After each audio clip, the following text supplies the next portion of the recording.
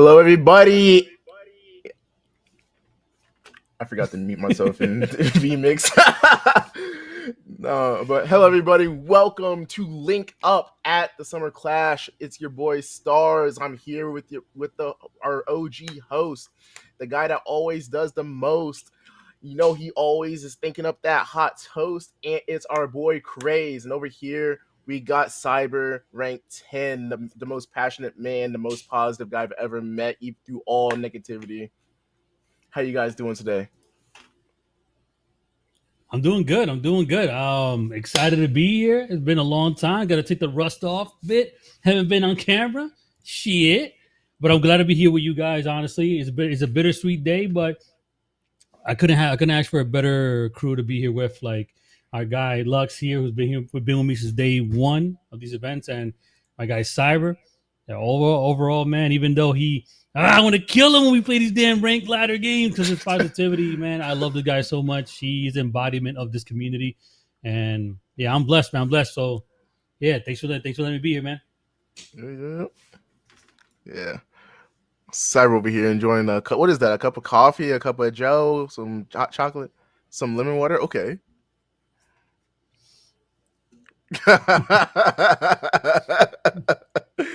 Bro, you swear you're toxic, but you're really not.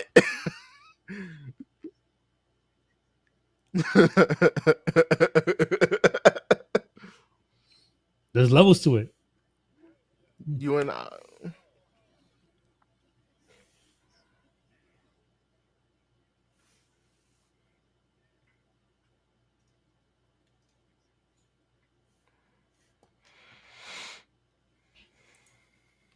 Cyber muted on the stream. Oh, that is my fault. Yeah, Cyber, you are muted. So He says that Cyber's muted. I have to fix you. There you go. You're not muted anymore. Yeah, why do you keep having me work with these amateurs? I don't get. Hold on, I'm on the phone with my agent right now. Yeah, like I had me muted at the beginning. Like, who does this? Like, okay, sure, revamp the content. Yeah. It's not like I had to add a whole another source to you the say stream, so. This is I the last time I'm working with these guys. Hi everyone, I'm CyberRing10. I'm so glad to be here today. That's it. That's all I got. You missed the earlier part, so you know. This is what I'm talking about, man. This is what I'm talking about. Like none of this, like commentator desk. You gotta be all professional, all this stuff. Nah, man. The Link Up podcast is specifically just made for this. This is a way to be ourselves. Just interact with the people in the chats, new and old. I can see some new people out in the chat right now. Some old faces here as well. Shout out to Enders in the chat. For the OGs in here, man, we would have loved it. We would have loved to have you in the event.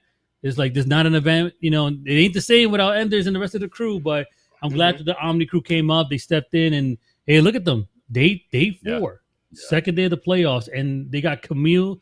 Camille's a man's name. I'm a man. It's going almost. It's almost there at the finals. They just got to get past Asticassia. Asticassia. Excuse me. Did you even watch the anime? Yeah, crazy. I'm sorry.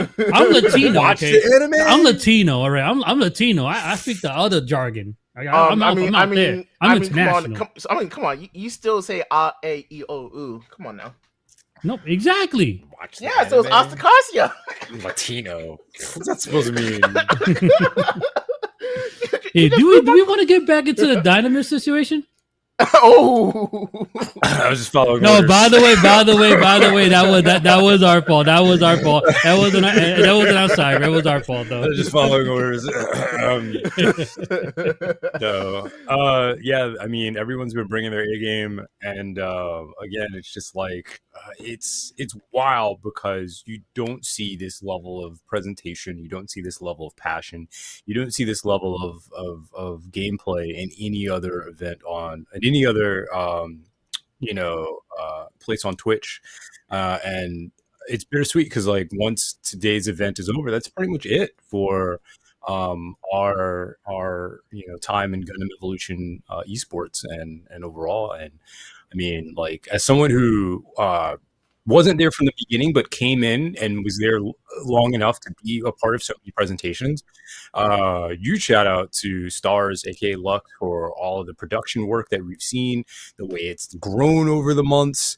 Again, don't see that anywhere else on Twitch.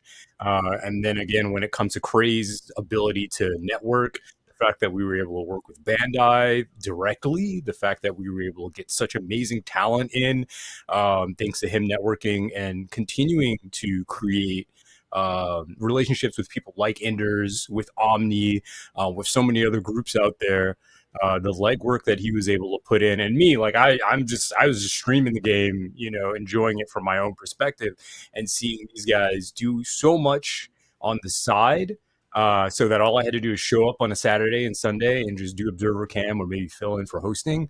The amount of off-camera, off-event work that these guys have put in is phenomenal. And again, it shows in the presentation, it shows in the quality of the players that we have, it shows in the production. And again, you can't find that anywhere else on Twitch. So the fact that, again, this is our last event and Gundam Evo will be departing, relatively soon. It's something that I am very, very happy to be proud of, to be a part of.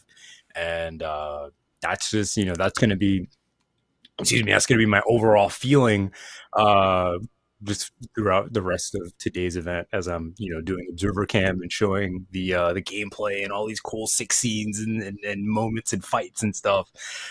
It's just, it's wild. It's been a wild ride. Hell yeah. Yeah. So what about you, Lux? What about you, Lux?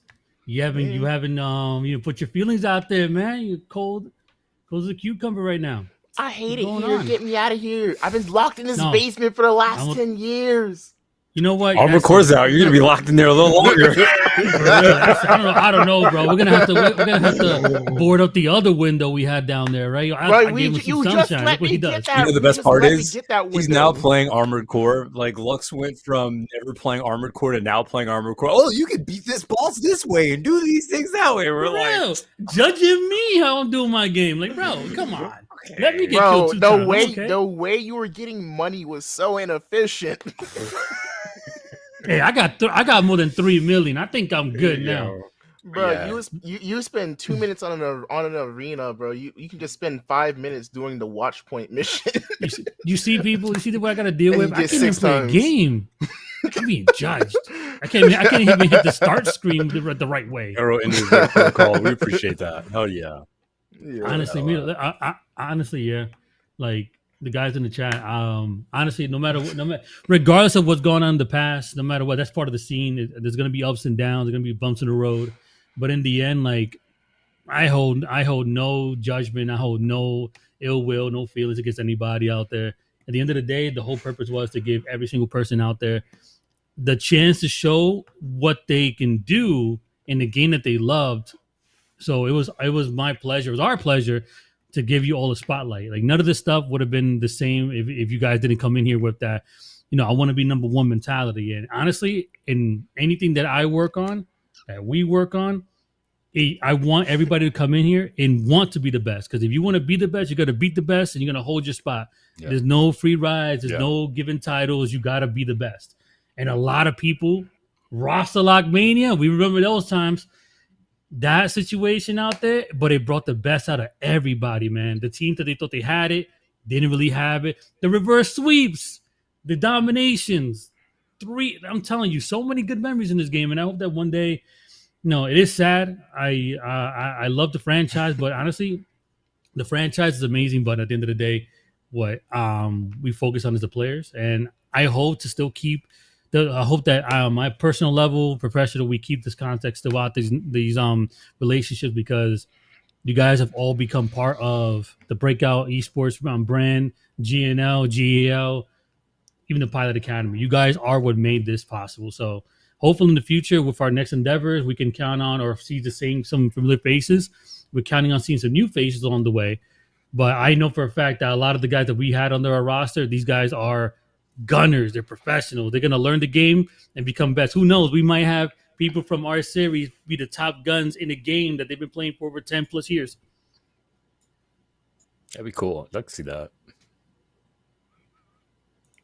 So what we got going on today? What we got going on to this pre-show? Craze, you just cut out both in VMix and Discord. So what Craze said that he is the best Armored Core pilot in the entire universe, and if you want to square up and fight someone, you better participate in his tournaments in Armored Core. For a chance to go against him. Yeah, for a chance to go mono at the top, right? Yeah, it's just going to be him, you, and him versus his pink gun tank that shoots sparkles. Hell yeah. Let's go ahead and get into our first topic here. You know, it's the last chance for a lot of these teams here. It's been a beautiful, beautiful bracket and a bunch of games we've seen so far here. Like, let's go ahead and just throw this up here for the one time. Like, look, we got a bunch of good matches, like TwistedSin versus Fusion came down to the wire. We had Asticassia versus Fusion. That was a good match as well. Fortunately, you know, Rizzo's Tokyo Monkeys, it was a little one-sided, but we do love to see him come back. Unfortunately, Rizzo Oz having to forfeit due to connection issues, due to storms happening within the country. So yeah, what do you guys think about this bracket so far? What about the games we've seen? Tokyo Monkeys I'm still rooting for them.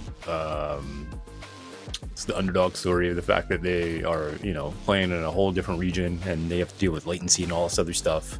Yesterday's match was really interesting because we switched to JP servers and they lost. And so, but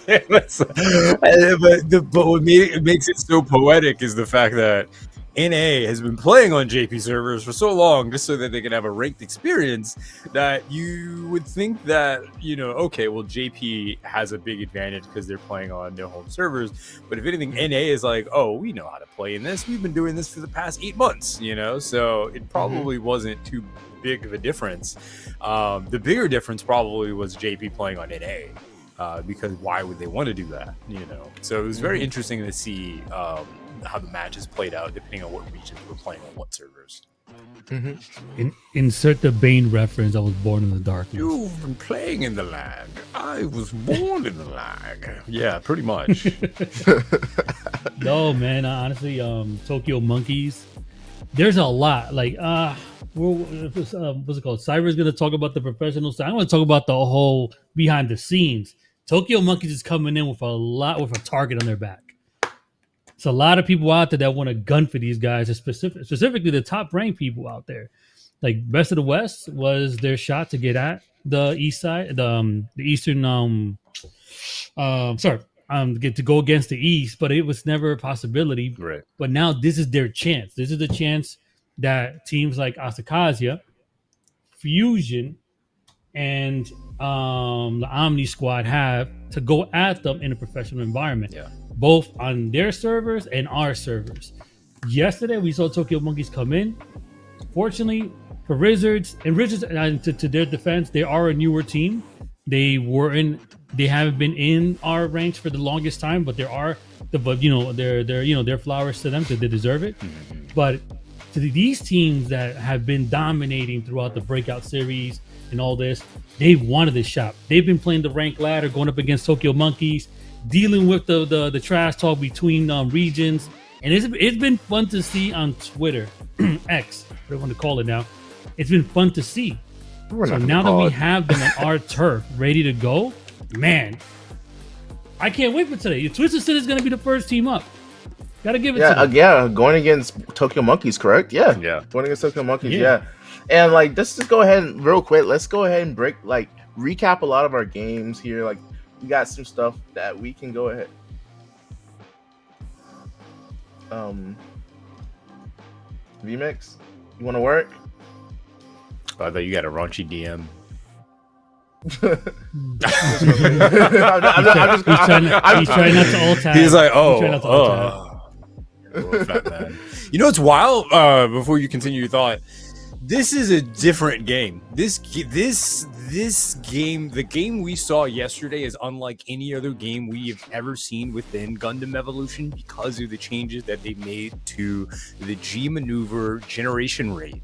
So the fact that we were seeing Pale Rider and Zaku Ranged and all of these other units being able to pull out these G maneuvers back to back to back to back was incredibly shot. wild. And I want to give, as someone who's commentated, I want to give, I love that one. That was wild. I want to give huge credit to the commentators that we had yesterday, because I can't imagine like how they were able to there was a wombo combo in the middle there, but it's like it must have been wild for them to have to like, hey, Pale has another G maneuver, Zaku Range has another G maneuver, Sazabi has another G, they just kept coming out every 30 seconds. There was another G maneuver going off. So again, like, this iteration of the game is unlike any other version of the game. We've never had a G maneuver, a massive G maneuver boost the way we have now in the current state of the game. And it's just really been a very, very wild and aggressive event so far. Yeah, and it really showed here in this first game here. Like, this game came down to the literal wire. TwistedSin unfortunately falling to Fusion. They lost the entire series 2-1, but every part of this map, Mountain R&D, when it came to Underground Command Center, every map they played came down to the wire. It was a real treat to watch. Speaking of the old generation, we had Zeta in yesterday for the first time, first time being seen in a tournament series. Yeah, and to see people like Rainbow Monkey, Tism using this character and popping off those also. Holy, do you remember LunarCon? So no, Missile Base. Do you remember that match? Oh, I don't. Like, the first part was gone. Yeah. And all due because of that one Zeta ult that he popped off. And by the time we noticed on camera, it was already gone. We're already on the second point. Bro, Zeta, I haven't seen Zeta as much. I haven't played. He didn't even get his ult until second point, actually. Yes, he did. No, he did. And that one moment at the gate, he popped off and killed about like 4 to 5, almost 5 of them. We'll look back at the replay later on, but that was one of the first times I saw the Zeta ult in action. I haven't been playing the game, unfortunately, lately, but watching that unit for the first time yesterday, that's why I finally realized what Cyber was talking about. Yeah. The changes that were made to the game. Not only that we can actually hear the generator now, and some other little tidbits. It's so much. It's funny the stuff you hear crazy when you spectate, and I'm like, is that you can hear the generator humming now, which was never, you could never hear the generator. Yeah. But it's insane, man. Yeah. Seriously. Yeah. Going on to Tokyo Monkeys versus Rizzers. This is the game that we were just talking about, actually. Like, it was a real interesting game to see here. Like, this is the start. Like, they steamrolled through it with that before they got the ult. Like, I don't remember what you're talking about for Missile Base, but yeah, this I don't know. But it's just real crazy to see. Like, this game just wasn't fair at all. Like, you just watch these plays being made. Tokyo Monkeys playing that gun tank got ripped apart. Yeah. Tokyo Monkeys just like playing together. Rizzers just like playing so spread apart, uncoordinated, and it was just interesting to see because like we saw them playing earlier, like especially against Mafty Ducks. Rizzers was playing so calm, collected, everything moved as a team. It just didn't feel like we saw the same team that we saw earlier. I am curious now that I look at it based off of unit selection. It really makes me wonder what the thought process was to pick gun tank when you're dealing with at least 3 shield units, having a Sazabi, having a gem, and Zeta actually has a shield. It's I don't know, that must have been very difficult, and I think it even showed how difficult it was to be viable using gun tank against units that have a good chunk of health and shield. But then again, I'm talking about it from the perspective of someone who plays melee Zaku, who it's like, I see shield and I go, oh, that's my opportunity to do some bonus damage or whatever. It's really surprised at the lack of turn A. And I don't know if turn A fell off. I don't know if the player pool just doesn't want to use turn A anymore. But it's wild because turn A was always that ace in the hole, that game changer. And we really, maybe the map selection really didn't require a turn A to be there, but definitely saw a lot less turn A in this event overall. And that's wild because turn A has such huge impact when it comes to, you know, your particles go through the ground, they go through walls and stuff like that. I don't know. Yeah. I Yo, don't know. Craze. I just thought about it. I think you're talking about Ministry of Defense. Because I don't know. I that don't know. I don't remember if it's. I believe it might have been when they were on defense. When they yeah, were yeah, on defense. yeah. It was Ministry of Defense. It was Asticassia versus Fusion, I believe. Yeah, that's what you're talking about. I remember that. What you're talking about now? Yeah. It was on Ministry of Defense. That was a huge play. Yeah, Arrow's It's a right. good thing. It was. I mean, it was a trial because these guys had to pick up a new unit Mm-hmm. days before the event. So to see how easily they were able to pick up this unit, kudos to them. Kudos to people like that out there, because that just shows how talented these guys are to be able to pick something up and apply it to their strategy this fast. Kudos to all the teams out there that picked up Zeta. Yeah, and it was only like 3 days they had to practice with it too after the update. Like they didn't have that much time to adapt. But yeah, I will say I was wrong. I thought we would have saw a lot more new Gundam with the Pale Rider changes, but no, people are still rocking the Pale Rider. Damage numbers definitely aren't the same, but it really doesn't matter when you're getting that Hades like every 30 seconds. Yeah. And you're just popping it instantly. Yeah, definitely. We definitely saw a lot of Pale Rider MVPs. And again, you know, certain people using certain units to really outshine, using those units and made those units pop. So yeah, I don't know, man. Like I always thought it would be one of those things where you know, you have like a unit like Turnay, you know, they're running shields or they're running one unit that's really strong. Turnay's grab has always been like that game changer. Oh, he grabbed someone, you know, focus that person down and what have you. But you know, it's just been a very different game ever since the G maneuver generation was increased across the board for all the units. Mm-hmm. Yeah. Now we're talking about last chance though. Like, damn, last chance for somebody. I mean, last chance for either Omni to claim the title as best overall GEVO team, since they've been dominant since the very first, like the very first event, with a lot of competition from the Fusion banner, which includes Asticassia. I don't know, man. What do you guys think? All the changes been made, the way things have been going, do you guys think might be able to, you know, take over as being the last champ in this Gundam Evo tournament? I mean, personally, I think Asticassia, like, I don't know if I don't think Asticassia is the one that's under. I think it's Kamille that's under Omni banner, alongside. No. That's what I said. I said Asticassia is under the Fusion banner. Oh, got you. Then we have the Omni squad that's in as well as a joint team. Yeah, I 100% misheard you. Yeah, I think Asticassia here is probably like the strongest team here. Kamille is definitely up there, but I think like Asticassia is like the only team that hasn't made any roster changes, right? Kamille, they're taking some people from that Mafty did nothing wrong roster alongside the people from the actual Kamille roster. So it's like a mix and match of them. I'm not sure because like they might not have the same team synergy while they do play a lot together, but Asticassia, I think they haven't made a change in actually like 5-6 months. Like I think they're our longest standing roster in this current tournament. So I think just off of the team synergy and the team play that we've seen so far, I think they definitely they're definitely going to be in grand finals, I would say, unless there's some upset that happens by some means. But I think they're definitely going to make it to the grand finals here. But I think Kamille is definitely like the strongest contender as well to take down Asticassia as well here in this tournament. Can we just call them Gundam Powerpuff? Gundam Girls? Oh man, Powerpuff Girls, a throwback name. Yeah. That's a throwback. Yeah. Man. For those you don't know, when Omni first hopped into Gundam Evolution, they had two team names. One of them was Powerpuff Girls, and the other one was Gundam Unicorn. And within their first few tournaments, they got top 3, top 5 finishes every single time.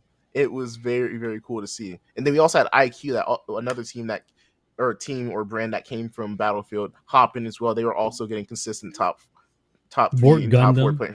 Yeah. Borg Gundam with the whole Splitgate team that came in. Yeah.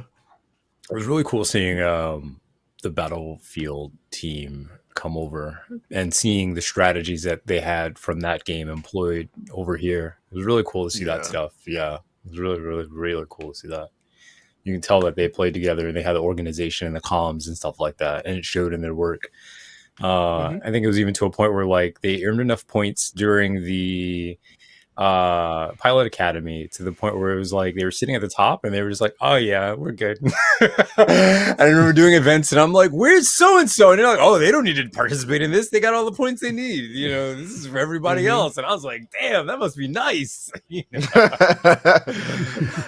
Yeah, I think they the only reason they kept on competing, I believe, is like they wanted to maximize the amount of points they can get so that no other team had a chance to take that one seed. So smart. That was so smart.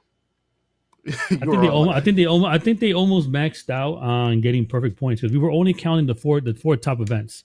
So they had taken first place in a couple. I don't know if they made to get a full 400. I think they did. I can check real quick if you want. So I was actually looking back at the previous events that we have on Maturino from like the pre-Bandai era. Yeah. And seeing the rosters for those teams. Like there's a lot of names in there, man. And shit. We got people in there like Spook, Legacy, X-Ray, Stolly, Bitey, a lot of man, it's time's up. Shit. Yeah, the music chat. Time's up. Last second, time's up. Last second, time's up. That was the biggest. That was we gotta admit. Every event has some sort of like running, like something memorable, and I gotta say that the last second time's up thing was catchy. Yeah, it was. Yeah, last second time's up. Last second time's up for the other team, bro. See, especially on event number 3, seeing those chants last second times up for Mafty. I think that was probably like an iconic moment we had because no one thought Mafty could go down, and when the reverse sweep happened in a best of 5, mind you, that was like one of the most exciting moments I think we've ever seen in Gundam Evolution. And I did just check. Mafty did get perfect points for the amount of people that we had competing in the tournaments. They did get perfect points for the seedings with 280. Speaking of impressive, yesterday I just want to call out yesterday's match on Thermal Plant when everyone was throwing their body at Objective B. And it was just that back and forth, and that was so exhilarating. I think there was one point where everyone was down, and then Headhunter sweeps it and extends the point, and then his team recovers, and then they take the point for a minute, and then the other team comes back, and it was. I love moments like that. I always feel like the coolest part about Gundam Evolution is the countdown, prior to it being the final countdown. It's like that's all just fluff. What really matters is that last objective and those last moments, which was always the thing that made Gundam Evolution really cool, is the fact that no matter how far behind your team might be, there's always a chance for you to come back. And I don't think that any other game out there does that well. We've tried playing other games that may be under the Gundam banner, and it definitely feels like if one team is ahead, there's no way to come back. It's just one crushing defeat. But at least in Gundam Evolution, it always felt like, again, like the enemy team's at 99%. Hey, if we can get the point and then hold it all the way from 0 to 100, we can win. And because that possibility is there, it never really feels like the game's over or the game is lost. And I think, again, that is something very unique to Gundam Evolution that no other game has ever been able to do. And yesterday's Thermal Plant definitely showed how cool this game is to watch and how cool it is to be a part of that experience. I'll top you on this one. The trickle in on Mountain R&D yesterday. Oh yeah. The game would never end. It was always at the cusp of ending, and then one person jumps in, holds it down, and they just keep going and going and going and going. I was like, I don't even know who's gonna take this anymore. That's what makes it exciting, man. Yeah. It's wild too, because that's what they had to scale back on a couple of months ago. Actually, like I think it was the first 2 months. If a lot of you are playing Gundam Evolution the first 2 months, the overtime almost never ended. It It made for some very exhilarating and engaging matches, but it was like they had to go and scale back on it because they were like, hey man, especially if you were playing on what was it was it command was it command, I'll just say R&D.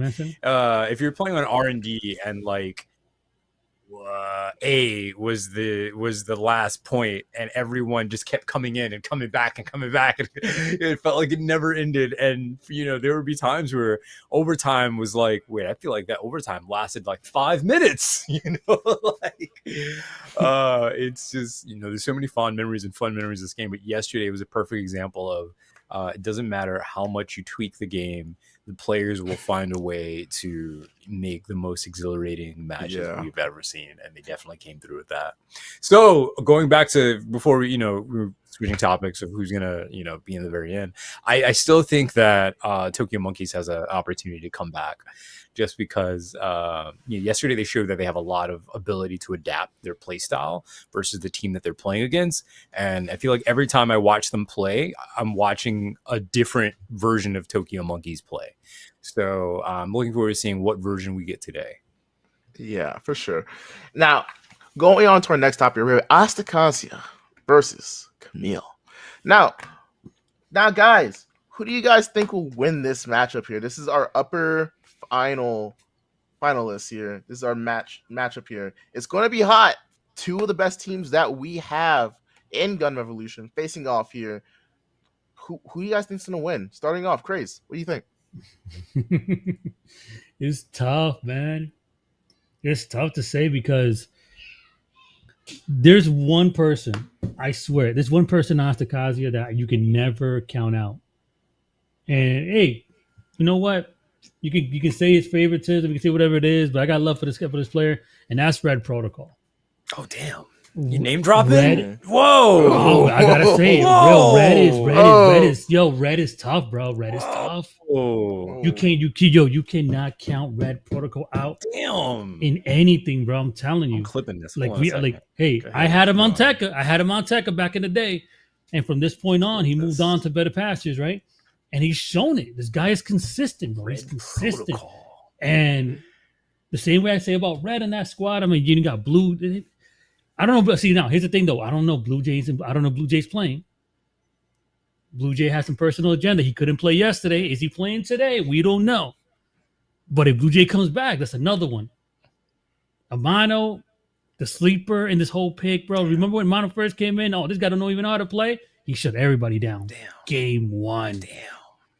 I think wasn't Amano also the reason that IQ roster made it to grand finals as well? Yeah, I mean, Amano's the reason for everything. Amano's the reason for everything, man. Amano is, but I gotta say, Red is by far. I got to keep your eyes on Red. I think they're gonna make the difference on that one. But on Kamille, man, you got to mix it between. So I mean, if I got to make a pick on this one, I'm gonna go for what I've seen before. I got to go with Kamille. Only because they've been super consistent. Isn't what's his name? Gasman? I think that's his name. Isn't he on Kamille? Oil Man. Right, Oil Man. The Mega Man character guy. Dr. Pepperman? Dr. Pepper, right, yeah. I don't know, man. He's unpredictable. I gotta go with Kamille, but it's not throwing down Asticassia. My respects to them. I've just seen way more consistency from the Omni banner from that, and this is a merged Omni. So I will go with Kamille for this one. For this match. Yeah. For this match, I'm thinking, like I said it here earlier, I think I'm going to go lean towards Asticassia.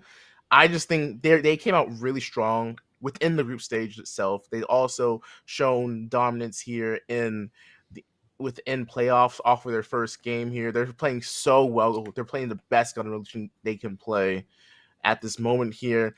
And just off of the team synergy they've had off of just being the only roster in this tournament that has came in with their actual full roster. Ooh. Alongside the fact that they played together for so long. I think they have the edge over Kamille, but I still think that this series goes all the way to map 3. I don't see it being a quick 2. I think this series goes like 2-1. But who do you take though? Like I said before, Asticassia, dog. Okay. I gotta hear it. You gotta listen. You gotta be clear. I just did a whole 2-minute explanation about why I think Asticassia is gonna win. He's like, "Who you taking?" Hey, shit, I give him the props too, but I went Kamille. But go ahead, Cyber. Who do you got? Talk to us. Does it matter if Tokyo Monkeys is gonna win? No, I'm sorry. I just did. I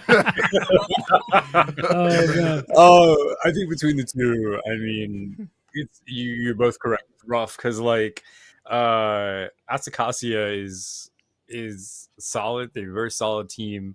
With a name like that, they come from a university where Gundam duels is in their blood. You know what it is. That's why they are who they are.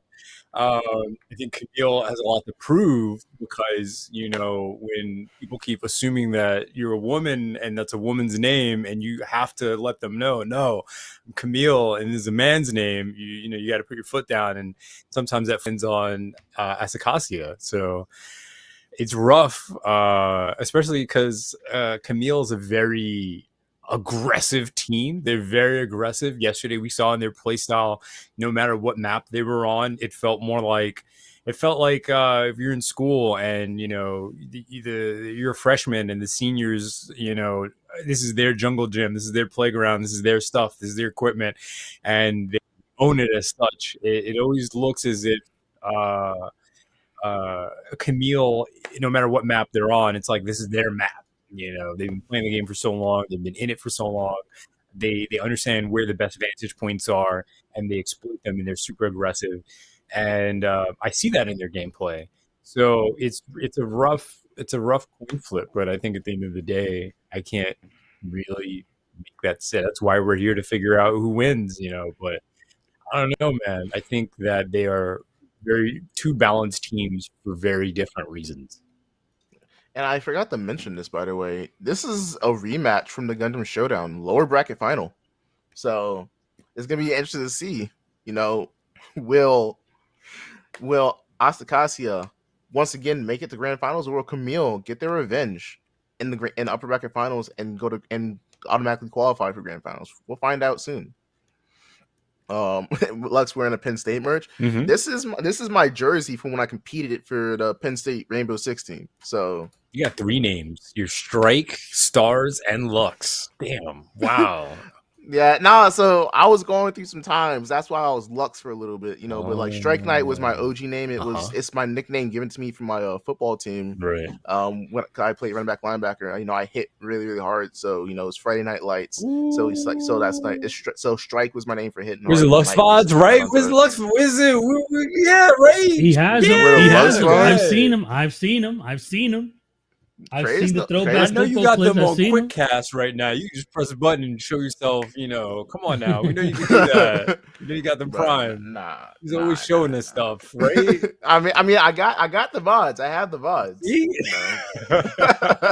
We'll make a session in the new BS server just for Lux's clips. New link up, right? Lux will carry his whole team. Bro, I got a whole YouTube channel dedicated for that, but that is off topic right now. Understandable. Yeah, professional, yeah. Very professional. Very nice. Yeah. So, anyways, moving on to our next topic: Zeta Gundam shines with the bright light of Z. So, how are we doing? What do we think about the new Zeta Gundam showing up in this event? This is our first time seeing him competitive, first time seeing him in the game as of this week. What are your thoughts on how he's performing? I love the kamikaze. Yeah, bro. Whatever. Who ran him yesterday in Underground Command Center and decided to ram them at the help pack? I think that was that. No, they didn't play Underground Command Center. Tokyo Monkeys didn't play Underground Command Center. Who was it? It was in Underground. Somebody pulled that up. We made a reference to that during the cash yesterday. It was Underground Command Center. It was Wiki. A big fight around B. It was around B, and they went full. It was Asticassia. I'm going down, taking you down with me. To be fair, I don't know. Zeta's doing close to, if not 400 damage in just a ram, and just like booping into people. That's wild. No, that's if he's not charged. So that's if he's not charged, though. Right. If anyone's wondering like why you see Zeta flying through people, it's because he does about 400 damage when he just. He does 3. I tested it on practice rounds. He does about 350 or 380 or something like that. It's over 350 when it comes to just a raw charge. But it's wild because it's like, who does that? You know, I'm going to shoot you and then I'm going to ram into you. And meanwhile, Gun Tank is sitting back like, yeah, I used to do that. Like, it takes me like a whole ability and then they nerf the range and now you can just do that and fly at the same time. Okay. Zeta in this game is the definition of I'm going to isekai you. Yeah. He is the Gundam Truck-kun of the franchise for this game. Yeah, based on meter. Yeah, it's wild. Yeah, Zeta's cool. I think I'm still not a fan of the way the G maneuver works, where after you throw it and you gotta shoot it, and then you stand there for 2 seconds like I shot it, because we've seen a couple of people go down yesterday during their G maneuver usage. And the team had to like, you know, turn over and be like, don't worry, buddy, we took advantage of that, all thanks for that, and you know, pick them back up and such. But it's definitely a spectacle when you see it happen on the observer cam. It's always like one of those things where it's like, oh, it just went off and you see like this big flash from the side. So I think I do love the flashiness of the G maneuver, and I do really enjoy that laser. Sometimes working observer cam, there are times where I'm floating around and all of a sudden I just see this big red beam coming out of nowhere. And then it was on what was it? Colony Trading Post. There was a Zeta fight happening that I was able to watch, and it was really cool. Both Zetas were shooting at each other from the sky, and since they both have really good and long flight times, they both lasered at each other. So again, you know, it only goes to show that like I really wish there was an extension to the game, because I would love to see another year of Zeta. Because the aerial combat is something that I think a lot of us as players have always wanted, and we're finally getting some form of aerial combat. There's definitely more happening in the skies now than ever before, and it's really cool to see that from a character that's not an assist or a Ash. You know, it's not, because for the most part the only 2 characters that could really fly were just Mephis and Ash, and so it's cool to see there's another flying unit in the game, especially since we don't see very much Mephis picks with these type of events. And I would like to say, like, I wish we could have gotten Camphor Gun. Oh, me too. The Camphor. Yeah. Like, I think it would have been great if we got him at the same. Me too. Yeah, it would have been great to see him at the same time as Zeta in this tournament, but you know, unfortunately we have to wait till November, or the start of November, which, you know, it's only 2 weeks left, so you only get like 2 weeks to play with him, unfortunately. But it'd have been great to see him early now in this tournament. I disagree, man. I don't want to see Arrow going crazy in another suit like that. Can we have a surprise event? Can we chat? Wouldn't you love to see a surprise event from Breakout ES for the final Gundam Evolution month? It just, you know, like, you know, some teams come in and we just, you know, we get some camphor footage. We get to, that was one for chat, right? Wouldn't you the community, you guys want to see that, right? Like some oh, do it. Wow, okay, that's 2 right here. I know there's 47 people in the chat. By the way, you know how this works, right? You know, you let them know what you want to see, and you know, if there's a community for it, people are going to show up. Would y'all show up for that? One last hoorah with Zeta and Camphor. We got the new maps. We just got the, you know, like, even Wonder Chef. Even Wonder Chef. Wow, like, I'm just, you know, just saying, you know, just chat, you know. Closed mouths. Maybe Lux will compete too. Closed mouths don't get fed. You know, so maybe Lux will compete. Maybe Lux can put the production on autopilot so that it just all runs itself and he can compete. You know? I mean, imagine a Rocky and Apollo Creed type of event. Nobody sees it. One last hoorah. It's just done behind wait, the no. scenes. This is crazy's cop out. This is no one sees it. No one sees it. It gets done in the background. We host it. No. We host it. It's a shush. Nobody knows who the winner is. Everybody said, "Oh, I won the match. I did this." No. Wonder Chef actually beat him. We want the world to see it, right? Yeah, Breakout ES team. Wow, yeah. Man, Cyber 10 on reclaiming Melee Zaku, standing in there like this. My Melee Zaku flex. I can see that. I can totally see that. I don't know. Listen, comes through. We have. 3 Oh, months. Cyber competes Exactly, as well, 3 as months. well. Me, Cyber, and Chef on the same team. It's actually 3 months. See, I'm offended because this whole time over here, this one is over here clamoring Cyber, but he has not mentioned once me being on the team. So just because of that, I say nay. Wow. I know, chat. You want that, right? Chat. You Bro, want? come on, bro. Chat, let me give you Cyber, you type. No. So listen. So you know how there's always that character that's always blacked out on the character select screen in fighting games, bro. That was supposed to be crazy. He's supposed to be the one you unlock that no one knows about. Okay. Now we have to spoil the it. surprise. You calling me a missing though? Wow, that's crazy. Chat, you want that, don't you? You want one more event from us? You were supposed to be the one mystery more, right? You want one more event from character. us. That week that Camphor comes out, that you want one more event right after. 'Cause that's what I want. I want one more event.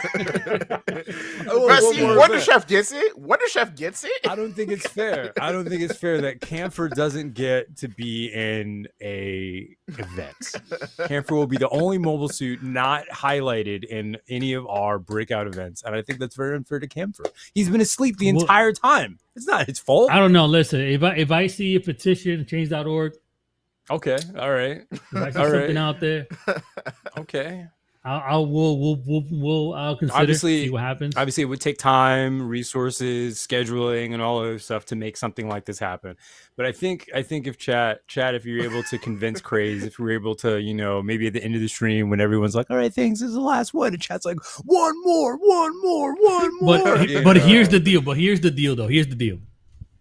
I'll actually really consider it under one condition. I want more triple GP teams.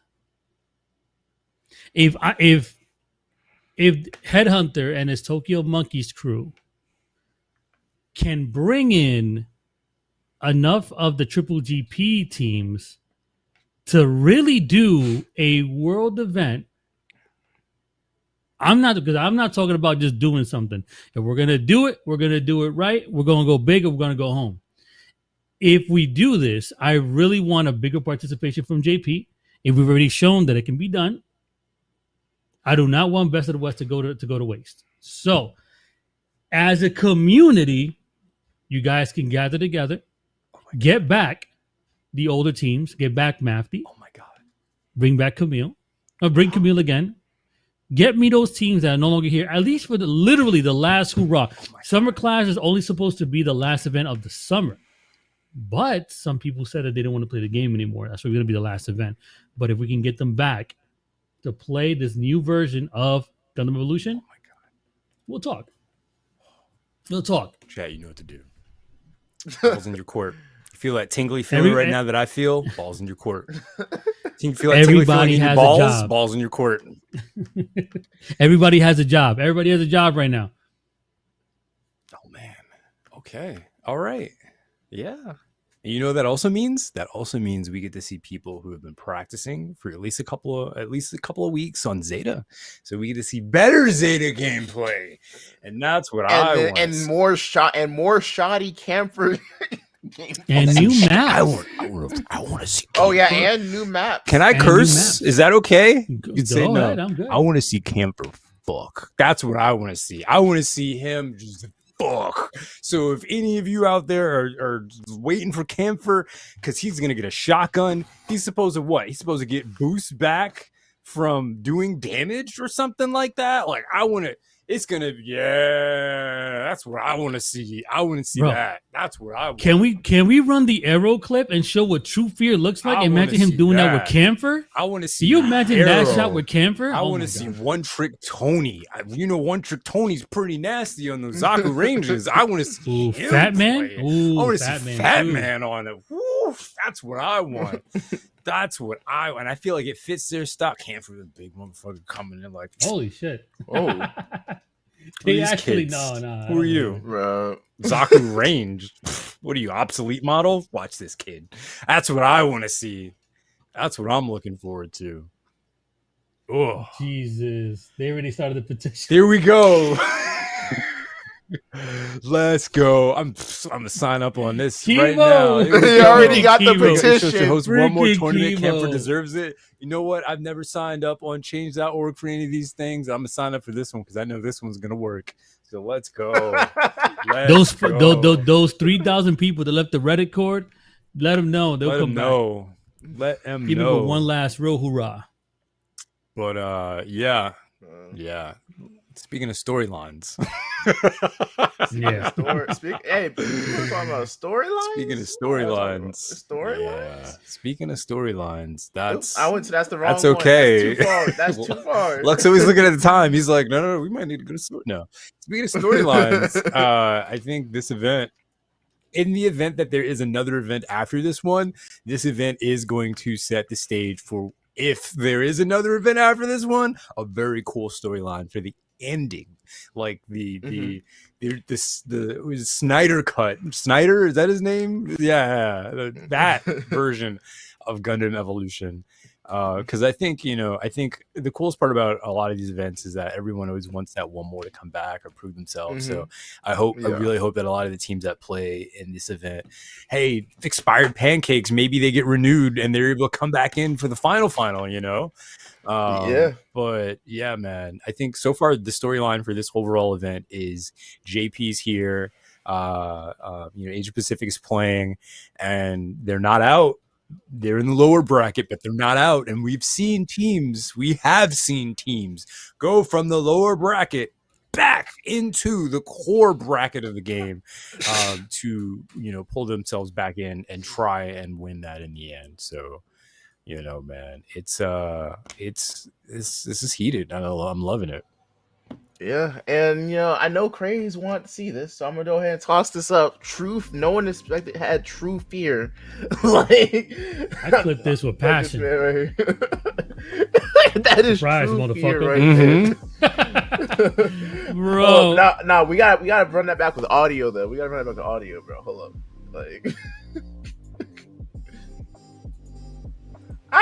it's not playing the audio. Dang it. Oh man, yeah, these wombo combos. Oof, bro. Somebody had the surprise motherfucker at that one precise moment. Oh man! All right, you're having so much fun.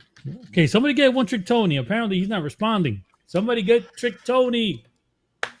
All right, so yeah. Anyway, so on to our storyline segment. Craze, what is your storyline for today? What is your hot take? What do you think is going to happen today? I mean, my first looking at this right now, I will see. Unfortunately for one of our American teams, I will see a NA versus JP final. That is what I want to see. I want to see. Yeah. Now the team in particular, I can't say, but because we only give our takes for that one match. But I am counting on seeing a JP versus NA matchup for the finals. All right, Cyber, what do you got?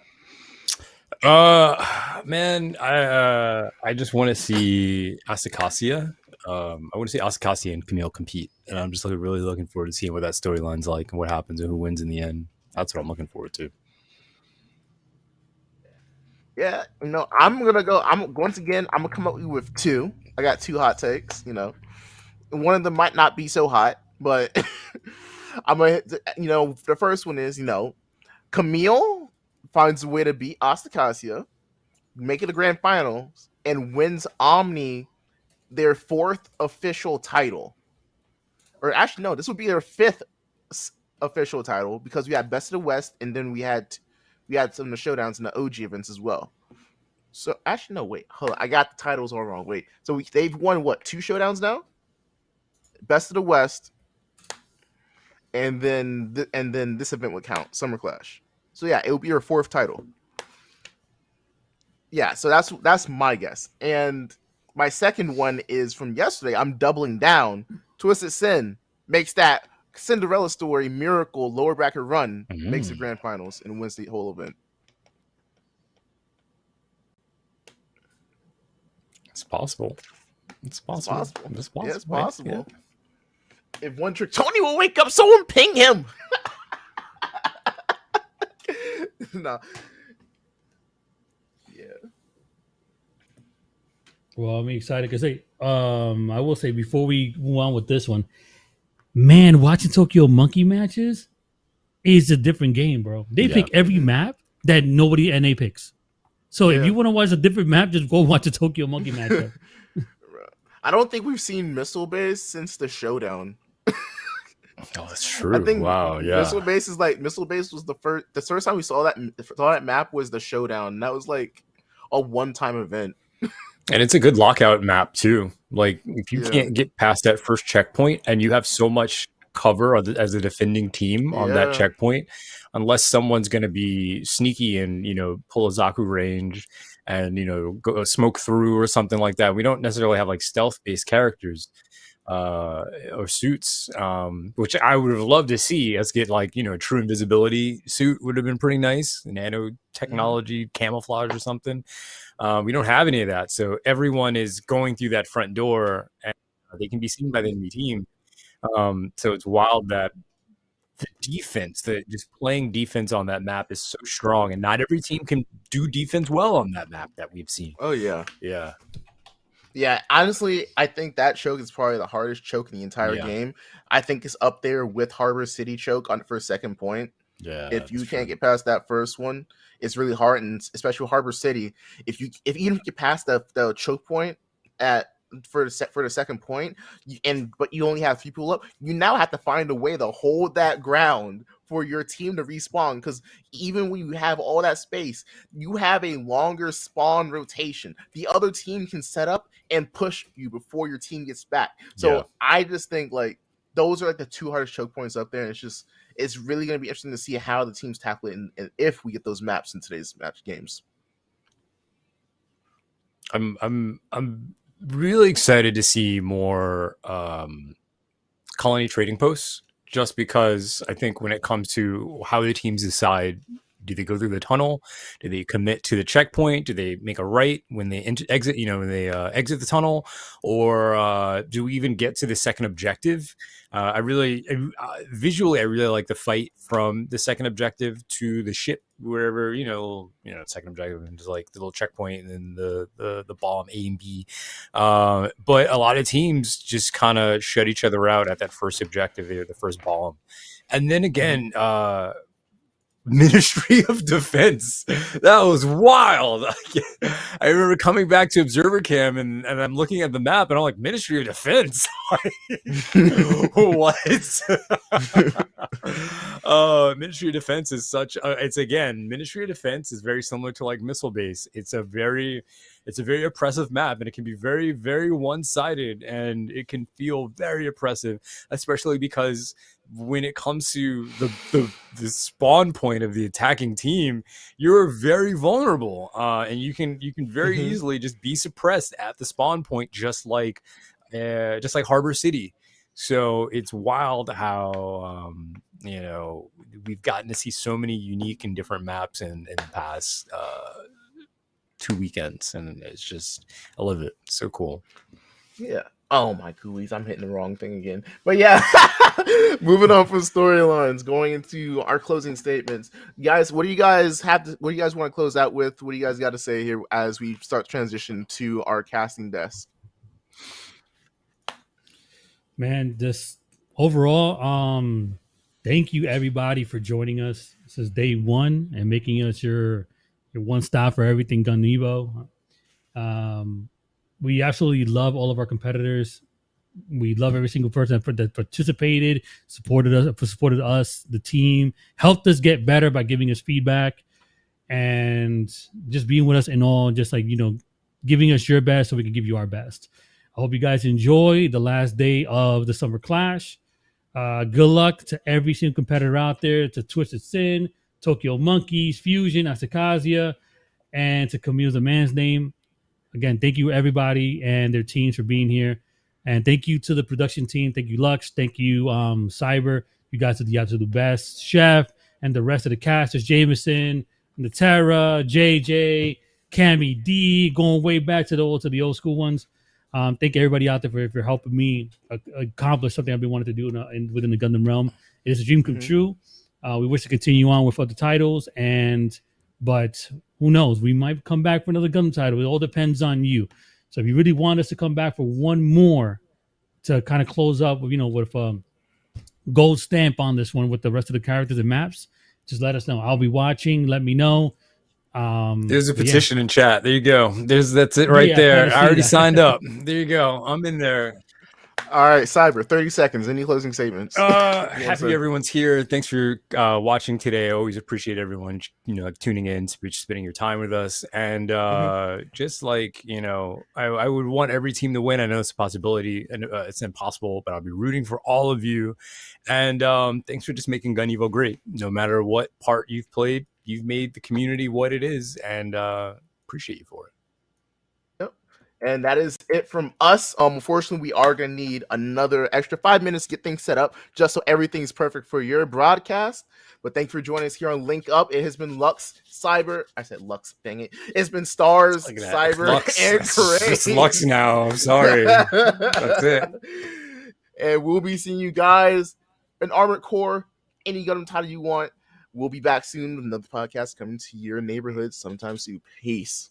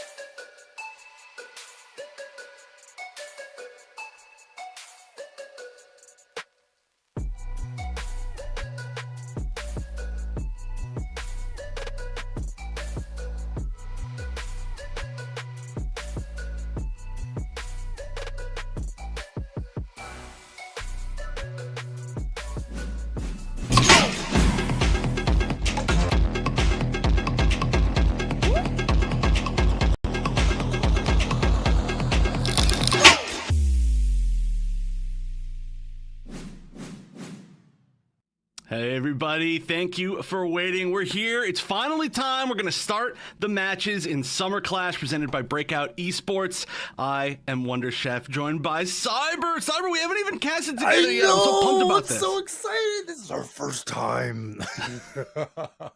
So cool. So cool.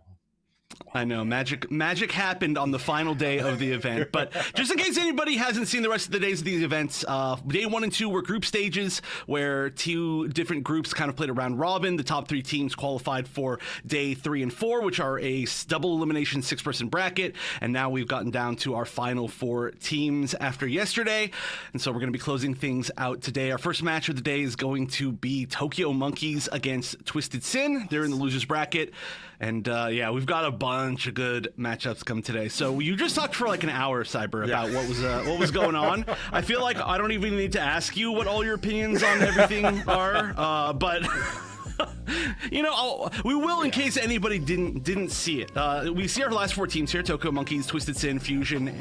I'm sorry.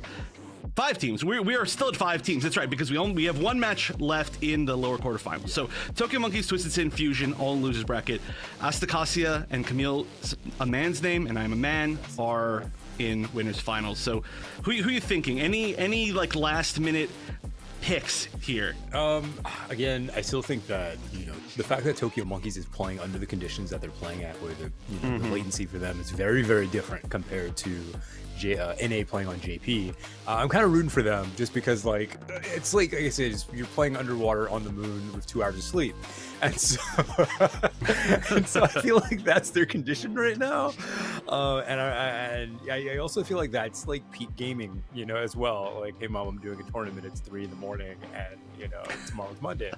So I'm really looking forward to see how they perform, and it would be so wild if they end up in the final bracket of everything.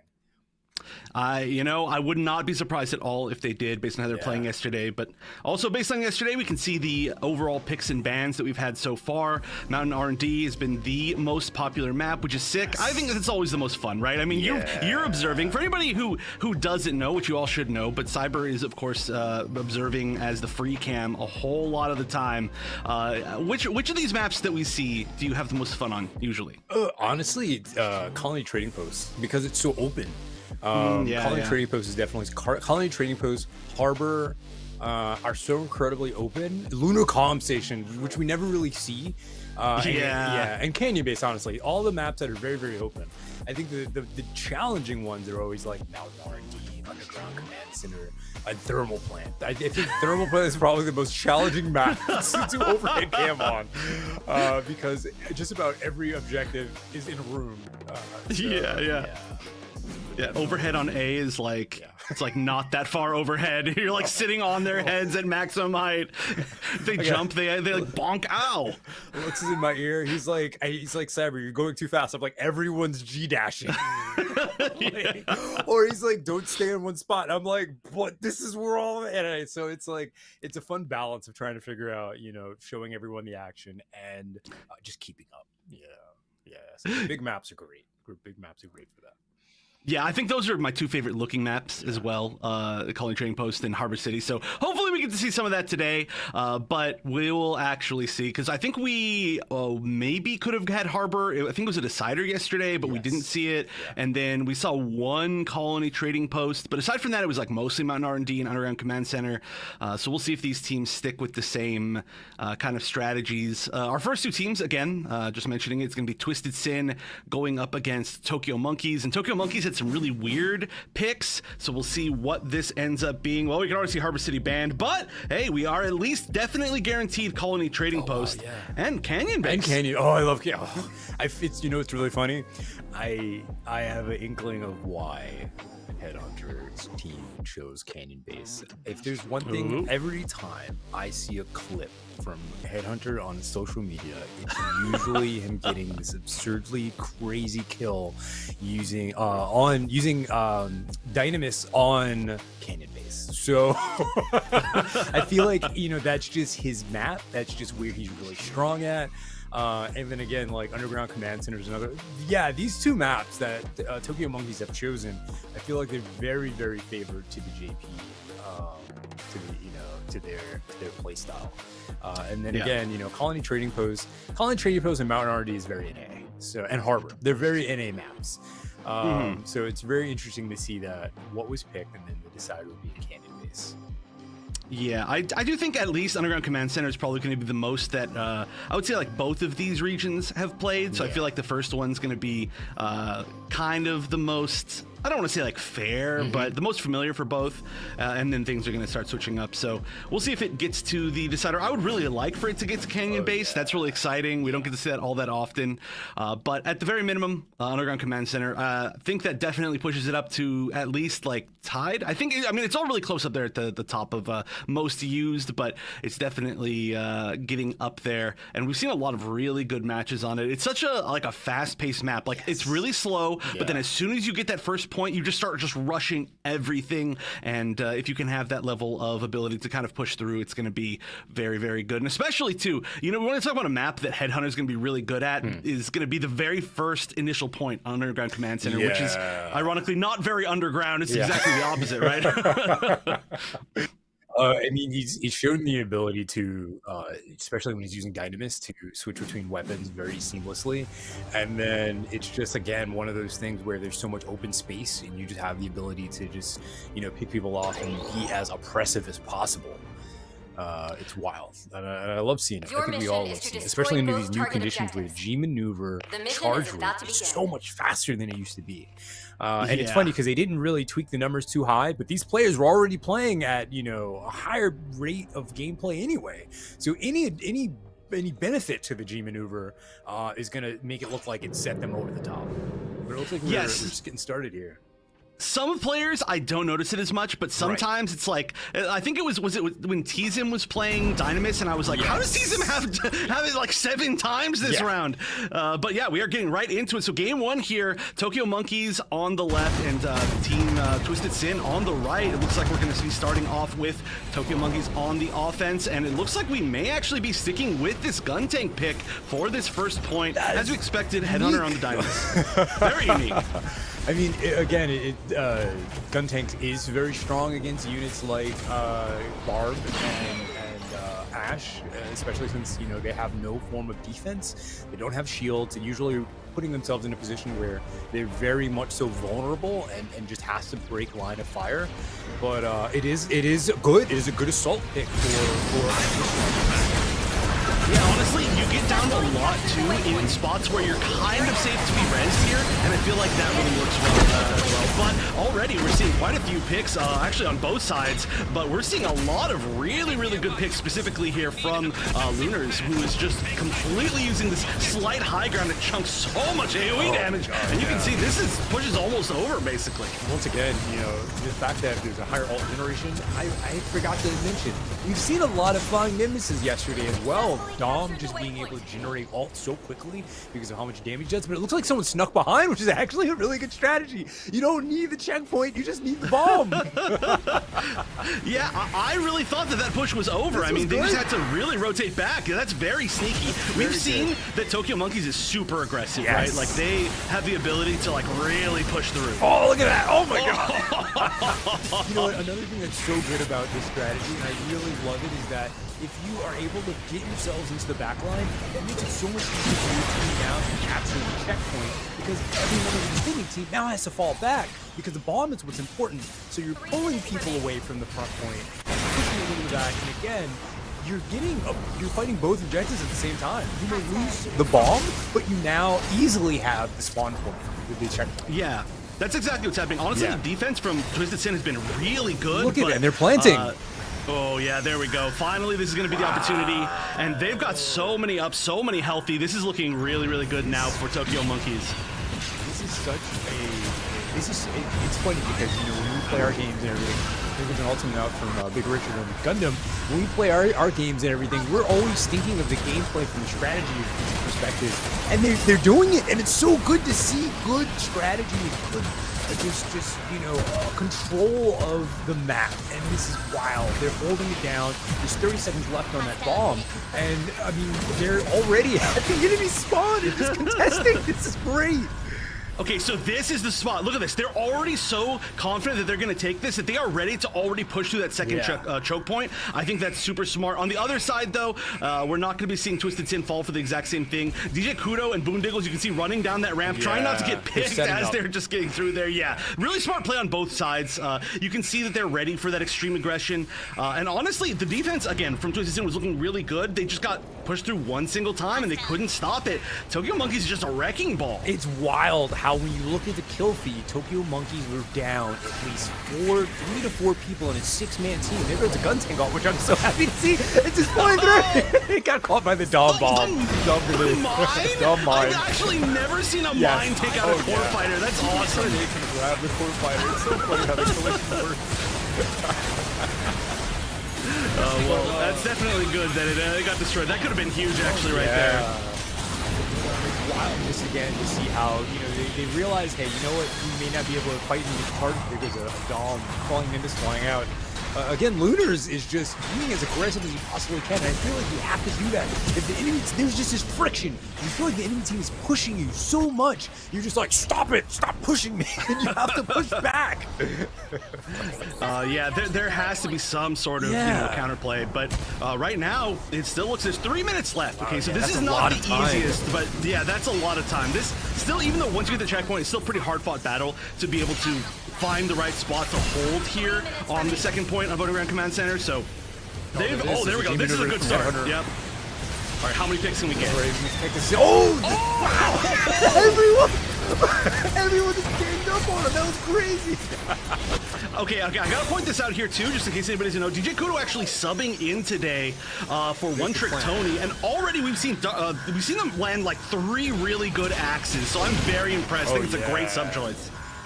We have a plant down for Tokyo Monkeys, and it looks like the maneuver being held here from the Zeta. I can only expect that Zeta's going to try and stay alive as he possibly as long as it can. I think I know what that was. That was an attempt to retake the check.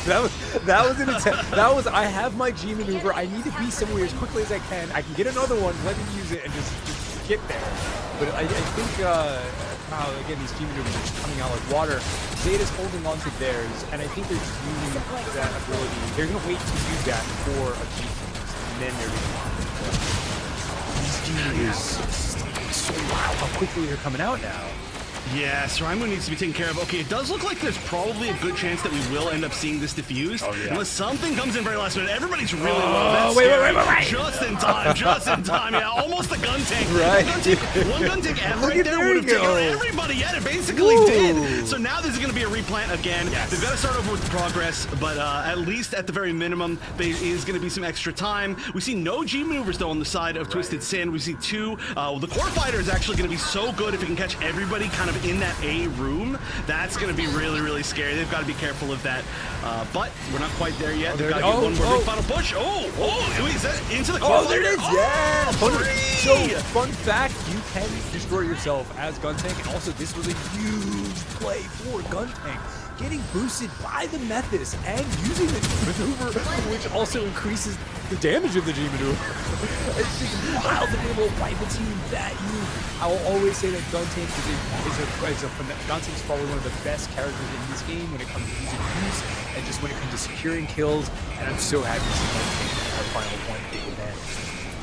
Well, you know, that might be all that's necessary to close this out. Everybody down except for Lunars, and Lunars going to go down very quickly after that. Nobody's going to be back in time. That's going to be the first round going very strongly to Tokyo Monkeys. There wasn't a ton of time left. Not the most dominant thing in the world, but realistically, I feel like all of it was from that super sick core fighter play. Boosted core fighter. I don't know if I've ever seen that actually happen and then actually get like 3 kills. So you know what's wild? Here's the wild thing about that. And I don't. Okay, we can take a look at the numbers here. Guntank sitting at 26k. It looks like they're actually leading in damage, which honestly, yes, because you hit 100% of the shots that you can see. That's one of the coolest things about it's one of the cool. Hey, I don't know if y'all know this, but in Gundam Evolution, just every other FPS, if you shoot them, they get hurt, and you shoot them enough, they die, and that's basically Guntank's strategy. But it's cool to see that you have the Pales kind of like also peaking up there with Royal Fatman sitting at 18k and apologize, let's just call him Z, sitting at I think it was 23k. So you can definitely see that the pale adjustments in this patch are definitely strong. But I just want to point out with Guntank real quick. Funny enough, Guntank can destroy themselves. So if you use your core fighter and you're too close to the explosion, it blows you up as well. I know that from personal experience.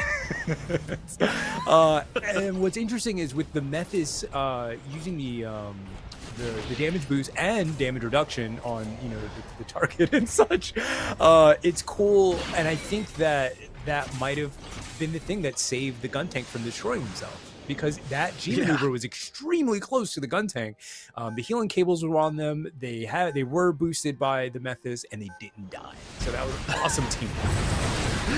It was, and definitely, obviously, very intentional. But that's a huge risk to be able to put that on. But here we go. We're going into. Okay, hold on a minute. My vote there was when it was a full team. I specifically said that they've changed things. We'll see now. But I mean, they do technically have a full team. They're not at 5 people, and I still think they've been playing really well. So definitely could go either way, I think. But everybody's just so impressed by how Tokyo Monkey's been playing, continuing to right now. But already they've given up this waypoint pretty strongly. They're trying to get some more picks here, maybe get a retake, but everybody is healthy on that side for TwistedSin. They're actually got to be really careful because honestly, if Tokyo Monkeys gets picked right here, that could ever happen with Headhunter on your side sniping. This is a very strong map for Headhunter. Yeah. But if they get a pick, that would be really good for them, and they could just push through and plant the bomb immediately. However, it doesn't seem like there are going to be any really strong picks. Luna's is down, not on the Dom this time, going to be on the RX-78, actually. Looks like Twisted is going for a plan. It seemed like they were going for a plan over a D for a moment. It doesn't look like they changed their mind when they're skirmishing down at A. I'm really curious to see how they decide to engage the planting, especially when they just experienced being flanked and back tapped, and they had to, kind of retreat and find themselves fighting in 2 different areas since they were trying to hold the checkpoint and defuse a bomb. I'm wondering how well this is going to work out for them, but it looks like they might be getting pushed out of the base.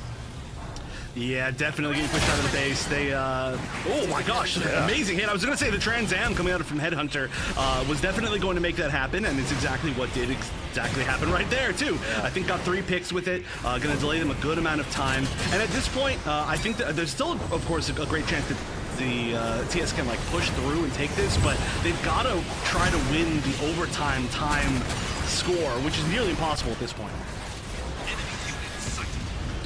Going to be chasing in. Low Fat Man going to have a little bit of a low angle while most of this fight is happening kind of up towards B. Actually, yeah, this might be a really good time for a listen-in.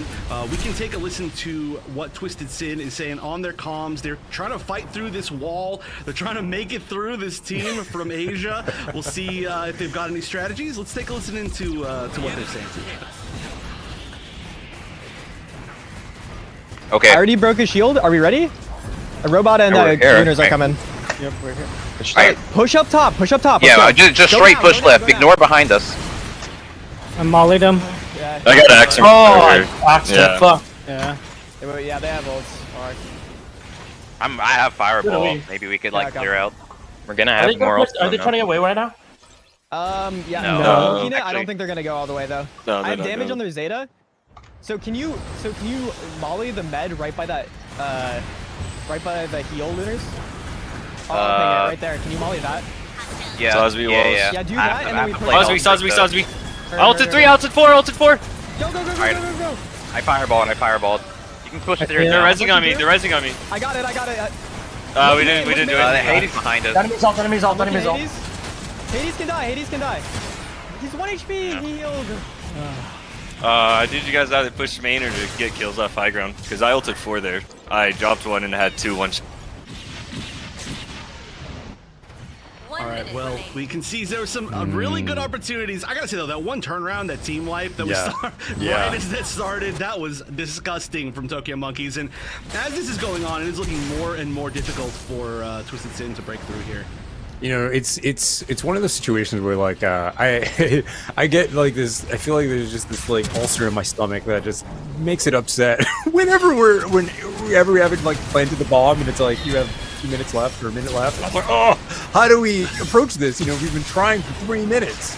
But if there's one thing that's happening, it's just Twisted. By the time they reach the the cave, their health is already at half. So it makes it so hard for them to properly engage, because once they get over this ramp here and they finally make it in, they're not in a position to really engage. As you see here now, yeah, you see, it's so hard for them to keep a healthy, yeah.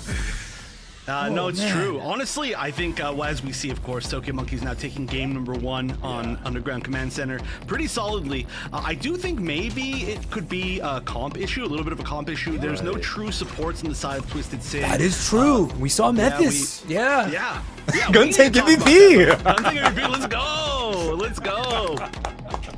That's a good shot. Yeah, we need some Guntank woos. I'm saying I actually set up my stream deck to have a button for it just so I can do it while I'm commentating. It's exactly the strategy. But we need to talk about some of the picks, I think, on the side of Tokyo Monkeys, because obviously the Guntank is one of them. The Guntank worked extremely well. Obviously, got MVP. It was highest damage. I'm assuming it was probably highest damage both rounds that we saw. The G maneuver was impactful. The revives were impactful. Everything about it was just looking really, really good. But then the Mephis too. Like, we so rarely see Mephis, and this was a really good trick. Not just today either, but I believe yesterday we saw it at least one set. I think 2 sets yesterday from Tokyo Monkeys. I could be wrong though. It's just one of those things where I like to see a full functioning team, and in Gundam Evolution, we have 6 spots. We don't have 5. We didn't have to push anyone out. So you can have a fully functioning, well and healthy team. To see that we had, 2 supportish types where we had Guntank, who is definitely a great assault. And at the same time, Guntank can deflect. So there are times that if you see your ally getting hit, or if there's a Dom, shooting something your way, or if it's a really big G maneuver that's coming out, and if, you can dash into it, you can destroy it entirely. That's what Guntank can do. It's such a viable unit that, again, just if you can see it, you can achieve it. You can destroy them. And then to have that Mephis there, just being able to keep everyone topped off, it definitely felt like a war of attrition, which is a bigger strategy employed than we've seen just about any other team have. And it's so unique in these events to see teams go up against each other and a team choose strategy over brute force. And I think a lot of the time we just see a lot of teams using brute force. There's nothing wrong with that because it can work, but using the strategic ability of fighting your opponent on 2 fronts. Listen, I'm a big fan of the Art of War. That's honestly where a lot of my casting commentary comes from, just quoting the Art of War stuff. And that's what I saw today, and I thought that was so cool. Tokyo Monkeys was in a situation where we don't need to fight for the checkpoint, and we've been in so many situations where the teams are just fighting for that. We need the bomb, and playing objective is a beautiful thing, and that's what we got to see in our first game. Yeah, look at this, actually. Not quite highest damage on the Guntank, but Headhunter taking it back once again. Almost 40,000 damage on the Dynamis. That is ridiculous. Wild. Yeah, that Headhunter, I think, may be the best sniper in the world, to be 100% honest. Or at least, I mean, Carl Sagan's there as well. Right. There's a few really good ones, but Headhunter is definitely in the as good as your last tier. match, and this was good, very good. I do have to say too, the charge from the Guntank being able to take down the shield, which was basically the only defensive options that we saw on the side of TwistedSin, whether it be the shield coming out of the Suzabi or the shield coming out of the RX-78 too. Like, both of them, the fact that they can pop the shield and then suddenly Guntank's just charging at you, dun dun dun dun, that is very scary, and it's very hard to deal with. And then your shield goes down, and then who's behind them but Headhunter shooting them right in the head, as usual. And I do want to make a point as well when it comes to, we don't get to see these numbers, but I would love to know how much damage did Kudo block, because as a Suzabi, you have this big hitbox, you have this amazingly large shield. That shield must have been recovering like every 2 seconds that you were alive. With seeing how much damage was being put out by Tokyo Monkeys, I can't imagine what it looked like to just, okay, let me put my shields down. Okay, now what do I do? But those axes were very much so on point. And again, it's just one of these games where Twisted is we've seen them play and we've seen their brute force and ferocity, but at the end of the day, they were just, I can't put it any other way, but they were just outmaneuvered, and I feel like what happened in that first round stuck with them through the rest of the game. I agree. Well, right before we go to a quick break, I just got one more comment. And that's just to remind everybody that TwistedSin's gone through some really unlucky stuff this tournament as well, and they're playing really well for it. So we've seen Kudo is subbing in for Tony, who couldn't make it. So this was like a very last-minute sub in where they haven't practiced much together. And then Lunar's subbing in. Lux is telling us it's like their fourth sub, but Lunar's also subbing in yesterday for Hawklight, who unfortunately had some computer issues. And may I note that both of those subs that have been, those two that I just mentioned, looked like MVPs. Lunar's has been like an MVP of the weekend, in my opinion. So really good job to everybody subbing in. They're fighting really well as a team, but they've only got one more chance if they want to stay in this tournament. They are in the losers bracket. And as we set up that next match, we are going to go to a short break. So game 2 of Tokyo Monkeys versus TwistedSin right after this.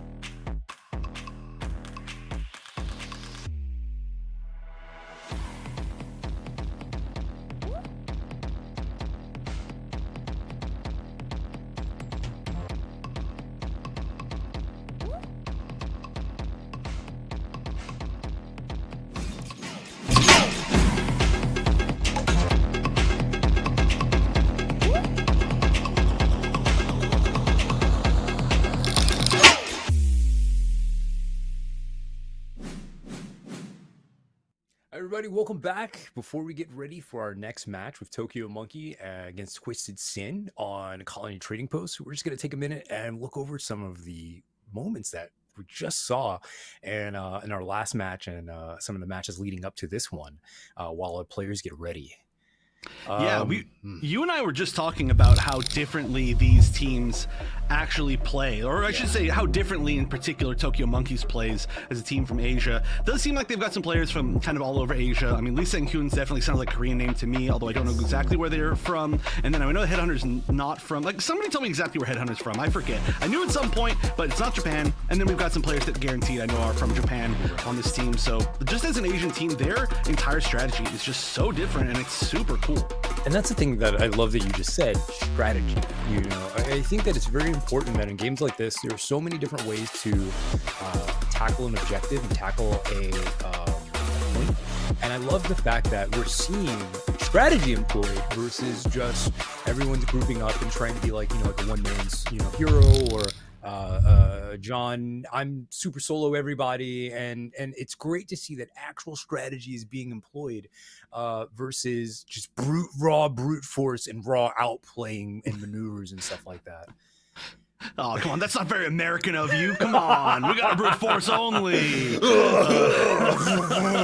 We'll defeat our opponents with fighting spirit and brute force. Right. But then when that runs out, what do you got? You know? Yeah, not a whole lot. Right. But you can save that. You know, again, that's just, you know, you could save that strategy too. Maybe on another map, you know, maybe in Colony Training Post, no strategy needed. We just need brute force and numbers. So I do think that on missile base and maps like the one we just saw, Underground Command Center, you need strategy to get through the front door, or else you're going to be stuck on, and I always call it the beach, you're going to be stuck in the canyon area forever because everyone plays for the checkpoint. Yeah, honestly, we've seen so far, just from even the matches this weekend, right? Not even the first day one matches, but or day 1 and 2, but day 3 and 4, we've seen that Tokyo Monkeys really favors a lot of the time the I guess you could say like the choke point maps, like the ones where you have to get through. They've chosen missile base. They've chosen a lot of underground command center. They really like those ones where you have to have a solid strategy and you have to execute it. And if you're not 100% with it, then you just get wiped and you could lose the entire game right there. But they have been 100% on those strategies. They know exactly how to even win.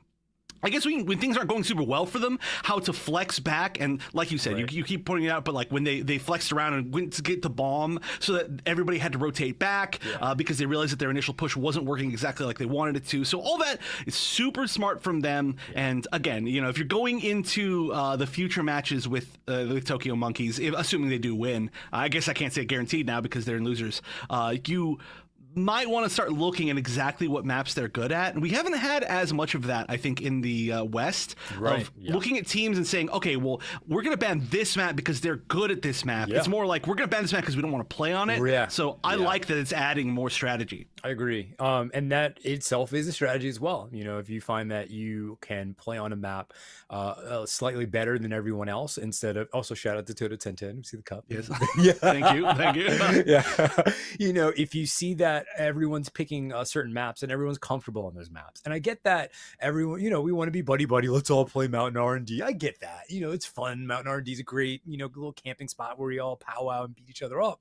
But again, if you feel like you may have a better opportunity on doing things like Underground Command Center or Canyon Base, just because maybe your queue when you play ranked, that's where your weakness is, and you gotten stronger on those maps, and you're now in a bracket where most players don't pick those maps and they're usually banned, you do have a one-up because you have more experience on those maps competitively than they do. And that itself also is definitely a strategy as well. Yeah, and another thing to look at that actually I think really goes to kind of agree with your points is that if we do look at the maps so far that Tokyo Monkeys have lost on, both of them have been domination maps where not that strategy isn't super important, but it's a different type of strategy. It's like a continued fighting strategy.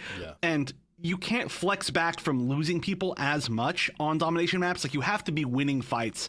And maybe like the little bit more of like the brute force, like strength strategy is going to work well on those domination maps. We saw them lose on Thermal Plant. We saw them lose on Mountain R&D. Right. So and maybe that's the strategy to go to. And then we also saw on Mountain R&D, like they would group up, which is so rare. You know, they would wait at the spawn point for a hot minute, and then they'd go, okay, we're all together. All right, let's go out. Or put themselves in situations where you always at least seen like 2 of them together, which is really good because, you know, one can always get in and out and Okay, well, if I'm down, do we need to pull back? Do we need to go forward? But it looks like we're already set up now on Colony Trading Post with about 25 seconds for the match. I love this. I always look at this as like, this is ours. You know, we're personalizing this area. You know, we're fighting for this. We're fighting for the horror. Gotta fight for the horror. We're in the horror shirt today. Yeah. It's hard to see, but I am. All right, as far as picks, we're gonna see really similar, almost exactly the same. Actually, exactly the same on the side of Tokyo Monkeys. Lunars is gonna be switching back to the Dom, which was their option on defense, but now it's gonna be the option on offense. And it looks like we're gonna see most of the players. Whoa, no, just kidding. It looked like they were gonna be going for that waypoint, but they're shifting all the way back to maybe just attacking the A point immediately. Support is on its way.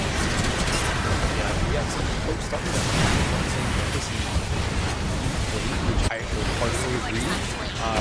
Again, you know, there are only been so many health packs, and then if you have Memphis, if you're running Memphis and you're running Hail, that's good. That's good regeneration, especially if everyone's playing close to the net. Right, we did see some tough ability to sustain from the side of Tokyo. I'm sorry, Tokyo. No, it's not Tokyo. From TwistedSin. What are they? Or them T-blank Tokyo names? That is just too. Yeah, Twisted Monkey. Twisted Monkeys.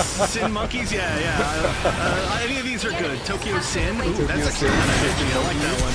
Sounds like a visual K band. We'll just combine them for next time. We'll do it like a whole. We'll do a 2-team versus 2-team tournament. Team tournament. Do Yeah, so. Point out, even if you just died, everyone else is at 40 or 50 or less than that. So it's wild just to see how much and this isn't just today. I noticed yesterday when we was in Open Cam, Headhunter was always leading in G-Maneuver first compared to everyone else in the match. Yeah, well, for sure. I mean, I think Diamond currently is in a great spot for that. It looks like right now the defense is just going to be working again. They're probably going to have to reset here. Boondiggle's just trying to stay alive. But just like you were saying, we saw TwistedSin, we saw Headhunter just get constant transams over and over. It just feels like they just never don't have it. Like 50% of the match, it feels like they're just one-shotting these 800 health suits. It's smart too that they are running gun tanks. He did get reduced in health, but he always felt like he was an unofficial tank, in my opinion. Just having a form of damage mitigation from the charge, just having enough health to not get one-shotted, so to speak, by most units. But we do see that again, they're having a really rough time, TwistedSin, in this open environment. Just because, hey, Gun Tank really does good. I really don't know. He does a really good job when there's less cover and there's more free line of sight. And it's really smart that he's playing in this little cave area over here, because that's kind of where you need to be. You need to be near the objective as often as you can. I know they're doing. They're actually holding the G maneuver as long as they can because they're not really sure where they are. And it was a cool strategy. Yeah, it's cool to see it at least attempted. Very important for a successful gun tank G maneuver. It's like there's so many times you have to call out, "Hey guys, can you tell me where the enemy is so I can, land this bomb properly?" Yeah, you got to hit. Oh, speaking of landing a bomb properly, that was a really nice Zeta Unite. Or, oh my God, I called it Unite again. I'm going to do that a million times. G maneuver. G maneuver is the word here, and that is going to lead once again to a full team kill, team wipe. TwistedSin's definitely in a situation where they have about a minute and 10 seconds left. They're going to have to, I can only imagine their conversations like, okay, guys, we got to figure out how we're going to do this. We do need to group up. Are we going for the tunnel? Are we going for the checkpoint? Are we taking the bomb? Who are we focusing? Because we have less than a minute to get this done, even though we got some G maneuvers coming out. Everyone's G maneuvers coming out. It definitely feels more like a blitz right now. Our strategy is overwhelming. It looks like it's working because if you look at those health bars from Twisted Monkey, from Tokyo Monkey, they were dropping for a moment there, but I think Tokyo Monkey's able to recover. Wow, Tokyo Monkey definitely recovered, and it's another team kill. They rushed to their death. Tokyo Monkeys is so good at not stacking when they don't need to. All of the big blitz attacks on them like that, where everybody just pops all their G maneuvers and everybody rushes in and tries to just stun and get as many kills as possible. It just constantly, they just run into nothing or run into one person and then everybody else is shooting them. So they're just so good at being able to split up on defense like that. Finally, we're going to see a couple picks now. 3 members now of Tokyo Monkeys going down. This might be finally the first big opportunity. Boondiggles was a huge reason why that that happened with that G maneuver, but now it's just back to 3 versus 3. Finally, it goes down. It's going to be up on A. It's funny though because the clock's a lie. You know, although there's wait. Okay. A little bit more time. A little bit. Oh wait. Oh okay. You know, what's so weird. What I love about Gundam Evolution is the timer is a lie because you only need the plant. You know, once you plant, a whole new timer comes in, and it's overtime, and then now it's the bomb time that needs to be beaten. You know, so it is one of those feelings where it's like, oh man, you know, the match is 5 minutes long, but really it's just that 60-second plant at the end that really matters the most. Wow, just look at the damage difference between these two teams. Also, for clarity, the first match was being played on Japan, Asia. The second match here, the one we're in now, I believe this is playing on NA. Right. It's interesting to see that the unit selection really didn't change. I thought that Guntank was just a JP thing where they're like, okay, we're on home server, we'll go ahead and run Guntank since, you know, it's the hits are gonna land well. But it seems that, you know, they're confident in it. I mean, the pick's working. It's doing a lot of damage. I do have to point out too, again, Lunar's for subbing in yesterday, being a sub from yesterday, leading the damage again, and being just so important to the game as like a sort of support on that Dom. I feel like has been a real MVP of this team. Just looking extremely good, but we're not really seeing any switches as far as comps this time around. This time it's going to be now, of course, TwistedSin on defense. Tokyo Monkeys just needs to get about 25% on that first Mega Charge plant, and they are going to be moving on, sending TwistedSin home, but there's a chance they could do it, especially on the offense. It's going to be, I think, a little bit more tough. The comp of, I think, Tokyo Monkeys is very good at defense, right? They're very good at holding their ground. We'll see how well they work trying to actually push it. For a moment there, I thought Headhunter was going to use Gundam, which I've seen Headhunter use Gundam, and it's a very deadly sight because Gundam does do some solid damage with very little effort. But it looks like they're sticking with Dynamis. If it's not broken, you don't have to fix anything. There isn't very much that needs to happen with this bomb plant. Like, once it goes down, you know, it's just a couple of seconds. So this match may be over before it even starts. Yeah, this could be just a few seconds away, so we'll see. Lunar's actually already going down. That's a first huge pick for the side of Tokyo Monkeys. They just need a few more. Headhunter is just doing what Headhunter does, just sniping, running around, trying to get the picks. Looks like they weren't able to quite get one more, but trying to pull somebody over the wall maybe with that grenade. That was kind of a cool little strategy. They are going to get Big Richard down as well, but in return, Guntank is going to be going down. Yachty as well. They may have to regroup a little bit, or maybe not. They might be able to just at least get it down. If they can just even get down this Mega Charge, that's gigantic. Yeah. Oh, the charge! There's a charge. Ate the grenade, you know, putting DJ in a very tough spot. Oh, yeah, it's putting DJ in a very tough spot. Guntank again is, I think, the funny thing about Guntank is, look at the double plant. Oh, yeah, you're not stopping that in any aspect. That's going to be on B. That's tough. The interesting thing about Guntank is, like, they're not the best unit when their opponent is at full health, but gosh darn, they're amazing at cleaning up and just cleaning everyone out, you know. There's so many times you turn a corner and you just hold down left click, that's the match, but you get triple kills, you know, 4 kills, and it's just like, wow, that took very little effort. I just had to hold down left click. That's true. Or honestly, you know, everything about Guntank worked. I think this is just a great game for Guntank. You can see, and that Guntank charge is going to knock. Oh, wow, wait, hold on a minute. Yo, Methis MVP? Is that the first time anybody's ever gotten a Methis MVP this game? Pretty sure over the course of like the last year or whatever, it's been, I think that's, unseen. But actually, that's so impressive, especially in a tournament match.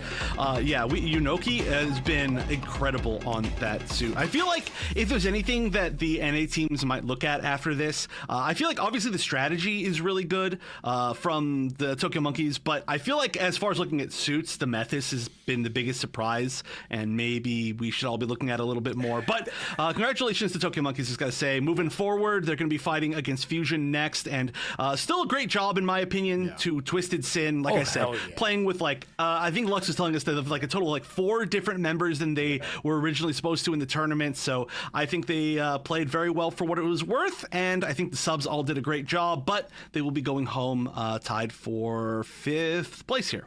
And I think it also definitely speaks to the quality of your opponent. If your opponent is playing at a level that what we saw today, and they had to employ these tactics and do these things against you, that only goes to show how good your team actually was for them to have to overcome your team as a challenge. So I really do want to point out to TwistedSin, great job, guys. You put on a phenomenal show. You had so much spirit in everything that you did, and you know, in order to just take you down, you push the opponent to a whole other level in order to overcome you. So that's huge kudos to everyone on the team. Yeah, and also just as a reminder, of course, this is, it's not like this was a fresh bracket. You know, every one of these teams had to actually qualify, and TwistedSin and, of course, Tokyo Monkeys as well have already qualified through the group stages, so it was hard fought just to even get here, and just making it here already is a pretty big boon. But look at this. We can see the stats. Yunoki was 25 kills. That must have been, look at that, 0 deaths. That's a 0 death game, I think. Yeah. 25 and, 25. There's just a lot that these numbers do say as well, and you know, there wasn't much of any time to do any repairs. Everyone was on full throttle, just going in, doing as much damage as they could, focusing whoever they could, and you can definitely see how it's funny to see Method sitting at 9k, and just I mean, Method had a huge damage boost to their burst damage ability, and it was never nerfed. And so I've experienced it where it's just like, you know, there are some people you can just one-shot them with that thing, depending on how much little health they had. And it's such a great team player, especially in cramped situations. But seeing Rainbow Monkey using Zeta hitting 23k, leading for their team in damage is so inspiring, which is why I wanted another event. I wanted to have another one because I really think that after a month of people playing Zeta, we're going to see some sick and amazing gameplay coming out of Zeta. You know, but, it's phenomenal players. Numbers don't lie. I totally agree. It's a really kind of tough suit to use too, because you have so many options all the time with how you want to play it, that it can be like oh, am I charging a little bit too much? Am I way too close to them? Am I staying too far back? Like, am I not flying enough? Am I staying too grounded? Am I too airborne? There's just a bunch of really weird things with it, and you got to place the G maneuvers well. It can win a fight, or it can be totally useless. It's like a big 50-50 for that. So good stuff to see that so far. I don't know if we're going to see any more Zeta from the other teams, but that does mean that we've now locked down our top 4 teams. That's going to be Tokyo Monkeys and Fusion sitting in the losers bracket, and then Camille's man's name, and I'm a man, and Asticassia, which I'm going to continue to say wrong. It's okay. You were very close, and you were better than Lux. You're better than Craze. All right, I'll take that. It's from Witch Mercury, so I should definitely know it. But those are our top 4 teams. We're going to be moving on now to our next match. But before we do that, we're going to be taking a short break. So thank you, everybody. We'll be back soon. Don't go anywhere. We're down to the final few matches. Don't go anywhere. Stay here. Support is on its way. We got some folks talking about Boondick was just trying to stay alive. But just like you were saying, we saw TwistedSin, we saw Headhunt. Speaking of landing a bomb properly, that was a really nice Zeta Unite. Or, oh my god, I called it Unite again. I'm going to do that a million times. G maneuver. G maneuver is the word here. And that is going to lead once again. Running around, trying to get the picks. Looks like they weren't able to quite get one more, but trying to pull somebody over the wall, maybe?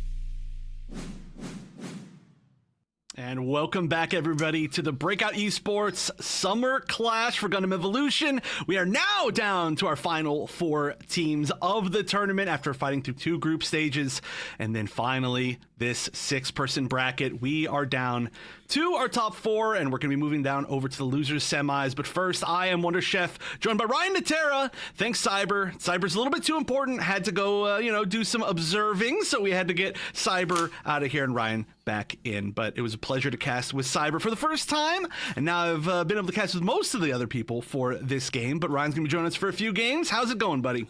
Sanjo, welcome back, Chef. I'm great to be here. I know this next game is gonna be quite the show, and I'm glad I have a little bit of a motif on standby on this one, because next up we do have Tokyo Monkeys up again, right? If I'm not wrong. So Yes. my vote's locked in on there, but we are seeing another team from yesterday's bracket going down here, and it's a little bit of a shame because I did say these 2 teams will probably fight, and these 2 teams will probably hurt my soul. I did not want to look at these 2 games. So, Tokyo Monkeys versus Fusion. I'm excited to see this one coming up. Me as well. Fusion has been, I kind of feel like Fusion and Tokyo Monkeys, as far as how they've been playing against the other 2 top teams that are still in the winner's bracket, aka Kamille and Asticassia, they have been both doing similar-ish, right? They're doing pretty well, but they've just not quite been able to deal with them yet. Now, luckily for Fusion, they've only fought one of those top 2 teams. Tokyo Monkeys, within their group stage and the bracket, they've actually fought both of them so far. But now that we're at this point, it's kind of the 2 teams that have only lost to the top teams, and they are going to be facing off. So I expect that we're going to see a good match. We can actually see here what the picks and bans are. Looks like Harbor City. Oh my goodness. I cannot wait to watch Headhunter on Harbor City. Production, if we could just get like Headhunter like 90% of the time, as at least for the first point, I would love to see that. And then Underground Command Center, which is definitely the most common pick now of the weekend. And then Colony Trading Post at the end. You excited for any of these maps, Ryan? Right, I'm excited for the maps. I mean, I did say yesterday about Harbor City. That was one of the maps that I was looking forward to, because it is either conga line it down, and you know what, be that player to run in with the double melee comp potentially, and you force them through all those little tight choke points, or it's vertical land altogether. We're gonna see a lot of flyers in there, so I'm excited to see Harbor City for the most part. But for the other 2, I think it is a mainstay at this point. We saw the stats yesterday, CTP and UCC, both going to be one of our top picks anyway, so I think you know what we're gonna say about this one. Yeah, honestly, if I had to say anything, it's that just in general, Headhunter is going to have a really good time. Harbor City, infamously the biggest sniper map in the entire game.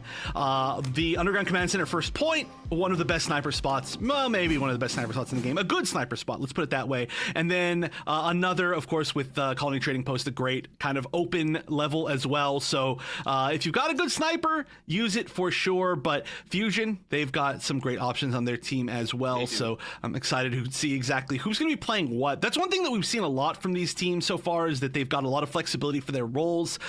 In fact, we've seen like people play Zakutu melee and a gun tank, or we've seen people play switch around between like Sazabi and Pale Rider, just a whole lot of weird different things. So it's been good to see. And Fusion, I know, is probably another flexible team as well. I gotta think about exactly who plays what on that team, but I expect that we could see some switches around based on like where we are, especially on each different point on each of these maps, because point A and point B on the first 2 maps that we have, Harbor and Underground Command Center, very different.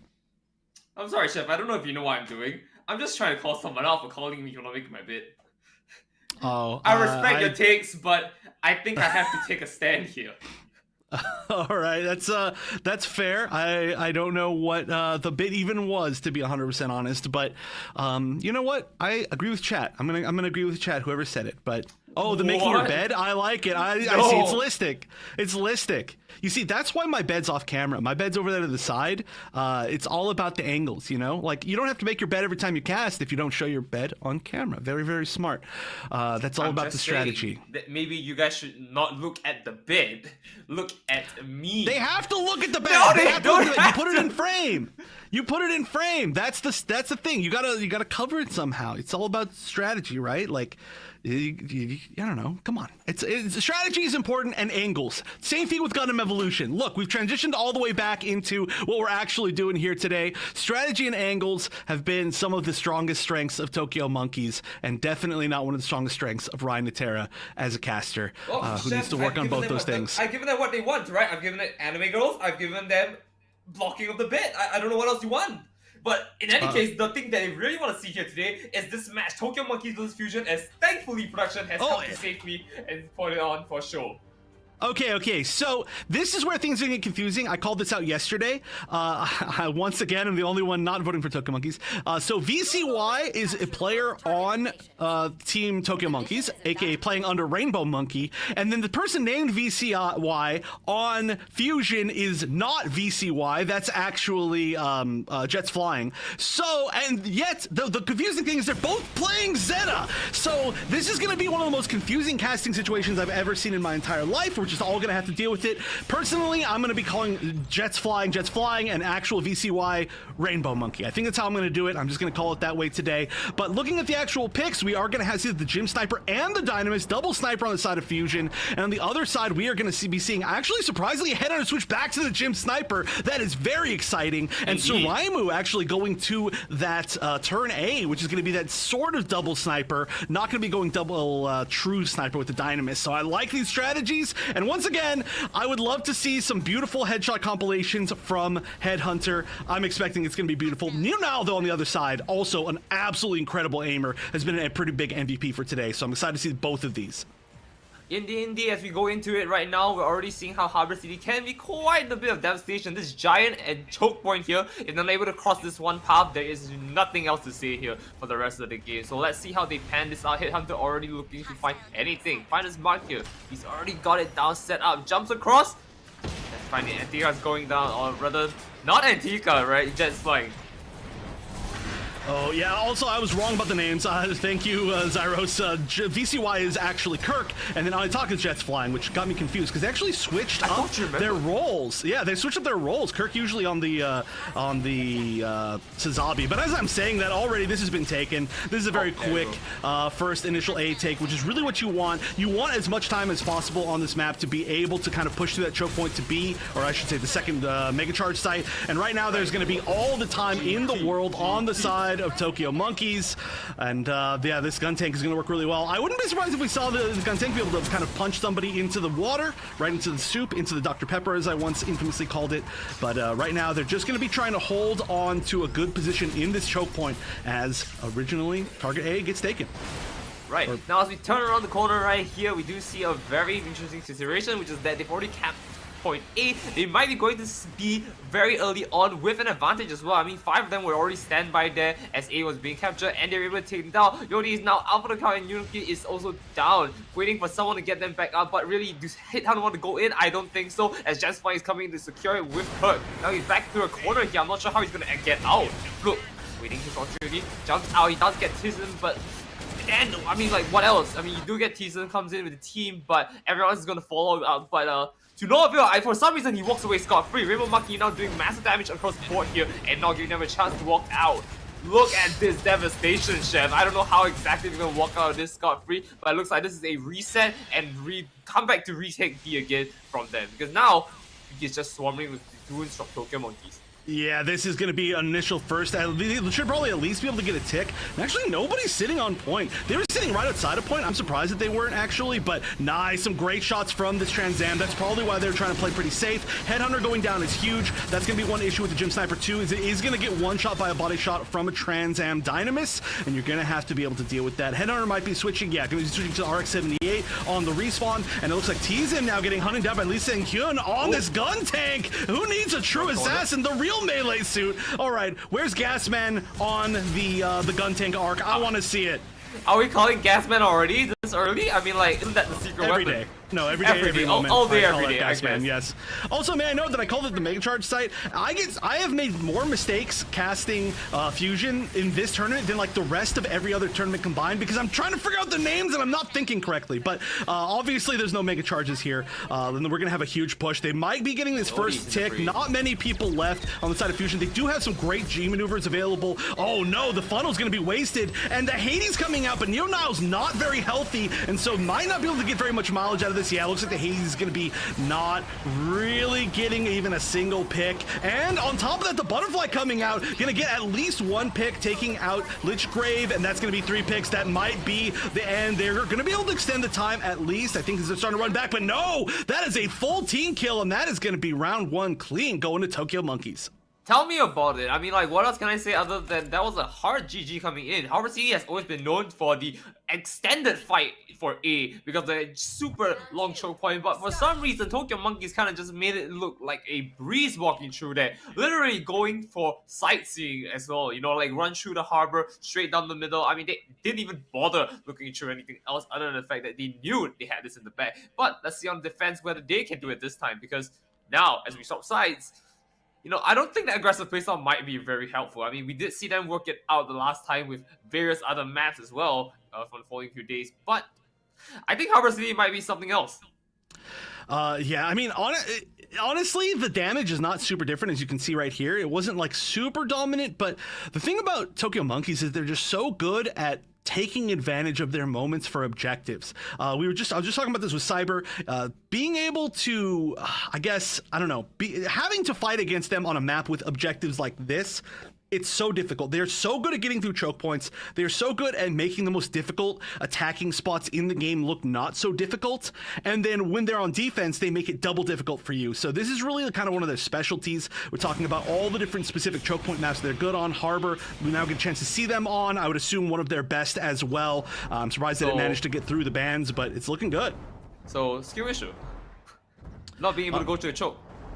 Well, I mean, they're just so good. Their strategies for how they push through have been extremely good, right? They've got, especially, honestly, they've been taking really good advantage of this gun tank, but Yachty as well. I mean, just being able to frontline so well, and really also taking advantage of the Methis, every single part of it, right? It's just like their team is great at these specific moments. But now we'll see how they do on the defense. Again, snipe time. Alright, now will definitely be the one to look out for. He might be able to thread the needle here to give just a few picks up for his team to get them to push in. But again, we'll have to see how, as we do see them trying to pick anything off here as he's slowly just checking. MCM already looking at half and not too much else to say from that point on, as they are all just trying to like find a little bit of a pick here and there, but looks like Headhunter already going ham on T-Sin here from the back lines, and this is not looking good. Yeah, that's going to be 2 going down. Actually, Yachty getting the finish on that one. Pretty aggressive little positioning right there, but that's going to be a third. Yeah, we got to go. We've got to see a full reset here, and look at this. Wow, they are pushing up really far. It's not as easy to kind of like freely hold this corner with the way that they redid how this map actually like is like physically. So yeah, I like the fact that we're going to see a lot of Tokyo Monkeys be moving back just a little bit more. They're not going to play that super aggressive spot where you just instantly get picked, where all my solo queue ranked teammates play it. But Headhunter, you got to give them the angle, right? So if you're fighting too far forward, Headhunter's not going to be able to get those snipes. You're not going to be able to play exactly like you want to. And the scariest thing here is that we're slowly giving Strymon more and more G maneuver gauge, and that's going to be a full probably team wipe at some point soon. I mean, they already got Go MCM down, so this might be a chance for them to slowly push in. They just need to try and hold the ground here and move forward, but it doesn't look like they're giving any space. It feels like there's still 6 players on the other side of the defense, and this is not looking good. Look, Girl's flying's already half here. He's going to need some time to heal back up and try and push in again, and I'm not looking at anything else other than the fact that they have no ground cover at this point. They have not crossed the little choke from the center here, as MCM is again down for the count. For the most part, I mean, like, he has got to go back and heal. Look, getting picked off just like that. Now he's down for the kill. MCM, as I'm saying, and who else do you want to go down for? All right, well, we're getting towards the final, maybe attempted big push here that we're going to have for Fusion. So while that's happening, I would love to take a listen into their comms, see how they're going to be playing it. I don't know if they know now that they're all in vision, but let's take a listen to what they're saying as they're going to have to make their final attempt.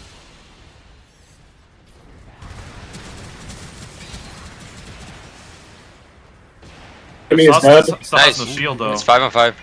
The gun take all care. I shot it, man. Come on. They're pushing up on this. Okay, we have Sauce Shield. We can have punish 2 this. ults. Let's push off that. Yeah, push on this. Push Burning on right this. side. Gun take 1, absolute. Pushing right, Dead. pushing Nice, right, nice, pushing nice. right. Toss, toss, toss. Manos. Nano. Nano the Saws. Oh,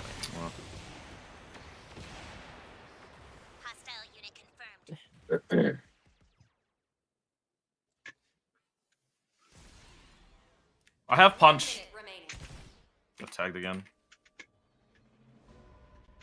Wait again, then we'll push up. Do you have scans soon? I'll get scanned. Yeah. Get scans. In the back, doing right. Punching. Burning the Saws. Saws absolute. They have This turning. one. Oh, I should have hit the turn instead. Burning one. Methus absolute. They're both low. Yeah, they're 1. Gun tank tagged.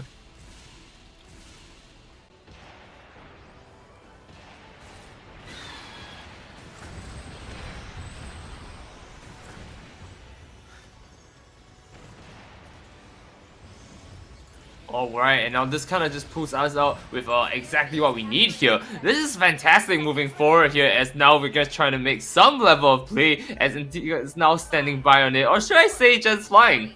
Chef, what do you think is going to happen here? I mean, we don't have a lot of things working for them. They have on extra time. They've got to make some amazing play here. I mean, there's only got 2 minutes back even if they get this. It looks like they've got A. It does look like they've got A. I gotta point out that push from them while we were doing the listening was looking really, really good. It was just that exactly like I said, the more time that you give for the turn A's to build up that butterfly is the more time that you might just essentially get full team wipes. That's exactly what happened, but hold on. We've got a chance, right? This is a great take on A. There's not a lot of time left, but already they're putting up much more of a fight. Now they've just got to get through one of the hardest choke points in the game. Right, now this is going to be a death match essentially. I mean, like, the minute they walk in, it's just bang, bang, bang, bang. It's just concentrated fire. They gotta have to find a way to go around this, and with the Headhunter on the ready here, you just need to jump in, and this is gonna be a devastation. So there's no room for them to move out. They are just rapidly throwing projectiles in, hoping to find their mark here. It's just a blind fire there. Yeah, they don't have much time, and I think they're trying to once again start to coordinate everything. Okay, the funnels are coming out. I think that's a sign that this is going to be the first big push. Oh, they're holding on. They're holding on a little bit longer. Oh, I love this. Can they find the target though? They've got to find their exact moment. They don't have much time left. No. Oh, there they go. Oh, no, wait, it wasn't one. That was actually, it got shot out of the air. It looked like it exploded. That was beautiful. I think I actually need to go back and see who exactly shot it out. I think that may have been T-Zim, or maybe, I actually don't know. It might have been Kirk as well. But regardless, that was a great opportunity for them. There's still a lot of members, though, going down on the side of Fusion, and they have not really truly pushed through. They've got 4 members, I think, of Tokyo Monkey still defending. Hold on, they've got through the choke point. There's 30 seconds left. Hades up to Neo Nile. Yeah, this Hades needs to be everything. Oh, there we go. He pops it off. He needs to make a play here. Comes up from the back from Yeti, and he goes up around the back. Oh, never mind. He finds the gun tank. He might be able to make something work, but no. Butterfly is not popped out, and he's trying to make some play as he completely shreds the entire team here, allowing him for a free team kill. And I think that solidifies who's the winner for this round, Shed. I'm going to say Saraimu is the winner for this round. That was 2 butterflies now that have been essentially full team wipes. Very good stuff. Perfectly used. And the thing here, too, to remember is that these teams have all gotten so much better at dealing with just kind of throwing out butterfly and like just trying to team wipe somebody. But these have been really good defensive G maneuver butterflies from Saraimu in particular. Yeah, definitely deserved of that MVP. So they have thrown it out in moments where they were just not able to easily turn it around, right? Like we saw Neonel pop the Hades, which is a great counter to Butterfly, but they went underground. And the moment that they went into cover, then we saw the Butterfly come out, and then boom, half the team was already gone. Even if Neonel had come out, taken out Saraimu, it would have been probably over at that point. So great coordination to see that there. I think we saw that actually attempted in one of the upper bracket matches, but they didn't quite make it work on Mountain R&D. However, that's definitely going to work out exactly like they wanted it to right there. Anyways, let's just take a moment to talk about the plays because as the stats are coming up, I mean, we definitely saw a very prominent play on some of them. First of all, we can talk about the Bloodline at the very end, right? That was a beautiful 5K with the help of just a 1 from the side.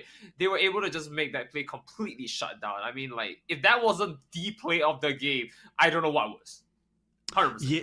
Yeah, I mean, that was there was like 2 kind of like last chance moments that were both shut down in a similar way. So, I mean, I do like the fact that we got to see Fusion at least take point A when things were looking like it was going to be a complete shutout. And they did get close to the point on point B, but they just kind of lost the match as far as resources. And that's a big deal, especially just like Cyber was mentioning with how everybody's getting G Maneuver faster now based on the patch. I think that them being able to just win out in more fights, get more damage was huge, whether it was the scan from the Gym Sniper 2, whether it was the Butterfly, whether it was just kind of anything. You need to be able to keep up in that game or things just run away from you further and further. But let's take a look at this damage. Across the board, we are looking at about a 18 to 20k, 20k damage across the board. I mean, like a rough average here. And yeah, you can definitely see that there is a clear victor here for the most part. Headhunter with 40k damage on the side of Tokyo Monkeys, which, by the way, is very surprising, all things considered. Yeah, 33 I mean, kills.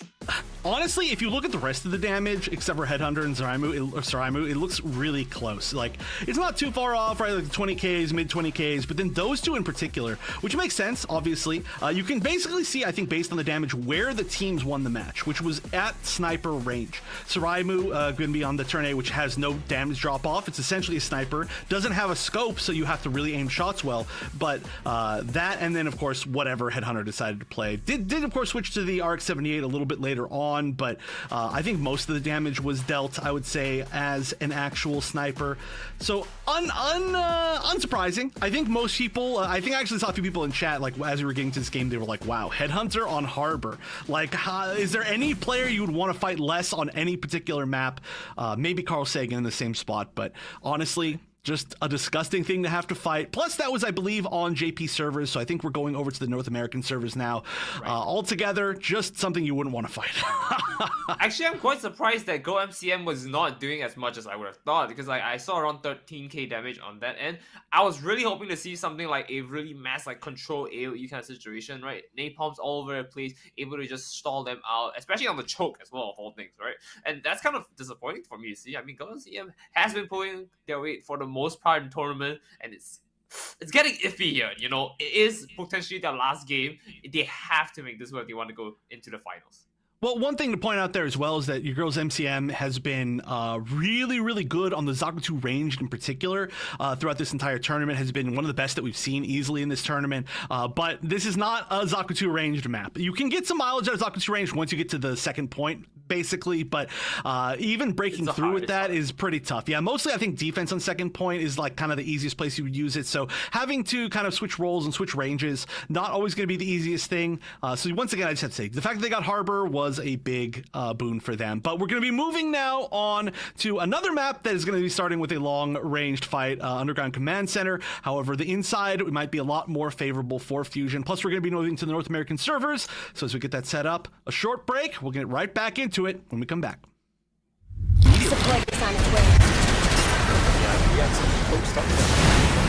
Boondiggle's just trying to stay alive.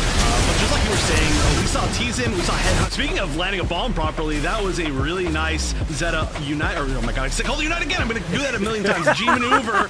G-Maneuver is the word here, and that is going to lead once again. Running around, trying to get the picks. Looks like they weren't able to quite get one more, but trying to pull somebody over the wall. An advantage as well. I mean, 5 of them were already standby there as A was being captured, and they were able to take them down. Actually, nobody's sitting on point. They were sitting right outside of point. I'm surprised that they weren't actually, but I have made more mistakes casting Fusion in this tournament than like the rest of the other tournament combined, because I'm trying to figure out the names and I'm not thinking correctly. But obviously there's no mega getting even a single pick, and on top of that, the Butterfly coming out, gonna get at least one aggressive little positioning right there, but that's gonna be a third. Yeah, we got a good right here, and MCM is again down for the count for the most part. I mean, like, he's gonna go back and heal. Look, getting picked off just like that. Now going down for the kill. MCM as I'm Banana the saws. Punching. Burning the saws. Saws absolute. They have turnade. I should have hit the turn instead. One. Metis absolute there, bomb. Up around the back. Oh, never mind. He finds the gun tank. Might be able to make something work, but no. Butterfly is not popped out, and he's trying to make some play as he completely shreds the entire team here, allowing him for a free team kill.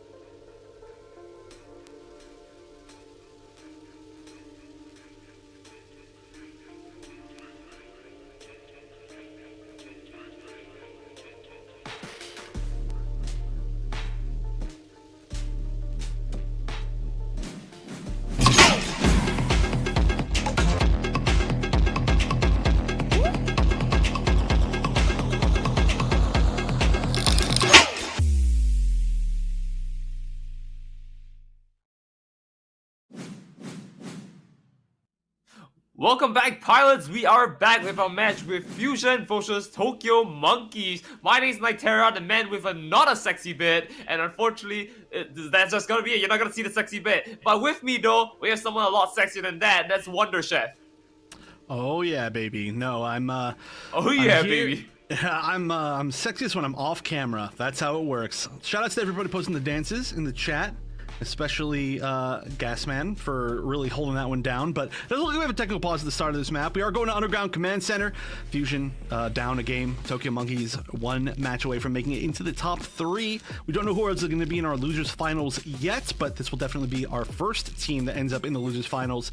And Tokyo Monkeys, they are playing extremely well. They're looking really well on the way to making it there. But Fusion, maybe a map that's not going to be quite as difficult for them based on their usual picks, based on kind of the enemy picks. But we'll see exactly what this technical pause is about. Hopefully nothing is too wrong. We have moved over to North American servers, as the first match was on the Japanese servers. So also another little bit of a boon for Fusion. Right, of course. Also, don't forget, with Underground Command Center, this is something that Tokyo Monkey is very familiar with. I mean, like, we saw the maps that Tokyo Monkey has picked thus far. I think you have a great idea as to why I say that. In fact, Underground Command Center is usually the map that Tokyo Monkey picks, either as its first or decider. Right, I do actually think that perhaps this was not a pick from Tokyo Monkeys. I think Harbor City was, It was not. Yeah, so everybody just tends to like Underground Command Center. It's a pretty even map, and it really lets you kind of outplay the other team. It does look like we had a disconnect on the side of Tokyo Monkeys, but it looks like we are back now, and so we've got a full minute of prep time to start looking at what is going to be picked. Looks like we're going to have Tokyo Monkeys on the defense to start things off, so they're going to be picking their suits first, essentially. We're going to see them kind of have a little bit of time to run out. On the other side, looks like all of our team of Fusion is pretty much the same. There hasn't been a sub or anything like that, and we'll see exactly who picks what. Righty Reno, as we're gonna see how this is gonna pan out. I mean, I'm seeing a few different picks here. I mean, first of all, Gundam CM is on the classic Gundam. I'm not sure what inspired the switch here. We also see which has flying the Satsby, and this is gonna be interesting for the most part.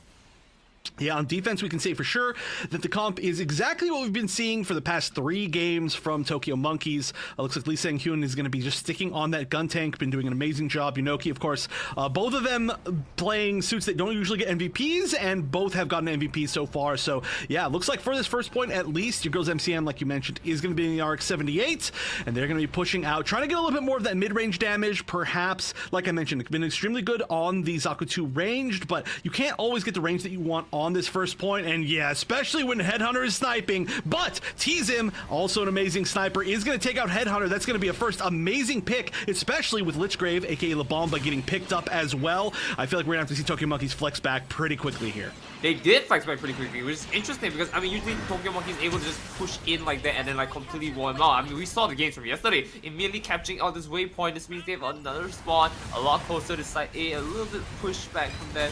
We're gonna see if they can make this work, as it just takes a free hit from the Headhunter himself. Ooh, yeah, Headhunter holding one of the longer, safest angles that you can while still inside this building. You gotta kind of expect that he's gonna be there most of this time. Yeah, Lichgrave pushing up top. Looks like there's a pretty coordinated effort to push up top, up to the B site from Fusion. I don't know if they're gonna be able to get it. They haven't quite pushed in yet. And T-Zim actually gonna be kind of playing the sniper for his sniper game as well. Oh, there you go, Coach going down. Oh! Doesn't get spotted out, but gets traded back for the team, and I think he's able to get at least save Kirk from that. Oh, look at that. They're doing a pistol duel. T-Zim. Oh, no. Gets caught finally. I would love to just see Headhunter versus T-Zim just battling it out basically on the Dynamis for the rest of this game. Everybody else just be honorable and stay out of the fight, you know? Just let them actually take the 1v1. But no, there's actually quite a few down now. Headhunter going down in return, and Yunoki. So if Fusion's going to push in, this may be their time to do it. T-Zim also is the only one with G-Maneuver up in the entire game. Headhunter's getting pretty close to that Trans Am, but T-Zim's definitely going to pop it, I think, for this next push, and there it is. Really afraid of that Trans Am right here. I mean, every single time we talk about it thus far, I mean, it's been devastation over devastation as we run away from it. He's already popped it off, and we're gonna see if we can make anything work from it. Just waiting for opportunity. No, does not find it. Just trying to look for it. There we go. Cross the board. Does not make anything connect here. Unfortunate for him, that Trans Am is kind of wasted. Ooh, well, you know, did get a pick there at least and push everybody back so they could get that, but the Trans Am coming out from Headhunter is going to take out T-Zim, so being able to use that second is huge. Neo now popping that Hades as well. He's got a lot of great targets. Going to be taking out at least a core fighter, so you're trading G-Maneuver for G-Maneuver at minimum. Also getting the pick, stopping the disarm. That's looking pretty good. T-Zim the one switching over to the Zaku terrain, trying to get back in time, not going to be able to. 50% progress, already locked down, but they're going to have to start back over. 2 minutes, they've got plenty of time. That was a good initial hold. B can be kind of tough to defend, depending on how things go.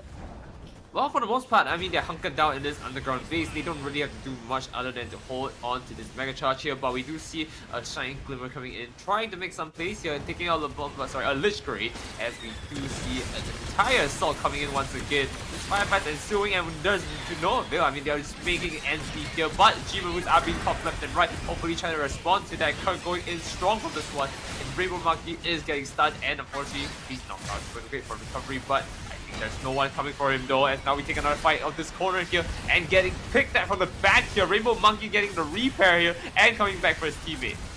Ooh, and there might be an attempt to... No, there's not going to be an attempt. There was a little bit of a thought there, I think, that maybe we could retake the waypoints on the side of Tokyo Monkeys, but everybody respawned all at once, and we saw Lee Sang-hyun just be like, whoa, never mind, see ya, charge backwards, like, I'm getting out of here, which makes a lot of sense, right? It's a very, very difficult retake. It's pretty far from where you're usually wiping the other team, so you kind of need somebody to preemptively run back over there, which doesn't usually happen. And now we're going to see Strimu building up the Hades now officially used, and now, gets hit by the axe, and that's going to shut down most of that, honestly. Not going to get too much mileage out of the Hades. That's 2 picks on both sides, though. And Anataka, or sorry, not real Anataka, fake Anataka is going to be using the funnels as well to try to push in, and going to at least trade 1-for-1 with that as well. Right. Now, of course, you're going to see continue this onslaught here. Headhunter coming around with his pistol duel. Wants to see if he can get a little bit of a whiplash from that from the back and around. But we're not going to see that happen here as TwistedSin is knocked out for the count. Getting a free repair for his team here. And maybe he can take a fight here. Zonos, they need to get the charge up now. There's 10 seconds left. I'm not really sure if you have the time to afford this, but they take Rainbow Monkey out here. There's a very good chance they can make something work. 5 seconds on call. They have to return, take it, and it looks like they're attempting to do so right now. Because now it's on to extra time. We're at least able to see them attempt something here, and the team on the side of Tokyo Monkeys are 2 down as well. They have a G maneuver on standby with Yunoki, but I don't know if that's going to help them in the long run now. Well, they might use the combo of the G maneuver with the core fighter again. It looks like they are. Let's see if this can actually get through. Oh, only gets 1 pick. That's actually super minimal, right? For the fact that they use 2 G maneuvers for that, they might not be able to take this. And we're seeing the Hades pop out. We're seeing the Zakuzu ranged G maneuver. We're seeing the Super Napalm, everything all at the same time to make sure that nobody can even get close. Super Napalm actually going to take out Lee Sang-hyun. That should be an almost, wait a minute, no, I was going to say guaranteed. Yeah, there we go. Just 1 little shotgun from behind was all they needed, and we're moving quickly over to point 2. Fusion barely caught that one back off, but then again, Tokyo Monkeys has been known in their past games to just kind of sometimes, let it slip a little bit. They might even take it back here, but this is going to give them a chance here. The mental reset for them, the kind of sigh of relief. But now as we go back to the fight here, it looks like we're taking 1 for the count here. The fight is ensuing here. Around the rock here, where are you going? We're going to have to wait for you to come around the corner as he fights in pack and see if he can help his team. Just flying again, once again soaking all damage in for his teammates, but not to any success because he's just soaking for free. None of them are helping him at the moment. And we're gonna see Rainbow Monkey come back in. This could be huge. How many's gonna hit? At least 1. Yeah, I mean, it's very possible. It's weird to see in that specific spot whether the walls blocked it, but regardless, they're gonna take advantage of that, push through, and they're gonna be getting essentially a full team wipe.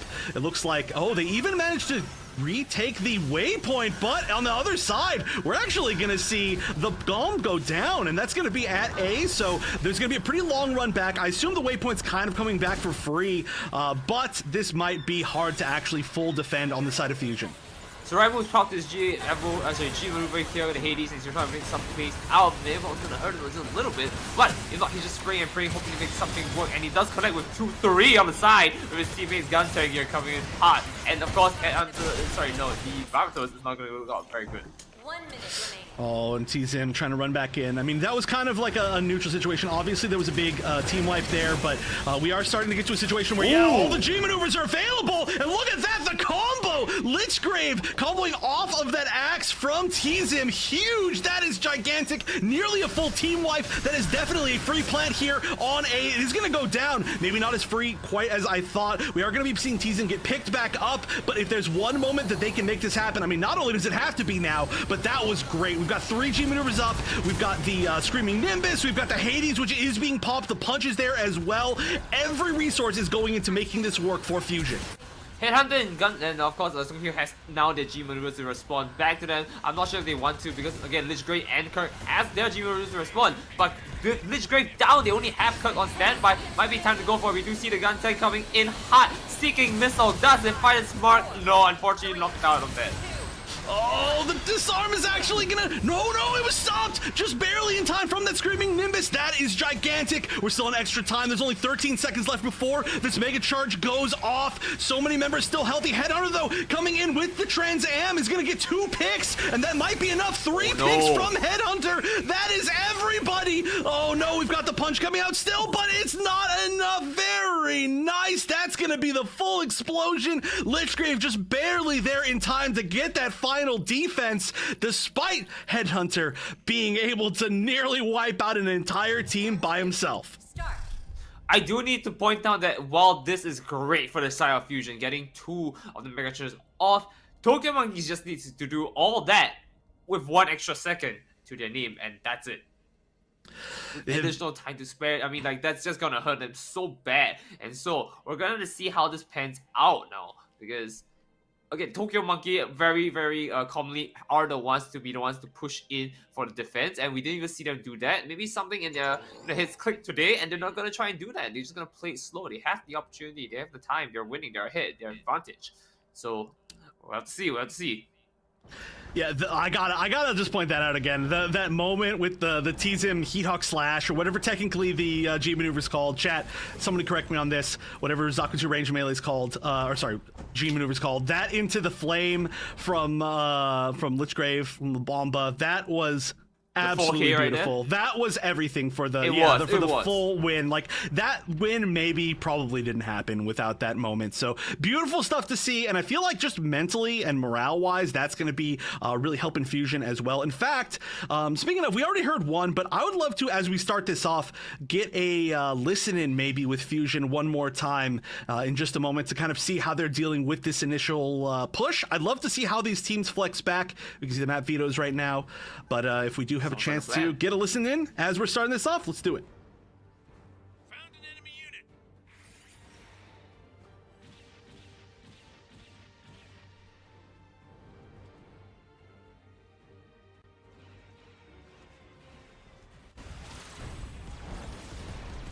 Objective contested.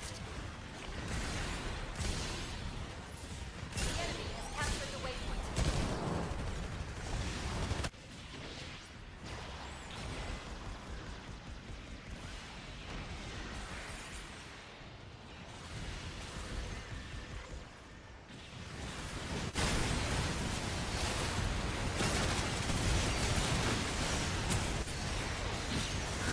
In classic Pokemon fashion, just pick it up. Comms. All right, yeah, I'm not sure we can even be heard right now, but I'm not sure if the comms are exactly that quiet. But as this is happening already, yeah, Tokyo Monkey is doing really good. Mood. Shouts to Mood in chat. But again, chat, I don't know if you can hear us. Let us know. But clearly, not a whole lot going on. We are going to see Tokyo Monkeys pushing through really well. They've been really good at holding all of those initial, I guess you could say, like, waypoints. Super, super good. Yeah, definitely you can, because come and go. Yeah, I'm only a goat because I paid you money for winning a Barb tournament. That you won because of lag? Duh, fraud? No, I'm just kidding. Congratulations to our 1v1 Barb tournament winner. I'm just trolling. But yeah, we're already here on the bomb site, and the Mega Charge is going to go down on A. There's plenty of time left, and a huge portion of Fusion's going down quickly. I mean, it's kind of surprising. I mean, all the same, right? I mean, every time I watch Tokyo Monkeys take it with extreme speed from the first waypoint all the way to the Mega Charge here, it is beautifully done. I don't understand how they do it, but I would like them to impart their idea of rush speed to it.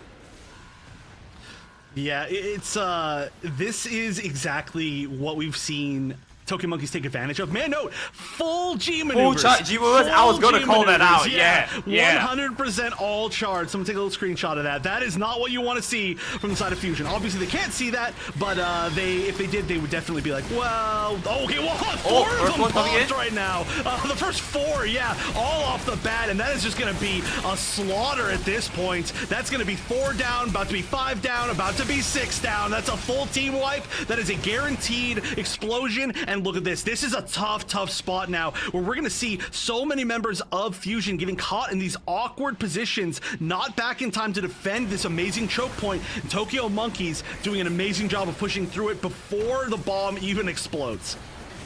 Right.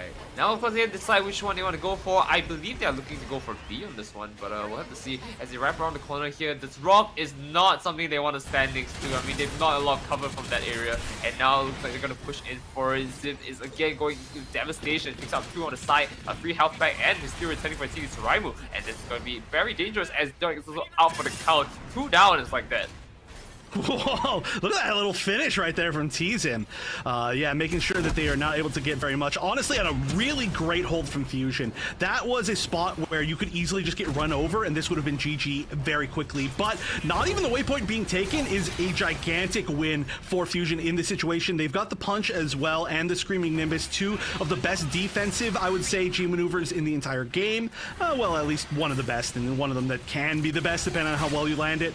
And we've seen how well it can work, especially the end of that previous game. But we're going to see the new increased health Super Napalm coming out. Doesn't look like they even attempted to shoot it. The punch coming out, but it was stopped immediately. Well, there we go. The Nimbus, as I called it out, is now just trying to call for a distraction here, buy some time for his team as he makes it way out. Dirk is going very low here, thankfully just making out just in time. But oh, never mind, I lied. It's not just in time. I had to curse it out from there.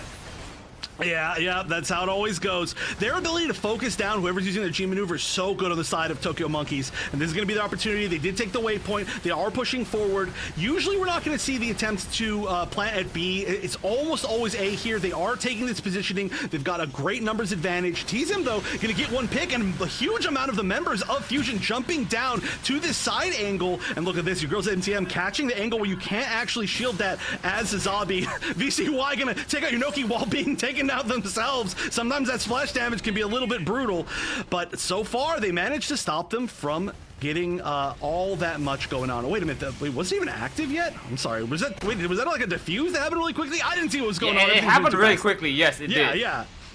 Oh, we have a Trans M popping out here from Headhunter. We're gonna see if we can make any plays coming in. Oh, there it is. I see the red laser and I'm really afraid of it. They're trying to take a fight here, but they see 4 on the side. They do take out 1 against the giant shooter he is. Guntank pushing in forward, making some plays here as Spike has to fall back here, but picks up the Guntank. Nicely done. Oh, yes, that's it. Finds his mark, he's going to go for it. Nicely done. Suraimu's also out for the count, and they have now to disarm the charge at A again. But with so little people down, I don't think it's that hard to go. Tokyo Monkey do have a response here with Yunoki's G maneuver, and they're going to make it work. Rainbow Monkey also needs to fall back here very low, and not much to work with. Yodi as well responding to that. Beautifully done, and they're able to just, how to just trade back and forth, not allowing anyone to go in. I don't think I can stop talking shit.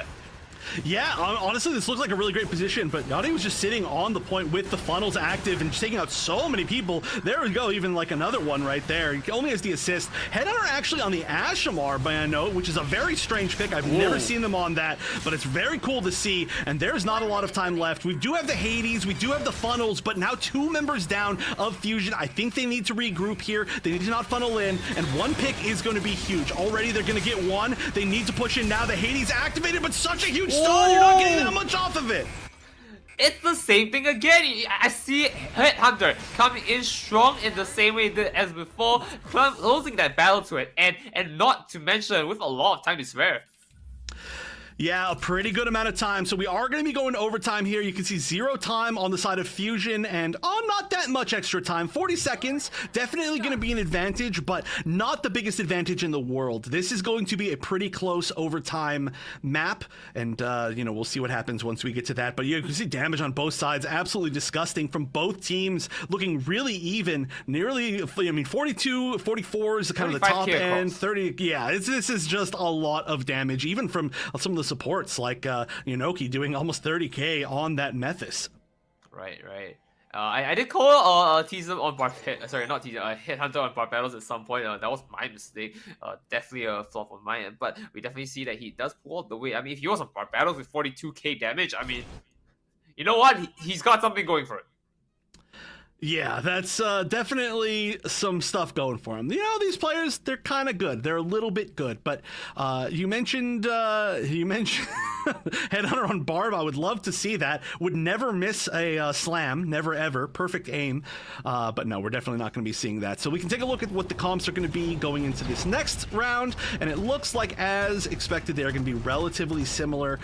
We have not seen a switch at, well, not really at all, but at least to start off the round, we haven't seen a switch at all from Tokyo Monkeys. They flexed a little bit during the match. Like I said, the Ashimar is really important for the Flame, which they didn't have earlier. But on the side of Fusion, we are going to be sticking around a very similar kind of strategy. There may have been a little bit of a shift as who's playing what, maybe. We do see the Dom this time around, but overall, very similar. Right. I mean, once again, let's see if Tokyo Monkeys can make something happen here as they're going on defense. I mean, Tokyo Monkeys, again, have been a team that has been able to push in through the arc as well, all the way to their spawn, essentially. So if they can make that happen, I mean, this is going to be very tough for Fusion to come back from. MCF is now pushed in with his team here to get this point, but knocked out just like that. And the entire alcove is just out of the count. Now they're going to take a fight to the waypoint here, rolling down one at a time, fighting some mark here, but it looks like they're all falling bit by bit. Fusion's already down with 3 on the side, only 1 response for the gun tank. And there it is. This is it. 2 down, and no one to help repair it. MCF is also out for the count. Looks like they're going to take a reset here. Check. Yeah, well, actually, maybe not. You know, they took a little bit of time. Okay, they are. That was a little bit scary because there were going to be a few reses that were within that, or I should say respawns, because you can actually technically res, but there were a few respawns within that area at that exact moment. Already? And look, they managed to get back. Yeah, Trans Am. Again, you know, being in overtime, everybody starts off with 50% of their G maneuver gauge. You can see almost everybody's at full already. We've got a few members. We've got Real VCY and Yori going to be already at theirs, and they're going to have to use it to defend. TwistedSin going in is also just going to get the axe very, very quickly. So we're about to see a gigantic brawl, but there's only about a minute left. And no, that's a full whip. Super unfortunate to see. Still, though, at least got 1 pick, maybe 2 with Headhunter here. And that is great TwistedSin aiming and movement as usual. And this might be enough for them to at least get the Mega Charge down. It is, and it's going to be on B. A clean track coming in from TwistedSin here. He's not going on the sniper route this time, but all the same, still deadly accuracy, even with a machine gun of his. Yeah, I mean, there's a lot of different levels of aim that you need for this game based on which suit you end up playing, and I think TwistedSin's got all of them. Doesn't matter which one. Just one of the best left clickers that we've got in the world. Oh, Zraimu going to be using the Super Napalm to try to help get that disarm, but it didn't quite hit the range. It did actually. We got 2 Super Napalm kills at the same time from both sides. That is so rare to even see it get a kill rather than just space people out, but that does mean that we're going to see a really nice pickup again here from Fusion. They're holding this so well. There's one final push here. We've got the Core Fighter. The Core Fighter is going to be disgusting if it can get all the way around, but there might not be enough time to take advantage of it. Let's see. It's coming out.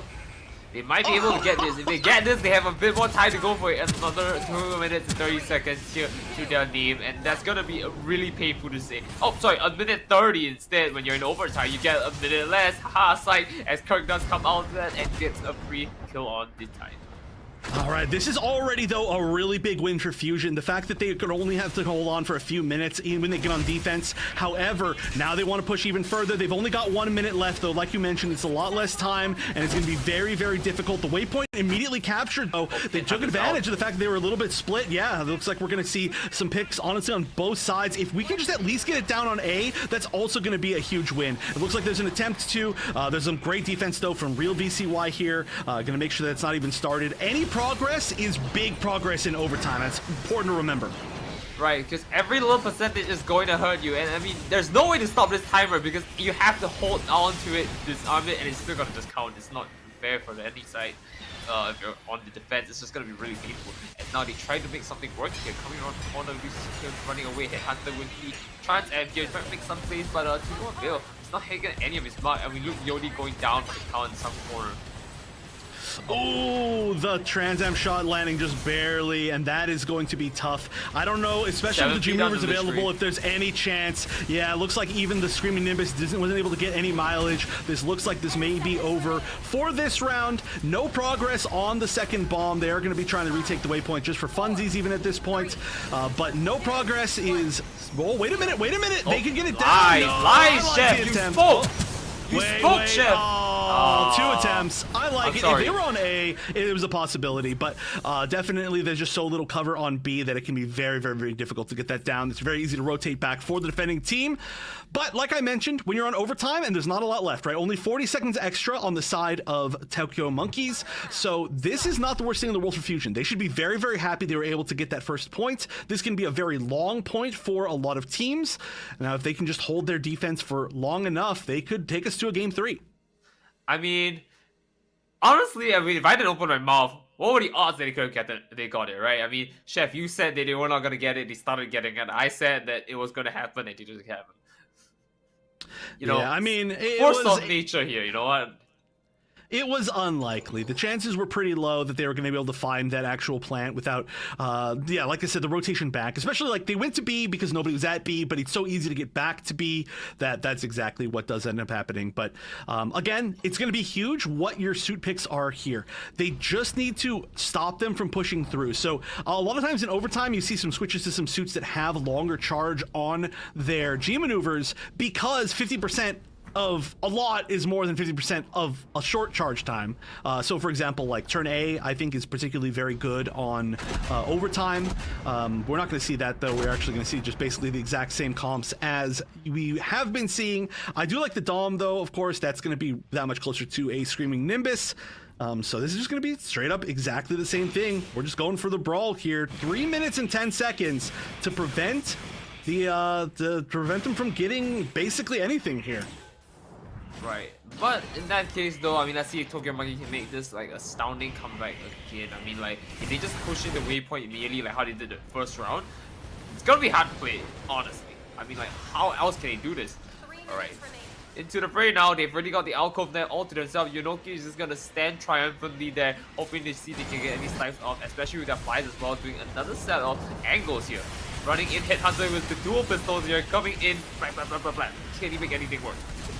TwistedSin almost going down, getting away with the smoke grenade, getting that health pot back very, very well. Headhunter playing a pretty close range here. Got to be careful of TwistedSin coming from behind. That could be a really scary situation. Looks like Yunoki's going to go down. Looks like we're going to see a few members, everybody trading for a little bit, but also some repairs. Nobody's overcommitting at this point. For as close as this fight is, both teams are playing very safe and very much in their own area.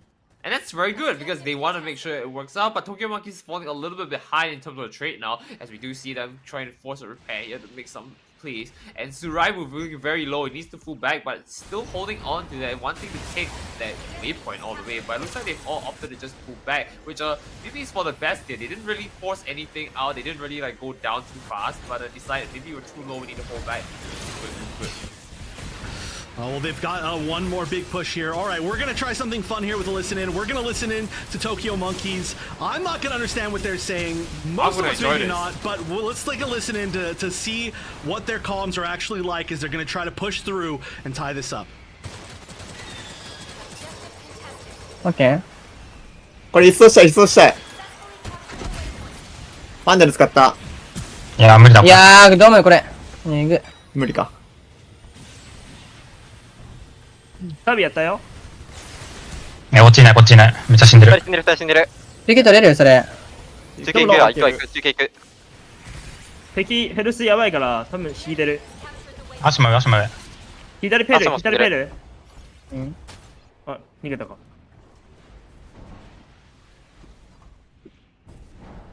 これ中継。相手パンチあるかな。パンチは使ってないと思う。やばい。ドンマン。ちょっと前行く。フェイク。ドンガチロ。パンチ打った。あー。当たってんのそれ。当たった。よ、すごい。おー、強い。A 設置、下ね。A 設置、見て。あー、もう上から撃たれた。もう一回。設置いける。大丈夫、チームキルしてる。落ち着いて。上取る。俺らファンネルあるからね、ファンネルだけになんだら。さっきの高台の方、右のね、高台行こう。上来てる。高台が引くとき一番左で引いてほしい、これ。オッケー。スロープ左側ね、こっち側ね。うん。俺、ウルトいけるから、当たり合いで吐くよ。下だくね。階段。一人抜けてた、それ抜けてたからワンサイ裏気をつけて。パンチ来る。いやパンチ使ってる。佐々木後ろいるよ。あ、ごめん、後ろから来た。佐々木、後ろ、佐々木、ダメだダメだダメだ後ろ、後ろ、いやーごめん。いや後ろだったな。悪い。セム頑張れ。佐々木頑張れ。いや佐々木ミリ佐々木ミリナイスたたたた。 3人起こすんだよね。えぐすぎ。えぐすぎー熱々熱々熱々いやー今の。ペロン、ペロン。足ももろう、足ももろう。足ももろ触ると思うこれ。う。大丈夫、大丈夫。いけるいけるいける。ナイスナイスナイスナイス。オッケーオッケー。引っかかっていい。オッケーオッケーオッケー。敵と同じ敵と同じ。ナイスナイス。あーそれ当たんない作業やりたい。絶対作業やりたい。All right, and that was I don't know exactly what it was being said, but we can Wait, tell you by don't? the way that they said it. You can tell that they're a very calm team, right? The comms are calm comms. There was not a lot of chaos. There was a lot of like clear, concise talk. It's kind of funny that you can kind of notice these things even outside of like knowing the actual language. But this is actually a huge push, so I don't want to talk about that for that long. They are pushing through immediately. They do not have much time left. 50 seconds. They are trying to make sure that they can get this. Yodi's going down. Neo now used the Hades completely. Gonna get a little bit of healing, but oh, we got the boost on the gun tank. It's not gonna actually matter. Most of Team Tokyo Monkeys is going down, and we might be ending up with a tie here. 35 seconds left. There's gonna be one more big push, I think, on the side of Tokyo Monkeys, but it can't even last that long. They need to get in, and they need to start planting and protect that planter immediately. Yeah, they can hold it down. They can still push it for game 3 here. And Fusion really wants to get the game 3. They played really well for this one. And there we go. The Planters coming in. Mega Charge is online now. They have this army right away. The Nimbus is coming in to try and make some players, stopping them off. But to no avail. They don't get too much knowledge of it. But at least they're able to hop them and push them back. And unfortunately for them, looks like we are going for that game 3. Even a Super Napalm just kind of buying some time for the extra time comes in, and no one is going to stop it. And looks like Fusion has forced this one into a draw going into game 3. No. Okay, so I believe that this is now a tiebreaker to decide who wins this game, right? This is not setting us up for a full game 3. This is not a win for Fusion or anything, but we do now, because I believe the progress was exactly the same for both teams, right? Full 100% progress on the side of, I guess, on the second point, right? We are going to be going to the draw, and the draw stage for this particular tournament for the first time is going to be Buried City. So we are sentencing you all to 1,000 years Buried City for deciding whether or not we will actually go to a game 3. It'll be a technical game 3, but it's time to see Buried City. First time Buried City in tournament, I think maybe ever. I actually don't know. I don't even know if has it been, somebody in chat tell me, has it been played on Crosshair Elite? I don't think I've ever seen it. I'm not seeing anyone say they have called out Buried City, but as we wait for that, I mean, I can give you an idea of what the calls were for both sides. At least for what I understand, Tokyo Monkeys calls were pretty short and simple. It was just basically calling out like, oh, there are people on the left, who is down, how are they calling out, left side is a lot more dangerous, they have a lot there, so on and so forth. It's very basic stuff. And I mean, there was some small banter here and there. I mean, I think Toto knows this best. We could ask her, but for the most part, I think that kind of sums up what you're doing, which is very common for most of the teams here, right? Simple call out, get it down, understand that XYZ is happening, done. Stop putting any extra information, that's all we need. Yeah. Like I said, clear, concise comms is good to see, but I'm excited. I already got to look forward to this. Look forward to Buried City. This was a great game, by the way. This was, I mean, obviously it was literally a draw in overtime. Like, this is as close as you can possibly get as a match. So you can tell for sure. I would have to say that now, after seeing this, we can confirm that giving Harbor City to Tokyo Monkeys, probably not the best choice. Sorry. Sometimes the map pick and ban phase is where things end. But probably not the best choice. Probably no team in the future is ever going to give them that, or I should say probably any team that has Headhunter on it. But this is looking a lot more like the close set that I expected to see. Now, it is very possible, of course, again, that this ends up as a 2-0, but at the very minimum, we can see how the set could have played out if maybe we hadn't gone to Harbor City. Right, and of course, I mean, as we still wait once again for the stats that's coming up here before we get to Buried City, I mean, gotta say, a lot of plays are happening. I think MVP, I don't know about you, Chef, but MVP for me for that round was definitely a lot of the flying Nimbus coming in here. I don't think there was a time the Nimbus did 0 exact mileage. Like, just existing caused so much panic and despair around. I mean, always. That's one of the best G maneuvers in the game for sure. When you've got the Gundam players on it, that is just it defends, it attacks, it pushes your team in, it gives your team an ability to kind of like run back onto defense, it pushes people off of objectives. It literally does everything. It gives everybody shields. Yeah, I mean, arguably one might say the best G maneuver in the game. I don't know. Chat, tell me if I'm wrong on that. But definitely one of the most impactful over the course of the history of the game, especially now that we're seeing G maneuver charge come in a lot. It is such a good counter G maneuver, if that makes sense. Like, you see somebody popping Hades, and then you're just like, okay, I'm just gonna Screaming Nimbus and just keep punching them over and over, you know? I'm gonna stop them, and if they want to shoot somebody, they gotta shoot me, and it's not gonna be worth their time. So stuff like that is just gonna be a really good big deal. But we can see how the damage worked out. We can see what the MVP. Oh my goodness, this is unbelievably high damage. 74,000 damage. Yeah, I guess that's ridiculous still. Across the board, it is looking about 52k, 53k. So this is really powerful stuff coming from both sides. And you can even see it like kills wise. Yeah, there was a 20 deficit on like their best players, right? Against Jet and of course Sehyeon. Very interesting that the Gundam is taking most of the kills, but across the board, I mean, they were definitely trading back and forth for it. And in fact, the only reason why we had such a score is because both teams did not let it out. That's why we're going into our next map, which is the tiebreaker round. Yeah, and we do have to expect, of course, just as far as kills, right? I mean, this is a classic hero shooter kill scoring where kills don't necessarily mean kills, right? Kills just mean how many kills were you somewhat a part of. And that's like every single bullet that gun tank shoots. And even if they're not intending to shoot a second target, they are getting that second target most of the time. So you're part of everything. That's why we see the 90 kills. Almost hit the 3 digits there. That would have been fun to see. But regardless, 74,000 damage coming out of that gun tank, which is just going to be an absolutely disgusting amount of damage. Neo-Nile, though, almost equaling that up on the Pale Rider, who, may I note, had some interesting changes in the last patch. Increased accuracy, strange, but, you know, we take those. All right. Anyways, for the time being, though, as we're setting up for the next match, we're going to throw it to a short break. You guys can decide who you think you're going to win. Call your votes down. We'll be back in a bit.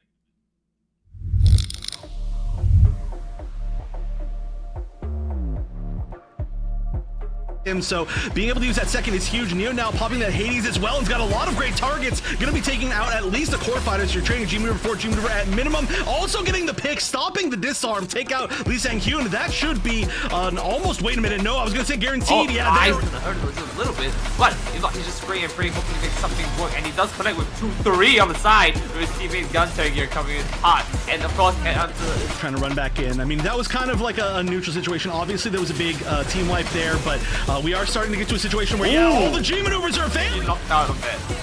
Oh, the disarm is actually gonna... No, it was stopped! Just barely in time from that Screaming Nimbus. That is gigantic. We're still in extra time. There's only 13 seconds left. So many members still healthy. Headhunter, though, coming in with the Trans Am is gonna get 2 picks, and that might be enough. 3 picks from Headhunter. That is everybody. Oh, no, we've got the punch coming out. See the red laser, and I'm really afraid of it. They're trying to take a fight here, but the C4 on the side, they do take out one G maneuver, and they're gonna make it work. Rainbow Maki also needs to fall back here very low, and not much to work with. Yodi as well. Pick is going to be huge. Already they're going to get 1. They need to push in now. The Hades activated, but such a huge stun. You're not getting left. And no, that's a full whiff. Super unfortunate to see. Still, though, at least got 1 pick. Maybe advantage of it. Let's see. It's coming out. They might be able to get this. If they get this, they have a available if there's any chance. Yeah, it looks like even the Screaming Nimbus wasn't able to get any mile. パンチ打った。当たってんのそれ。当たった。よすごい。お強そう。設定。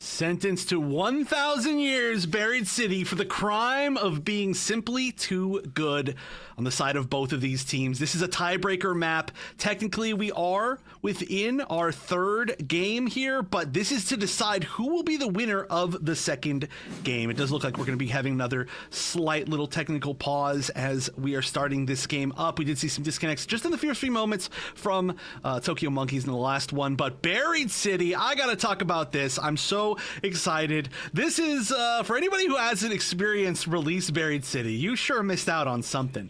And that's something that only, I guess only a few of us will ever be able to truly remember. But currently, it is a lot shorter, and Buried City is a very unique game mode where you first have to fight over the main point in the center, and then whoever wins that gets to attack the opponent's core, dealing damage and essentially trying to take it down. If you can take down the first, well, I guess if you capture the first point, you get a point. If you take down the core to 50%, you get a first point or a second point. And then if you can actually take down the core in its entirety, that is all 3 points that you need to win. Otherwise, if you don't manage to get that, you go back and start it all over again until one team gets 3 points. Used to be 5, used to take way longer. That was a lot of fun. That was certainly a mode, but I'm excited because I think this is the first time probably that we're going to be seeing this in tournament. Jeff, in all honesty, I'm gonna be real with you here. I have no idea what you just said. That's cool. That's cool. Well, you know what? You're going to experience this game mode, and you're going to see how different this can be. So you can see right here what's on screen. That was the main points. We're going to be fighting over that point, and that's going to be where things start off. So there are some pretty wide angles, some pretty decently long angles. The problem is there's a little bit of a verticality to them. So if you're going to be standing a little bit further back, you're not going to be one playing suits like Dom. You're going to be maybe doing okay if you're like on Dynamis as Headhunter, but this is very much a mid-range map, especially at the start. Maybe a little bit more, you can get some picks once you're fighting towards somebody's base or as somebody's base, but overall, I'm excited to see this. So Zaku might be into this game mode?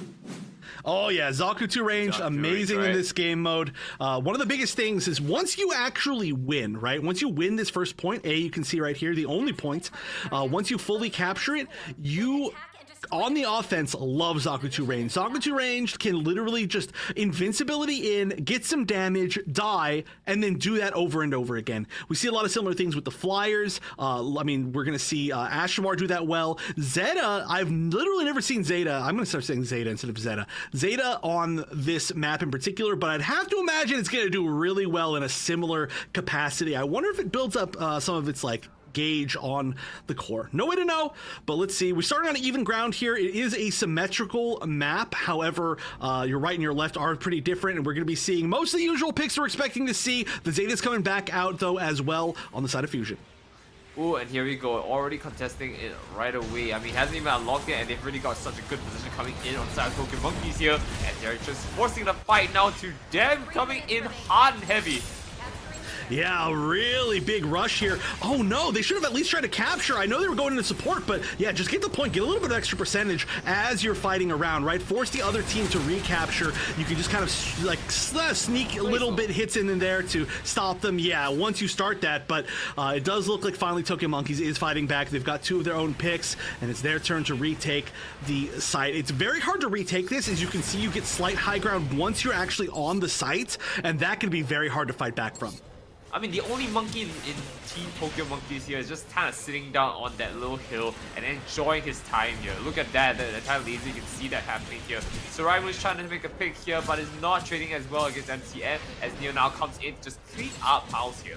And now this is going to be Headhunter going in strong against that. He's a little bit hard stuck here, but you know, this Grace got his covered for that one. Now you're 17 under, and this is their objective to pick up once again. Once again out, we can see again another fly coming in and not taking it out with the hack, the Shadow Monkey, Rainbow Monkey coming in. The Shadow Monkey, why did I say that? Wow, that was what would just happen right there? How are they standing still as the jet? Is there something you can do with Zeta that I just didn't even know you could, or were they running into the wall in accident? I'm not sure. So maybe I'll have to look back at that. But regardless, this is still looking really even. The positioning is great for the side of Fusion. Of course, like I said, they've got that high ground. Another important spot is going to be this high ground directly above where they're fighting. There's a jump to get up there, a lift essentially. Oh, huge axe! Lee Sung-kyun going really close to going down, not quite going down. Game on that cover, gonna have to back him recover though. Not a lot of health either on this map. They have G-Moves on standby though if they want to make something happen, but it looks like Sumai was popped his, but Hades is now coming out here. We do see a boost on the gun tank, see if you can make anything work, and pushes it forward. They do pick it out for one, but now coming around the corner, they are going to see Tokyo Monkey can continue to push the advantage here. Another G maneuver is up and ready. Now they have 3 on the side, and against them it's only Jets flying with the own G maneuver and go MCM.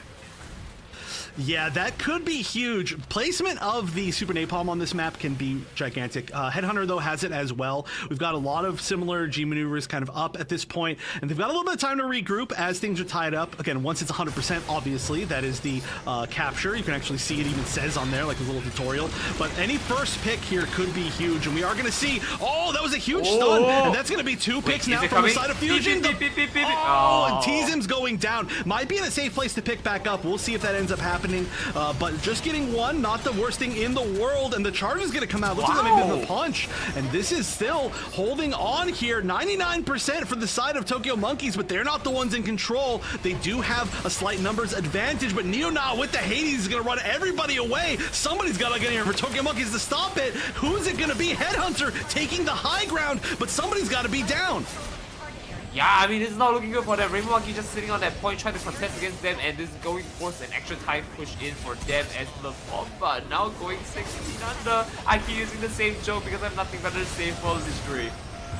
And this is definitely a point here as we are going to be taking it for Tokyo Monkeys, may I note. That was a point showing that right there that we saw the real VCY switch to Exia. A strange pick. We do not see that competitively almost at all anymore, but just getting this first point is gigantic. Now Tokyo Monkeys needs to do as much damage as possible to this core in the base of Fusion, and their first push is already going great. Only 2 members up. You're going to start to see that percentage go down. Once it's hit 50, it's going to be invincible for a little bit, but they look like they're in a position to definitely take it down to at least 50, if not potentially win this entire thing right here. Yunoki is low, but look at this, the core absolutely melting, and that is for sure going down to 50 at some point with 2 minutes left. The bigger question, as we're going to see 2 points on the board for Tech, or for, oh my gosh, for TM, will we be able to take down the last 50%? Look at that, 4G maneuvers available. They're just going to pop everything. I mean, like, they have the Hades up, they have also the gun tank on standby. Headhunter's already got a trans and out. Look at that, slowly pick by pick. And there is gun tank moving in. Unfortunately, gets knocked out just like that on the ultimate, but that's fine. Well, corner. Actually, really amazing job from the side of Fusion there. They shot the Super Napalm out of the air, and then they shot the Core Fighter out of the air. 2 separate players did it, but both of them completely denying the G maneuvers from the side of Tokyo Monkeys. Still, though, within that time, 35% left. This is, compared to how this map usually goes, this is a very good round for Tokyo Monkeys so far. They just need to trickle in. They do a little bit of damage. I'm surprised we're not seeing the Zaku 2 range, because at this point, that might be enough to be able to just sneak in and actually eventually get that little bits of damage. However, they are getting their picks. They're pushing back in once again. The Exi is gone. We're going back for the flyer, and if we can just even sneak in and do a little bit of extra damage, especially with high height or Hades, this could be enough. Oh, huge punch to stop the Hades, but that was already 50% down on the core. 15 left now, 10% left. They just need a few more shots. Tokyo Monkeys is getting cleaned up, but how do you stop it? You don't. And that is going to be a 1-round victory to close out the set. Tokyo Monkeys moving into the top 3. Oh, I already said I hated to see this match go down, and I really do, as we have to say goodbye to Fusion, a team that I really got to love after a while. But Tokyo Monkeys, they are looking fantastic on this one. So, with that being said though, we're gonna look at the stats real quick ASAP while we can. But, Chef, any thoughts on what your favorite play on that one was? My favorite player? I don't know if I have a favorite player. I mean, this was just so good from both teams. My favorite play, honestly, again, I don't even know if I had a favorite play. This was a really, really close match that all came down to who got the final 0.01% on that first point, right? Like, you cannot lose a round that you win the first point on. So if Fusion had pushed back just barely, it would have at least guaranteed that we would have gone to a second round here. Pushing it all the way down in one round is a difficult thing to do, but once that happened, it just seemed like Tokyo Monkeys was in such control. I know for sure Lux is going to be really excited that we saw the Exia. That's why we saw it in the highlight package right there, even if it was just for a moment. So that's going to be one big one, but I think this was a close one. That last game that led to this was obviously very close. It just all came down to who was going to win the first point. That's not up yet, but then I'll say my thoughts. I feel like the two plays that it stuck to my head. This one, I saw there was like gun tank solo at some point, just dropping everything onto 61% down. I think a single suit there. I love that one, and of course you did mention this. I didn't even catch this one. They did shoot down a core fighter and the super napalm. Now that one was really crucial, but unfortunately it wasn't enough to stop Tokyo Monkeys' onslaught. Yeah, it stopped it for a little bit. There was just so much time left. That was the problem. So, yeah, that may have been my play of the game. It wasn't a game-winning game. It was just a delay the loss a little bit Not further. The game-winning game? Well, obviously it wasn't the game-winning play because they lost. So, well, I mean, yeah, I guess, but they did stop them, right? Like, I would say that would have been devastating. Imagine a giant field of napalm there, and they're still going at it. That would have been so much faster. Yeah, I'm just saying, it was still an amazing play. It took a lot of really good aim, a lot of really good recognition, especially with the fact that Super Napalm's actual health went up in the last patch, or 2 patches ago, or whatever it was now. So it's a little bit more survivable. You got to hit more shots on it. You can't just kind of easily turn and just gun tank shoot it pretty easily. So, I mean, really great stuff. Again, Fusion making it into our top 4, but that does mean that our Asian team will still be making it. They're still going to be there with a fighting chance in the top 3. The big question, though, is who will they fight, because they've now lost within this tournament to both of our top 2 teams. But now here we go, the damage, we can take a look at it. Suraimu is going to be the one that's leading this one, just barely over Headhunter, but that Pale Rider looking really good.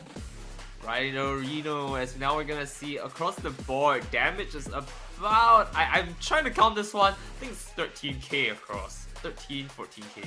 And, well, I mean, not too much to say here. This was a very fast round for the most part. We didn't see a lot of repairs because everyone was really going into the fray. And I think taking down suits were a lot more of a priority than getting your teammates up. If you were able to take a trade, I think that was definitely more beneficial. Yeah, this was, you can really see that, like, the damage was relatively close, right? A lot of the damage, I think, came kind of at the end, but that's why we saw 99.9 to 99.9% at the very end, and then, of course, that 0.01 went to Tokyo Monkeys, but this seemed like it was well fought. It seemed like all of the picks were working out pretty well. TZIM, you can see, pretty decently high on the damage for the team, I guess I would say. Just trying to flank around, and especially trying to flank around some of their longer range players that Zaku 2 range can do really well. The problem was once they were on the defense, Zaku 2 range might not be working quite as well, so we had to see some flexing from TZIM as far as playstyle, and that's just how things go. It was a really good way for Tokyo Monkeys as well to take advantage of the fact that they just got a little bit of momentum. They just ran with it. Right, I think now we're gonna wait it out here. I think we're just going to wait for our next round. Who are we going on to next round? That's the question I have before we go into it. Well, we will definitely be going to our only match that's possible, which is going to be our winners finals. So that's going to be Kamille is a man's name, and I am a man, and Asticassia. Yeah, that's going to be the only one, because now we're down to 3 teams, right? We've got the winners finals, upper bracket finals. Those 2 teams are going to play, currently both undefeated throughout the entire tournament, both group stages and in the bracket. And then the loser of that will be in our losers finals up against, now we know Tokyo Monkey's guaranteed, who has lost only to both of those teams once. They lost to I think it was Kamille. Yeah, they lost to Kamille in bracket and Asticassia in groups. So they now have their chance to get a run back. They were both very close games, but there's only one way to kind of re-earn your pride there, and that's to bring it all the way back. So I guess we gotta wait and see. I'm excited for this winners finals. Very, very excited. It's going to be one that I think is going to be for the books, because both these teams are playing really amazingly. Right, Chef, before we trade to a break though, I mean, out of these 3 teams, who are you rooting for now? I mean, like, who is your mainstay going into the finals here? I don't know.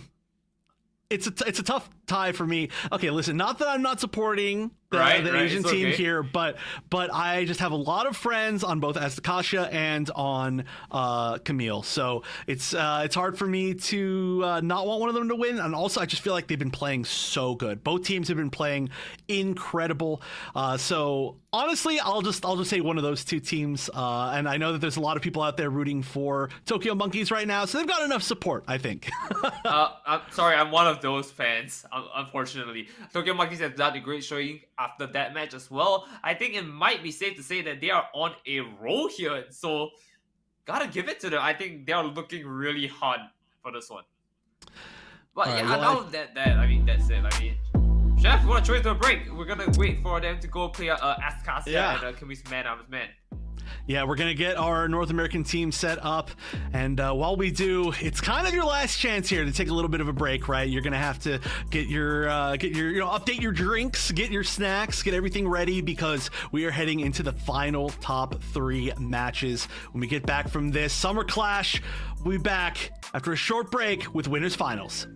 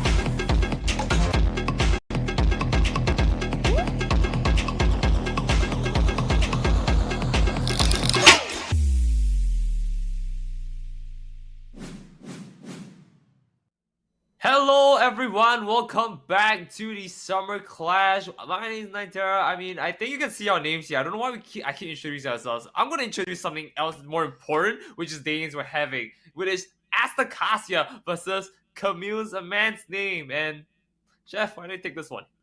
Oh, I'm so excited for this.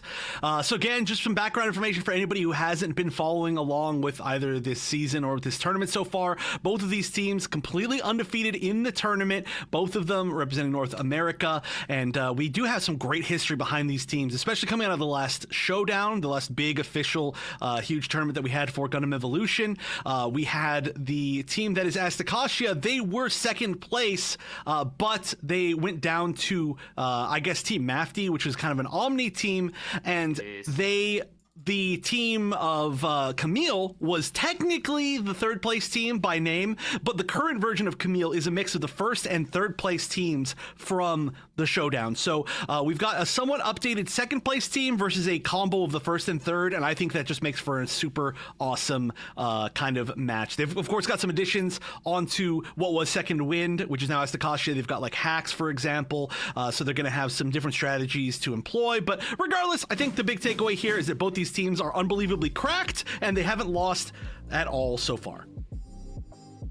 But we can definitely say one thing for certain, and that is that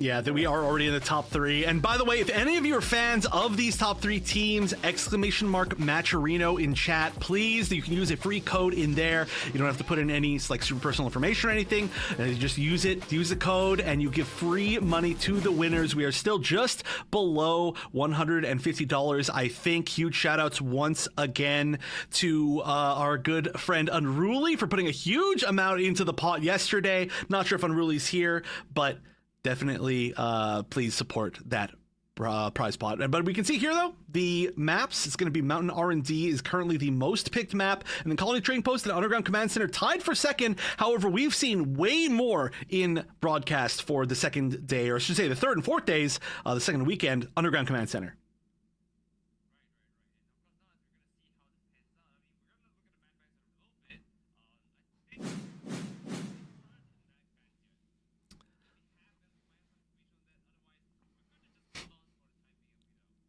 I feel like your gimmick didn't work because now I think your camera's frozen, but it is still a pretty good picture, so we'll take it. But yeah.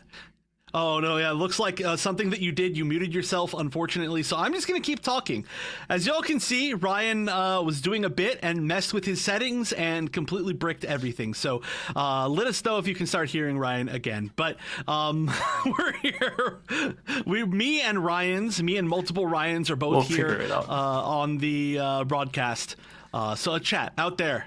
Who are you rooting for? I know that we've got a prediction going for who's going to win in this winners finals match, upper bracket match. Who's actually ahead? Let's see if I can take a look at this prediction. Right, I'm going to look straight up at the chat. Wait, no, I can't see it. Can you not see it?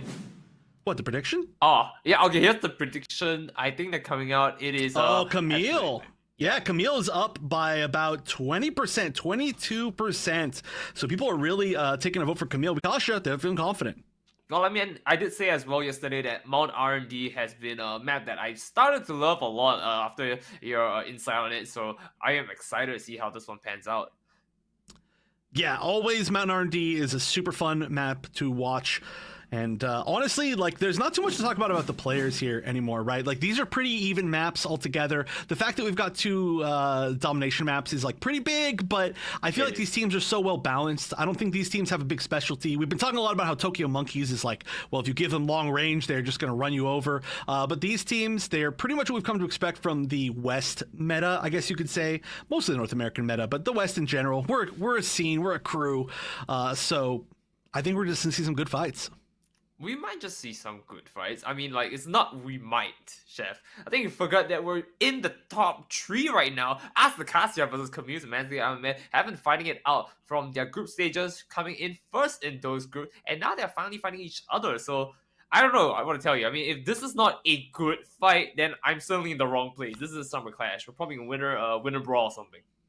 Yeah. I mean, with how these teams have been doing as well, the matchup is just obviously going to be really good. Now, one thing that I want to know is, especially the fact that we're now on 2 domination maps. We did see 2 domination maps the last time that Kamille played, when they played up against Tokyo Monkeys. And in each one, they actually had a different player playing the Susanoo. One of them was Gasman, and then, what was the other one? It was like, I don't know, was it Listic or something? I actually don't remember. But we did have multiple different players playing different roles, and it was switched out based on who exactly was, I guess, I don't know, available? I actually don't know why they switched it. So I'd love to know why and who they're going to be picking for the first picks. Yeah, Casino did confirm that it was Listic, yeah, that's right. It was Listic. I remember now more. My memories, I'm getting old. It's getting foggy. But killing it completely on Mountain R&D, and then they switched over to Throne Plant, and then we saw classic Gasman. But it looks like we're setting this up. It'll take a little bit more time for these teams to get in here. Mountain R&D is going to be our first map of winners finals, starting right after we get back.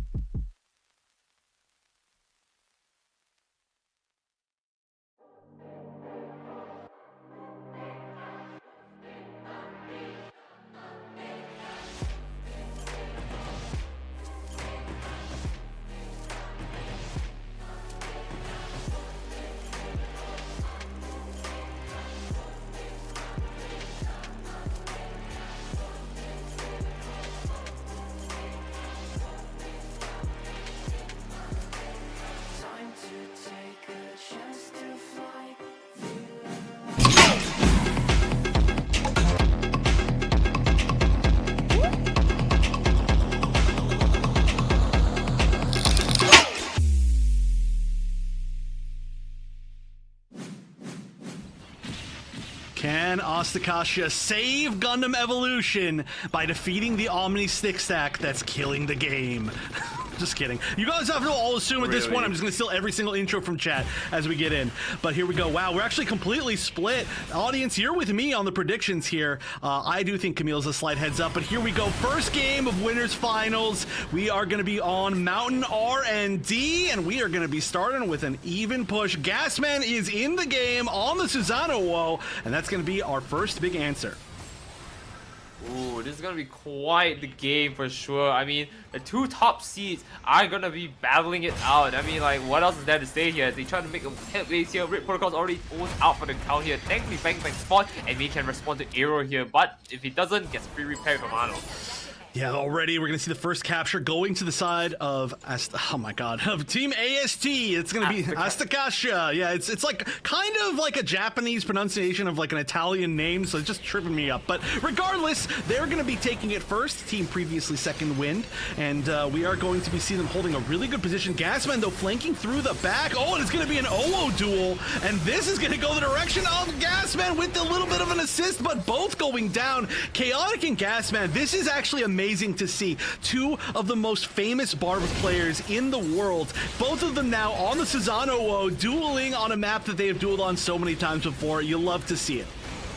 So who bonks harder, right? I mean, that's kind of game plan here. Probably getting knocked out of the count here. Wiki is taking a very, very nice position on here to see if he can make some plays. But never mind about that. Kind of just misses it all and just drops into the tunnels. Well, this is going to be a 100% of the capture going to the side of Asticassia. Oh my god. I'm going to write it down. I love this. I'm going to figure it out. Yeah, this is like the worst name of all time for me. It's not even that hard of a name. But they are going to be pre-positioning for B. That's the more important thing. They've got more picks than the other team. And yeah, you take over. I'm going to take a minute to just practice this name. To figure the name out, yeah, you know what? I'll get you covered on that one. As side B is going to be this literal death pit again. I mean, every time we see a side B, it's almost always in the center of the map, and it's just so many angles to come from. It's just not fair for anyone. As we look around here, Gasman is trying to find an opening here. He gets the first hit coming in, but knocked out of the count just like that. And we're not going to see anything coming out from him. As we see another retake here, pushing in for it. It looks like Cassia is going to be. Kamille is going to come in from that. See, Chef, I think it's honestly just a difficult name to say in the heat of the moment. Asticassia. It's like a lot of syllables, and it's very difficult for the English-speaking mouth. That's not Kamille. Oh yeah, well still. Oh, thank you. I see that Lux actually messaged me how to say it. Craze is in fact just making fun of me saying it incorrectly. But the point here that we should be looking at is that this is a very strong Asticassia game. I said it perfectly that time. They are looking to take 100% of both of the first 2 points. There's a little attempt at a recap. Red Protocol finally going down, but Listic, Focus, Profane, everybody now. I was going to name just a few of the members that went down, but almost everybody on the side of Kamille going down, and now they're going to have to fight for A and a lot more points. There's too much time. Oh, yeah, getting sniped out of the sky. But Wiki, this, may I note, has been an MVP Zeta player alongside real VCY so far this weekend. Right, and this is gonna hurt them a lot. I mean, like, they definitely want to take this win out from themselves because, I mean, they've been doing so well, and I hate to see them go down here, but you know what? Only one can come out, and Chaotic's now going to try and find his mark here to make his stand. Unfortunately, not finding it. Rolling through with 142 HP here, not too good. Wiki trying to take some hits against the stick, and he does take down Chaotic for the most part, but not staying in the corner here. Aero needs to have a little bit of backup if he wants to do anything. He needs a free repair for his teammates. One up here, and they're able to occupy A already so soon just because of the positioning they had early on.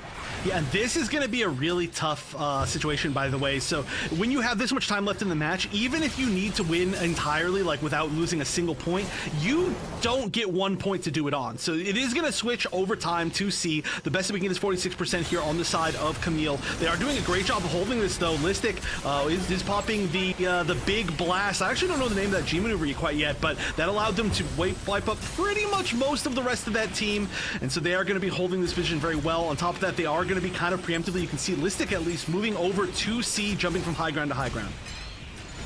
right? And of course, with that being said though, it looks like we are making some headways here, at least pushing it to 46%. They're able to hold it all the way, and I think they're just good to just give it up and go to C, right? I mean, like, they're doing fantastic. Asticassia has a strong advantage leading into this, and they can still position themselves just in time for it, but I think they're just opting to take a fight here.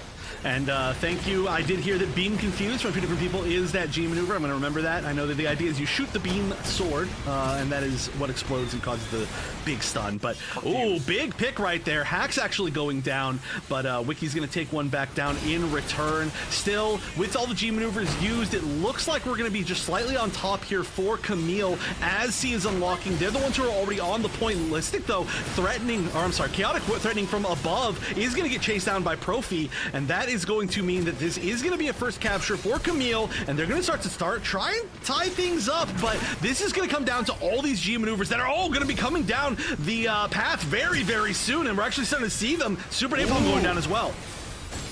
I love to see it as they go take a 3 out of the count here, and they're able to continue to make this push such a dominant lead. But unfortunately, it looks like Asticassia has got the point for themselves, pushing it close to 100 here. Someone needs to come in and contest. Axia, where are you at? Gasman is down for the count. They have to get someone down right now. They're just popping everything and stopping them all in their track. I saw 2G maneuvers countering that all the same, and there's just not much you can do from that. Yeah, it was a good attempt, but like I said, it really all came down to who was going to win those G maneuvers versus G maneuvers fights, and they'd built up so much on both sides, and it really came down to the fact that there was honestly just such already an early lead from Asticassia. It felt for sure like Kamille was fighting back in there, and we do see that sometimes where it's a little bit of like a rough start for a team, and they're like, whoa, hold on a minute, we just got to get used to this, I guess this kind of like aggression, get used to how the other team's fighting. We can see the damage here. Amano, real MVP of kind of the entire season, I would say. Always an incredible shooter, leading the damage for the entire game. Not gonna lie though, Exponent has definitely made some waves here, ensuring that his team has a way to go in, still doing enough damage to assist the team and make his team look really good at the sidelines as well. I mean, getting a few picks here and there, also allowing them to hit so much damage out so that the rest of the team can pick it up. I saw Wiki coming in with a few of their own, like just a one taps in, and that's a lot of the help coming in from Exponent to being shown right there. Yeah, the fact that they've been able to follow up is really good, and it's really interesting, may I note, the comp that they've gone for on the side of Kamille. No casino, when we actually do have a Dom. I was going to say Dom usually very, very good on this map, but now Listic switching over to the Dom, going to be switching off of that Zeta. Yeah, we got the pink, we got the strawberry milk, oh my gosh, Pale Rider, that I would say Toto is well known for, but let's see if it can carry them back to a tie in these rounds. Let's see if we can get it. I want to see camera onto that strawberry milk on that side there. I mean, it looks really good to see, but in fact, it doesn't matter as we see them trading back and forth here. Listic just going ham all the same. Wiki trying to stop them from coming in all the way. Amano pushing in his team to try and pull back, but Listic still hunting them down back and forth as Focus cracks that red protocol. And now it looks like they've got a free one for themselves here. Yeah, the Pale Rider battle in this particular game is huge. Focus and Amano, both just incredible aimers, and both of them have been like leading damage pretty consistently, and the Hades that they're going to be building is also just gigantic. Hades is very effective on this map because you're always going to be in that kind of mid-range that you want to be, so yeah, that's going to be a big portion of it, and also which flankers can get behind the other team and take out their Pale Riders before they get all that damage in. But like I was saying, Kamille, they look like they found their way back into this. They're holding the majority of this first capture point. We are going to be going back down to B though, which can be a much more chaotic spot and much harder to rotate to and from. Right, and of course as we're seeing here, let's look at the capture points here as we have 36 to 0.4%. I mean, I gotta give it to them, but it's not looking good. Focus needs to get a little bit of healing here, and otherwise it's gonna hurt them a lot. But everyone is already standby here. They're already in position for side B, but again, this is a really weird point to kind of like, prepare for. I always feel that same way after yesterday, so what can he do here, Chef? Yeah, it's awkward. Sometimes if you pre-position on B, you just basically set yourself up badly. So yeah, it's usually just a brawl. But Focus popping the Hades. Get shot at, get shot at. Nothing's going down with the Hades here. Focus not allowing them to go out there, and that's 2 for the side for the Hades. Just one G maneuver alone. Yeah, I mean, at least being able to pick up the one and break that shield was really, really big. But this is going to be people going down on both sides. Hack's going down. Wiki the only one up. This looks like Kamille again getting this first initial capture. capture. But like we were just saying, the initial spot that you're at here can be kind of rough. You can see Listics moving forward, placing some mines on their main entrance, but that may not be the site that they enter from. You can actually see a lot of the rotations here from Asticassia is going to be trying to attack from above, and that is usually a lot safer. Oh, just oh no, you're being confused. I love that. I don't know how many people it actually hit, but I mean, you kind of had to go that blind, and unfortunately, it doesn't look like it hit all that many people. There wasn't that much of a follow-up. They're going to be trading 1-for-1, but now the cleanup is actually happening with X-Men, Red Protocol coming in, taking out Profi and Listic. Amano, though, still holding on tight, too, and that's going to be a recapture, but only for a few percentage. This is still a 50% lead overall for the side of Kamille as we're moving back to A. This is gonna be really interesting here. They do have a little bit of time, just under 3 minutes, but score has kind of like pushed up. I don't want to say like even here because 20 to 70 is not even, definitely. I mean, I know my math numbers here. Yeah, not quite even, but we also saw how, I guess, possible you could say it is to be able to kind of make a comeback here. Especially now we're going to see the first point taken, or the first capture of point A. Yep, taken from Asticassia. Super Napalm's going to come in. Not going to really get that much. Going to space out a little bit. Gasman getting all that extra shields from taking members down. And just going to continue with this offense, but trying to deal with the Trans Am opposite, with Susanoo. Not the easiest thing in the world. Still comes out slightly on top. This looks like this should be a retake. It already was retaken, and now, yeah, how far can you actually chase? Not that far. I guess man's like, if I got the full combo, maybe, but we did what we can. We can at least make them run away and have to heal as the pizza is charging. Oh, we're not gonna see that. We're not gonna see like Gasman going in. Oh, well, I guess Aero is gonna be our next target here. We're gonna see how they're gonna take this round out, and they took shot at all the way here. Amano taking a full bullet to the face here. Yeah. Just punching it out, 98%. They need someone to go in here. They just Chaotic just jumped down. That's not good. That's not good. They are going to extra time and they need to make something work here. Another one down, and this is going to be it. Ooh, you know what, Chef? Call it out. Call it out. This is your team. Well, I mean, hey, that's tied rounds 1-for-1. And honestly, both victories have been kind of similarly dominant. So I think whoever's going to be taking kind of the early lead in this one is looking at, again, to kind of be running away with the entire thing. But I'm glad that we're seeing this close. I'm glad that this is going to be exactly as close as it has been. You can see the damage here. This one definitely overall in the favor, honestly, of Asticassia. But they are really just still being led by Focus by quite a bit. So like I mentioned, the Pale Riders, gigantic here. How well they do. A 5,000 damage lead from Focus over Amano may have been the overall difference in just being able to take this round. You caught me at a really bad time. I was drinking water. But yes, indeed, you're absolutely right on that. They are going to go in for the last point here to seal the deal on who wins round 1.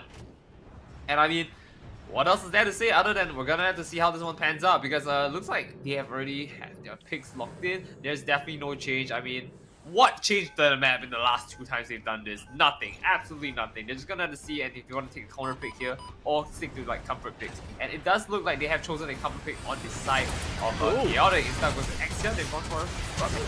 So we've changed a few things around, actually. So we are going to be seeing, I mean, still Listic on the Dom was a change that happened last time, but Amano currently on the RX-78, and we're going to see Hacks on the Pale Rider. Both of those players already going down, I think, pretty quickly. I think Amano went down, but regardless of huge amount of the members of Asticassia going down, still 5 seconds until B unlocks. There is a chance to make it back, but Gasman flanking in from the top, just trying to get a little bit of damage. That's the nice thing about Susanoo is that you can kind of see whether or not you're going to get to pick before you have to fully commit. Here we go. I mean, it's very nice coming in from Gasman, just going hit and out of there, right? Hit and run, just going in, putting damage out, going out, and if he doesn't take any damage, he's basically scot-free. He went down scot-free with so much gain again and again. Again, see, look at that. Another one down for the team, and he's able to make it out. Charges it up once again, he's just waiting. And they're already at 20% this time. I mean, Confused Man, Name Out Man, they have something going for them for this one, and I don't like where this is going for the side of Asticassia, as they're not able to push in right now. Look, again, baited switch, and that's another one down.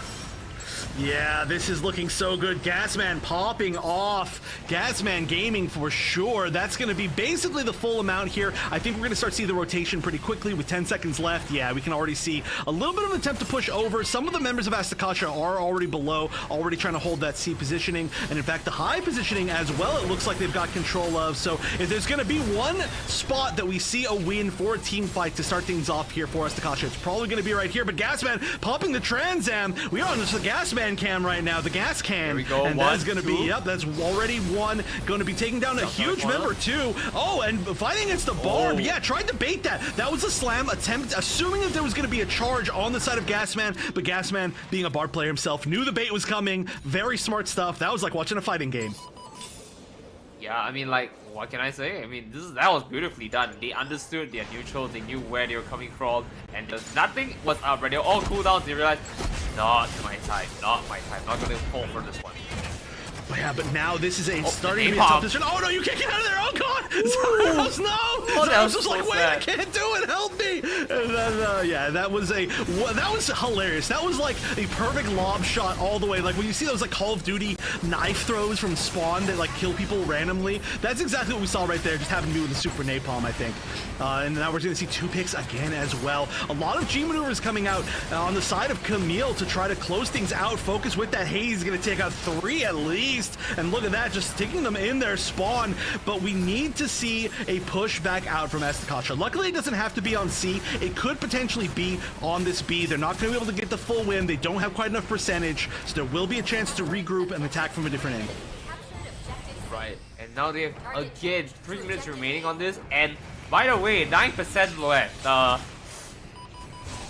I've got no words for you on this one. I mean, Kamille's man, they're looking mighty strong on this one. It's commanding lead here from 91.1%, basically 90% up there. Because all they've got is the measly 0.5% contest. If the universe pops out, they get a 2 here. But like, what's that gonna do for them at this point? I mean, they've just gotta wait it out. Ooh, Hacks might go down here as well. Yeah, that's going to be a lot of resources actually down on the side of Asticassia, and there's only 8% left. They're not going to have time for everybody to respawn. There needs to be an attempt to recapture, or at least somebody who can stick on the point here. It's not quite a perfect, but less than 1%. Can anybody even get close enough? Yes, it looks like we're at least going to have one person. Profi coming back in, trying to stop, but this flank is going to be huge. The shotgun can do a lot of damage unless you're the one who gets cut up by Chaotic. On the other side, though, Gasman is shutting down just as many in the melee versus melee fight, and only Red Protocol left. Not going to be back in time. Game 1 going to Kamille is a man's name, and I am a man. I mean, Asticassia, as you were said, they were basically tapped out on resources. They were tapped out in terms of like their suits because they're straggling in on top of the fact that they didn't have time, right? So basically that was it. They were gone from that game for the most part, having given them a 91% lead. I mean, if I really want to do the math here, I mean 90%, I mean, I'll give them the benefit of doubt that maybe they have a round up for 1%. 90% lead? 3 minutes? What can you possibly do but just hope and pray that they did not get any more leads from there, and it just didn't work out from there. They were straggling in, and that was it.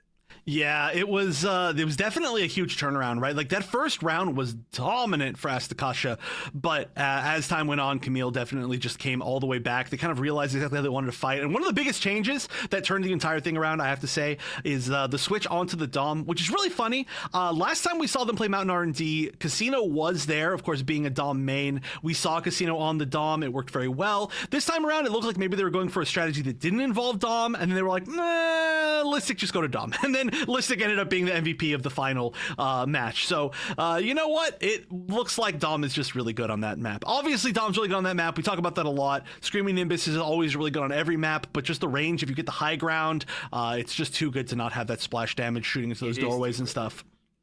But we're gonna see how that goes. Chef, I mean, predictions on the stats. I think this one is interesting. I gotta give it to you. I mean, I want to say Gasman, but part of me thinks that's not gonna be him. Yeah, I mean, melee suits usually don't look super good on the stats unless you super pop off. And I do have to say, Gasman was definitely popping off for a good amount of, especially the second 2 rounds there. Honestly, just the entire game, Gasman was really showing off. So that's always good to see. But as far as damage, yeah, I think it has to be Focus. Focus has been... Ochi the Glock. Yeah, That's what I'm thinking. I mean, yeah. Honestly, like I said, the Pale Rider damage, it means a whole lot on this particular map between these two particular teams. There's a reason why a lot of our like meta is based around the Pale Riders, and it has been for a long time. There was a point where Pale Rider was like a little bit less used, but it got rebuffed again, and so we it's kind of like, I don't want to say always protect the president with Pale Rider, but it can be that at points. And we can actually see the damage here, really high damage, but like you said, focus almost 10k above anybody else. Jeez. And I mean, I guess that kind of proves that, you know, we know our stuff, right? I called the focus, you believe it was the focus as well, and well, lo and behold. But I mean, again, we were talking about how Gasman is not gonna have the stats, but looking really skilled, almost basically matching out with the top of the players here, right? The K is non-nostalgic. Yeah. I mean, that is you. Okay, so again, you know, when we look at melee suits, especially Barb, but really any of them in general, like where we see Chaotic at, that's pretty good, right? Like that's like you're not doing bad. It looks like you're doing bad if you were to just take it at face value and like cover up whoever who's playing, but that's just how melee suits look. They get through shield units, they get their individual picks, they don't do a lot of damage with it, and then they possibly trade off. But Gasman, the fact that he was actually able to kind of even up the damage versus his team, that is like an MVP performance for sure. But of course. Yeah, I mean, honestly, again though, you can't really say an MVP. Everybody was really good on both teams. I also feel like maybe we saw a few too many shifts at the very end to try and kind of change things up from the side of Asticassia. I hope they do settle down a little bit more based on what they've seen in the next game. I think you're right on that one, but I don't remember what the next map is. Can you refresh me on that, Chef? Maybe we can see where we got it. Was it? Yeah. Oh, you know what? I just remember. It's probably the easiest pick, right? It's the one where everyone picks, probably. Well, it's been at least most picked in the tournament. I'm not sure if on broadcast, but Colony Trading Post will be the next one. So we're going to get a little bit of a break from domination. And if we get to go to a game 3, we're going to see another one. But at the very minimum, it will be a considerably slowed down match this time, which I'm glad to see because I want to see all these teams playing at pretty much all the different ranges and all the different paces. And we're going to get a chance to see that. But first, we're going to be setting them up. So a short break as the players get into the lobby. You're not going to want to miss this. This could be our first team getting sent to the grand finals, or it could be a team tying it up right after this. In the world, both of them now on the Susano dueling on a map that they have dueled on so many. Listic though Chaotic threatening from above is going to get chased down by Profming down the path very soon, and we're actually starting to see them. Super Napalm going down as well. I love to see it as we go take a tree out. I want you to come in and contest. Axia, where are you at? Gasman is out for the count. He's here. Focus not allowing them to go out there. And that's 2 for Cypher and Hades. Just one tree maneuver alone. Super Napalm's going to come in. Not going to really get that much. Going to space out a little bit. Gasman getting all that extra shields from taking members down. And just going to continue with this offense, but trying to deal with the Trans Am. What's that going to do for them at this point? I mean, they've just got to wait it out. Ooh, Hacks might go down here. Damage unless you're the one who gets cut up by Chaotic. On the other side, though, Gasman is shutting down just as many in the melee versus melee fight, and only Red Proto...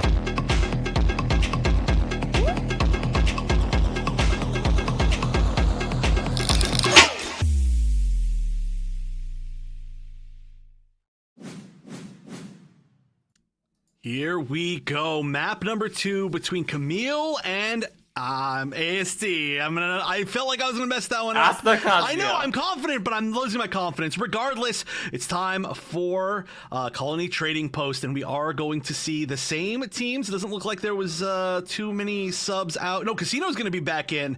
So now that we see a switch back in, I want to hear some of the initial strategies coming out from Team Kamille, as they're gonna be ready to go on the attack first here on Colony Trading Post. Ooh.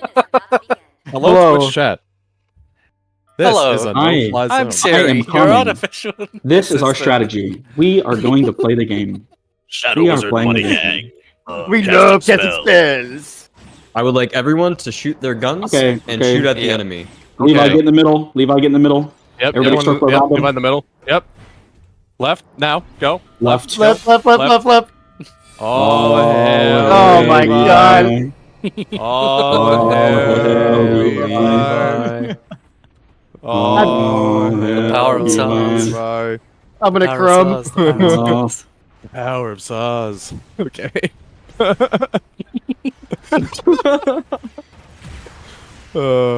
We miss you, Dave. Here comes. Real. This is a friend diff. Watch for Molly. Yep. Okay. Okay. Alright, I'm going. Walking Dave, main. Zeta main. Watch for Splasher. He missed most of his beam. Ash's waypoint right now, flying over. Yeah, beam should be up in a second. There's 4 on A. Hi, boy. Oh, I'm low. I got immediately I'm already beamed. You got lower. big molly, big molly though, big molly. Saz half. Ash weak. 3 seconds of molly. I'm gonna stop Yeah, just be annoying. Just be annoying. I'm wrapping around. Ash 1. Ash low. I'm taking left after this. Yeah, I got a pick. I'm low. I need heals, focus. Okay. I'm pushing underneath. I got bomb. We got bomb. No, nice. Gun on 41. I gotta back up. Got him low. Yeah. They have Looking health for you back. guys. They have health. Data 1. We have height. We have all height Yeah, right I'm now. trying to get out here real quick. I'm getting up top. Got him below. Look at me at height. Two me, 1 HP. Zeta's low. Zeta flag waypoint. Zeta waypoint. Okay, coming. Got him. She's one main, behind got you them. guys. You need help? Gasman? Oh my God, he melted me. needs My help. bad. Bomb. He's off. Get him I'll up. try and Get him fly up. away. Get him up. Yeah, I have way. Okay. Good come. Heard. Alright, I'm here. I'm back Ash height. main going ramp. Careful. They That kill got Ash the tunnel. left. No, Okay, they don't have Push time. them, push them. Push that. Yeah, They don't have out. time. Look height. We need to push. Yeah, we I'm just shot just him. gonna turn around. I stuck one. One dead. Nice. Wait. Oh, I was gonna say wait to kill him. Walk through him, boys. I'm pushing it. These guys are idiots. Can we never get a listen in with them again? No, I'm just kidding. Honestly, That's a good win. They got wiped as we said that. I think that was their punishment. But wow, what an amazing first push from them. That was so well coordinated. And also, they're definitely listening to stream, so good job. Wow, Arrow actually going to pick up 2 kind of in the meantime. Getting a little bit staggered, though. They're going to have the really nice spawns. I do think though that push is huge. I was gonna say at the start of this match, we have not seen the second point on Colony Trading Post yet, but we are finally seeing it for the first time, and we barely even got a chance to get out of that listen-in for that to happen. Yes, and with the Trans M on standby now, can you make the play against 2 other team maneuvers? That's what we're gonna see, and they're gonna continue to hold this lead. Hades up on the tower now as we see them go in. Trans Man again. You can do, you can say words, I'm sure. I'm confident in it. But, yeah, we are going to see most of Team Asticassia getting wiped here. This should be a, oh no, never mind. It should be a waypoint take still, regardless in the end. That was a nice little just kind of counter retake for a split second, but that is a little bit of a stagger, and that means that this is probably going to be a plant on the second site here. Usually you're going to be going for B most of the time. It is pretty hard to defend that if you can get it down there, and especially with the momentum that they have, I feel like that's going to be the case. Gasman gonna close out one more. Actually, no, that was Casino getting that hit, who I mentioned earlier got subbed back in, and this is gonna be a nice, safe plant here. Nobody really up. The punch is available from Red Protocol on the side of Asticassia, but aside from that, they're not really resource heavy. I think they're gonna have to wait for Chaotic to get that Trans Am back up to get this take back. Sazabi has popped his G maneuver. We're gonna see how the tank plays out now as we do try and go in. Hades pop. We're gonna take a fight here. They do take 2 on the side. Chaotic come in and try and make something work here, but Gasman gets out clean here. Chaotic getting punished for that. Gasman is seriously popping off today. Like, unbiased. I know that Gasman is the homie, but really, this is amazing Susanoo play, and that is going to be a huge amount of time already on this bomb. There's one counter push, and they've only got one single G maneuver even in sight. That's going to be Chaotic. Chaotic's going to have to be the one to make this comeback. Pushing in through the side, going to maybe take out Casino, going to at least push towards the second one as well. This might be what they need. That's going to be a huge number of picks. They're going to have to do one more hit as the Mega Charge is being disarmed. No! Being shut down just in time, and who else but Gasman to turn it all around. Gasman and Arrow closing that out as the only ones I think that were up or at least in position to stop that from being a disarm, and that was clean. Clean as it ever be. 2 minutes 45 in the half here, and of course that just means all they have to do now is ensure they don't get a 2. Yeah, this is going to be really difficult because that was, a lot of extra time. But yeah, that combo right there, Arrow with the G maneuver. And look at that. You can even see leading the damage too for that first round. That was incredible. That was just I really thought that was going to for sure be a disarm. The numbers advantage was so bad right there, but that was just great coordination. I mean, having 2 players that are coordinated like that as the flankers and the last one's up, beautiful. And so we are now potentially on a spot that is, I mean, it's definitely match point, but it's a very tough spot that Asticassia is going to have to fight back from if they're going to want to stay in this. Otherwise, they're going to be moving down to our losers finals to take on Tokyo Monkeys again. Kamille looking great to move to grand finals, but Asticassia definitely can fight their way back in this. I'm gonna hope to see if they can make something work from this one. I mean, Asticassia is definitely the team that everyone has been rooting for. I'm rooting for at least, so they at least have to put up a 1-1. That's all I'm saying. Yeah, they, I mean, I definitely think that they can. I feel like this is going to work pretty well for them on attack as well.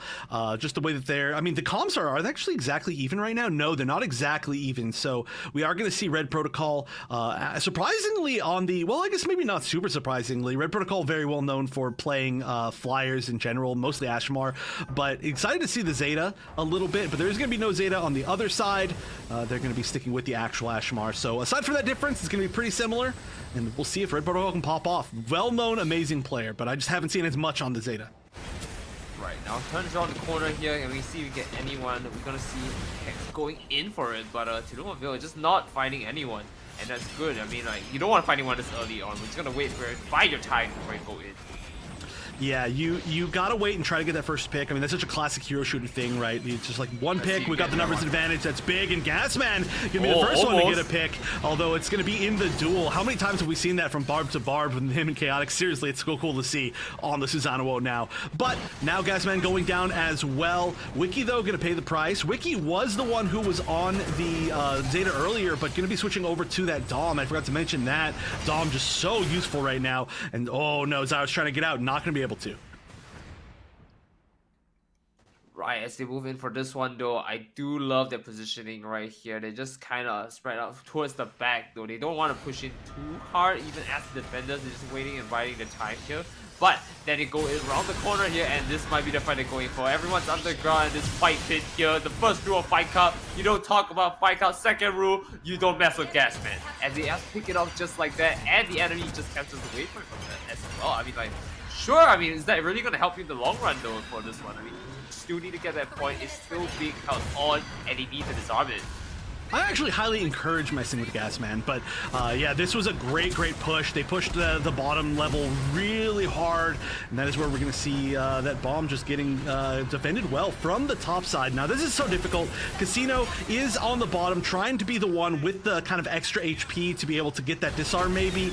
They are going to need some more picks than that, though. Wiki with the double kill, and this is going to be, I think, yeah, especially with Chaotic being able to defend this. I'm not sure how we're going to see this actually work, but wow, gets picked picked immediately from the top from Zyros. There is barely a chance here, and yeah, I don't know if anybody's going to be in space, but no, that's huge! The G maneuver from the Zeta!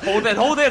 They still have a chance to disarm it, and they Hold it. Nicely. Wow, if that had happened literally a half second later, that would have stunned them to a point where they could not have restarted, I think, the disarm. I'm pretty sure that's exactly how that would work. That was almost amazing. Restarted, but it'll get disrupted, right? And that's gonna hurt them so much. What an axe throw! Can we talk about that real quick? No, Exponent. Yeah, I mean the axe throws from our great Sazabi players have been so good through this entire tournament. But yeah, no, I don't think they would have had time to restart that. So now we've got to see the plant go down again. Still choosing for the bottom bomb site. Usually we see a lot more people, I think, push for the top. So this is an interesting choice from the side of Asticassia, the toughest name in the universe. But Profi getting hunted down by Amano. However, the backup from behind, very nice. That's going to be Arrow on that defense. Gasman trying to snipe somebody out of the air with his own body. And it's working pretty well, but at this point, there's still not enough picks for them to be able to get that disarm. Gasman was just a little bit too low here. Even with the amp, it's not great for him to just stand in there, and that's not good. You still see Profi going down for the count here, and this is not looking good. Once again, it's this weird position. Again, even with that amount of push, it's just not enough. They need a G maneuver or something to just try and give them a tie here, like a little bit of a push. Axe has the G maneuver on standby though, and that might be what they need to make a push. Just get a regroup real quick here before they move in. Ooh, well, yeah, they honestly might just have enough. We might just be holding on to that to push towards B. I don't know if anybody's even close enough to the point. No, it's not. And so, this is a great push on the side of Asticassia. They're going to have a good opportunity. This is a very, very important G maneuver for this spot. Same thing with Punch. If everybody's grouped up right here, you can see the axe using the classic skin as well. I think it might have caught 2 people, just barely. And we are going to see the push through. However, some counter picks. Hacks going down, Exponent going down. Now Wiki is a third. It looks like this push may not have been it. He's waiting for opportunity, finds it. Oh wow, chasing him down. Where are you going? And unfortunately, that mosquito just kind of zips by. Yeah, that is a really big advantage, though, of Susanoo over a lot of the other melees, is that you can chase people really far trying to get away aerial, just because the pizza, the disc, it does do such a good job of catching people in the air, and then if you can aim the orb. Here it is. That was big. Being confused. Yeah, we see at least one of them, one hit connect, but I'm not sure exactly on how many people. This, though, is going to be a return counter wipe once again from Kamille. It looks like the G maneuvers that have been used just haven't gotten quite enough mileage. I mean, they do hit their marks, but like whether or not it pans out to be something that's really like you said, like they get their mileage worth. Yeah, you're right. It's not getting a lot for this round at least. Yeah, they like I said, yeah, they just aren't following it up. Maybe I think it's the best way to put it. But regardless, here we go. We see Chaotic here. Everybody's back to full. Amano and Chaotic both have G maneuvers, and there's none on the other side. But I just don't know if they're going to be able to get the opportunity to follow it up. Yeah, now with 2 members down from Asticassia, they're going to have to wait, I think, for even one more push. Amano's probably going down as well, and this might end up being close to a full team wipe at this point. Yeah, Gasman chasing all the way down. Oh, did he just miss? Just not high enough? Oh, that's such a shame. Oh, I don't know why that came out of me, but we're gonna go with that, alright? Anyways, Zyros holding on to with the punch almost up here. We're just waiting for a little bit more before we get it up. But in the meantime, we have 3 other G movers on standby waiting for it. As we do see it pushing forward, trying to take a fight here. 1 down the side, 2 coming on the follow up, and 3 with help from again teammates. Oh, but Focus turning around with 2 picks, and then 2 more from the side of Kamille, and that is once again basically a full team wipe. This is looking like a nearly impossible situation. The Hades popped on Focus just to take down Exponent. That might actually spell GG, because there is now going to have to be a 5-person push. You not only have to take this waypoint, but you also have to plant the bomb, and that is a really far run away. You don't have time to wait, I think, for Exponent to come back fully, but I don't know. At this point, 30 seconds. I mean, I don't know if you have a chance. Okay, this is going to give a speed boost. The Screaming Nimbus is going to be huge for this, but can it get enough? No, 3 picks in return. 4. That's going to be nearly a full team wipe. Wiki, the only one left. Going to have to try to get the bomb down, but at this point, what are you going to do? There's no chance at this point. Everybody's running back. That's going to be the game and the set for Kamille. I gotta say, I mean, like, there was one added advantage to them getting wiped like that, and that is that we ultimately grouped out, but it's just so far. I mean, like, how are you gonna travel all the way back there? It's just gonna hurt them so bad. Kamille's a man's name. And that man takes this one down for the count. And it looks like they're up with the 2 points here, making them their winner finals winner. That's right, heading into grand finals. We see the Strawberry Milk Pale Rider from Focus.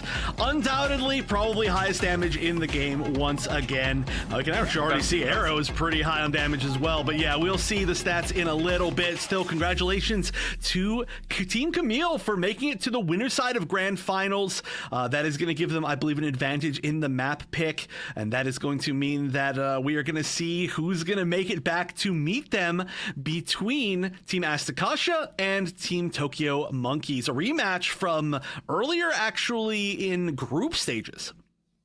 Right. And of course, as we take some time to wait for the stats to load in, I mean, it was definitely a very, very tough fight for them. I really love to see how they all played out. And I mean, like, damn, Tokyo Monkey is gonna have a really tough fight against them for Kamille's a man name if they really go up from there. But he has to take on Asticassia first. And as we've seen, Asticassia is still no slouch on that one. Yeah, wait, why is everybody saying F in chat? Hopefully the stream's still good. But yeah, this was honestly just such a well-coordinated game from Team Kamille. They are looking so good. I mean, expect this to be a close match, and it was a close match, right? No complete shutouts but in both the maps that we played. But I did expect that there was a good chance we were going to get to a game 3, and it didn't quite get there. The shutouts did happen like on the second points or in the third rounds, and then it seemed to be a pretty dominant overall experience, I guess one would say, for Kamille. So now, yeah, like I said, it's going to be a rematch. I'm really excited to see it. I'm really excited to see the stats as well once we get to that, because like I said, when teams are super even, it's really interesting to see the damage differences between, okay, we're actually not going to chance to see it. That's okay, though. So, I mean, again, I'm assuming that probably Focus was the top. Maybe the players will see it and they'll tell us. But yeah, this is honestly looking like a really strong version of what many would call like a version of the Omni team, which can consist of like 20 different people at this point, but it's looking like a very well coordinated one, and also switching out. Hold on. We have the stats, but it's not from the very end of the game. It's from about 19 seconds before that. So just give us a moment to get that up. Production is a lifesaver. You gotta thank them for this. They found a way to pull it through. They found a way. Yeah, well, yeah, that's good enough. Good enough, at least. We'll take what we can get. We'll take what we can get. Oh, Focus says Arrow is golden damage. That's actually super impressive. Golden damage on a Zakutu range. That is not the most common thing in the world to happen. But like I mentioned, for anybody who hasn't been watching this game since its release, basically, Arrow was really kind of the first player, or one of the first players to really use Zakutu ranged, even when it wasn't meta. So it definitely one of the longest tournament Zakutu ranged players for sure. There might be a few others, but Arrow's definitely the one that pops out to me the most. So definitely one of the best in the world at the suit. Pretty free. Someone grab his walking cane here. I mean, that man is not just the senior, he is the master. You go to him, you know, he's the guy you at the end of the mountain, you climb up and you're like, teach me, Sensei.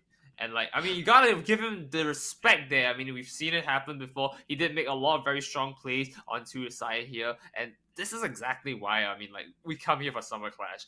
High level plays all around the board.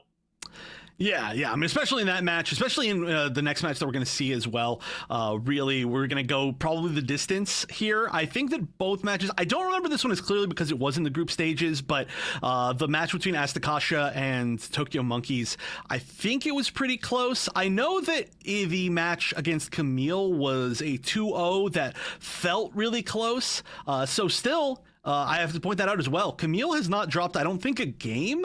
Did Kamille drop a game in group stages? I actually don't remember. I only saw some of it, but I believe one of the teams did. One of the top teams did.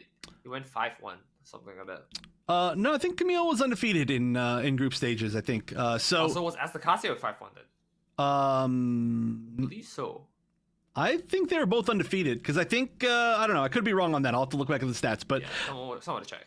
Yeah. But regardless, I think there's a chance that maybe they haven't lost the game, Kamille, yet, which is huge. Not just like a set, but like a game, not a single game. Oh, that's right. It was only a single game in the previous one. So I think. Oh, there's the stats. Yeah, we can at least look at the stats while I'm fumbling around trying to figure stuff out. But Arrow, oh my goodness, 35,000. Relax, 9.5 KD on the Zaku 2 ranged. Disgusting. I mean, that is the, I would say that is the prime word we want to use. Disgusting, definitely. We're gonna look at the other stats that, across the board, though. Chaotic and Gasman is, you know, the wild card here that we gotta look at. I mean, they did fantastic going in and slaying. Gasman is definitely putting his, you know, his sword where the suits are, to say the least. Wiki is another one I want to look out for, but with 26k damage, I mean, I thought he would be doing a little bit more, especially with how much he was skirmishing as he was flying out of the air. Yeah, well, the Wiki switch over to the Dom was really interesting with Red Protocol switching over to the Zeta. It's just some interesting switches overall. I know that we've seen, I would say, I mean, I still think that Wiki, and it's probably Wiki and then the real VCY have been kind of the strongest Zetas that we've seen, but the flexibility is really good to have, of course. Like, sometimes you just gotta have certain suits. Dom is in, I think, a really good place right now. Obviously, we see a lot of the good teams using Dom, but just especially because we are seeing a lot more Screaming Nimbus's every single game, so I like the strategy, I like the shift. We just, unfortunately, didn't see it quite work out. Yep, unfortunate, but GG's across the board. This match was definitely not an easy one to like talk about because it just kind of means that they're going down to losers here, and like there's a chance it could be knocked out now. But at the very least, we are in our top 3 matches, so you know, getting knocked out here is something that you can still be proud of, right? Your top 3. Yeah, that's saying something. Yeah, without a doubt. By the way, we did break $150 in the prize pot, so thank you to everybody who chose to use the codes. I believe there's still some codes left, so again, ! Matcherino in chat.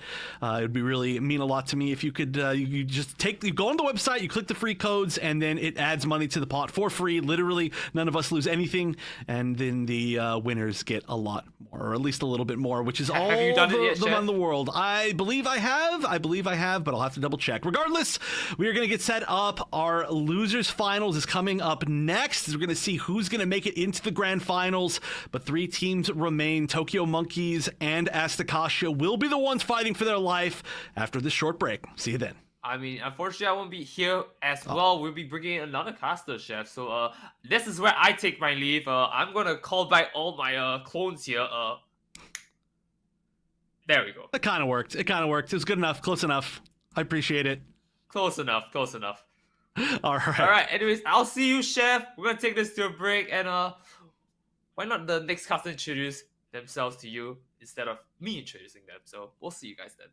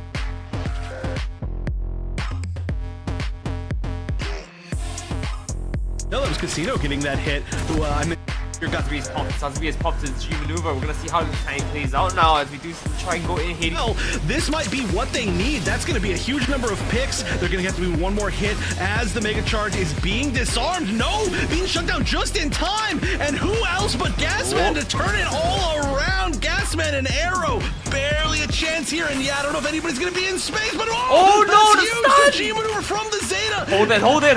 They still have it. That was or rather, they almost amazing. Started, but it'll get disrupted, right? And like that's gonna hurt them. So what? And with the M, it's not great for him to just stand in there, you know. And that's not good. You see Profi going down. This time we have 3 other G movers on standby waiting for it. FPVC pushing forward, trying to take a fight here. 1 down aside, 2. Gonna have to try to get the bomb down, but at this point, what are you gonna do?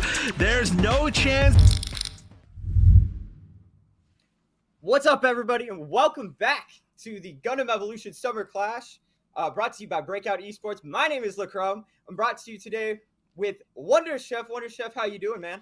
I'm doing great. This has been such a good tournament so far, and we're down to our final 3 teams, the lifeline for 2 of them in losers finals. I'm so excited. Have you been have you had a chance to watch much of today?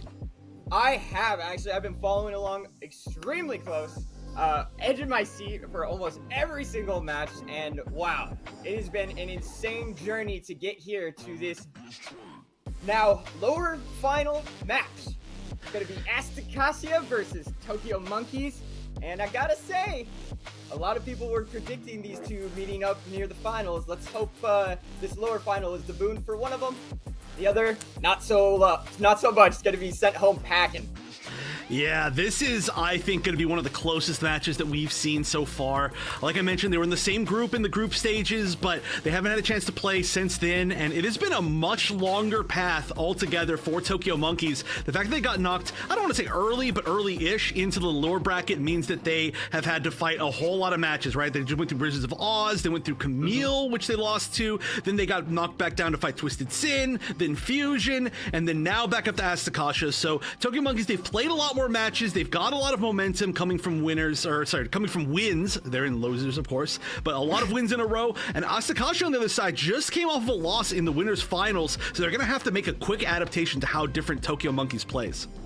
Yeah, it's gonna be a different style for them to face, but I feel like they've kind of seen Tokyo Monkeys a lot more, and they're kind of ready for the that brute force kind of in your face style that Tokyo Monkeys brings, especially with that gun tank. I mean, Lee is just going crazy. Lee is going ham with that gun tank, and it's amazing to see. Just what was he, 1,000 shy of 75K on that UCC match? That's wild. Yeah, I think there was a match too. I think it was the same exact match where it was almost 100. The overtime match, almost 100 kills, which I don't know if I've ever seen.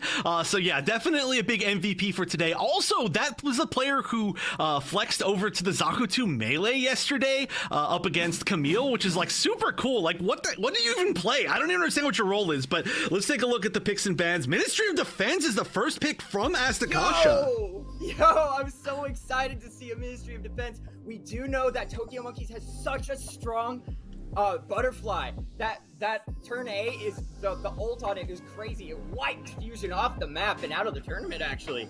And so, like, just knowing that, what do you think Asticassia is gonna have in store for them in return?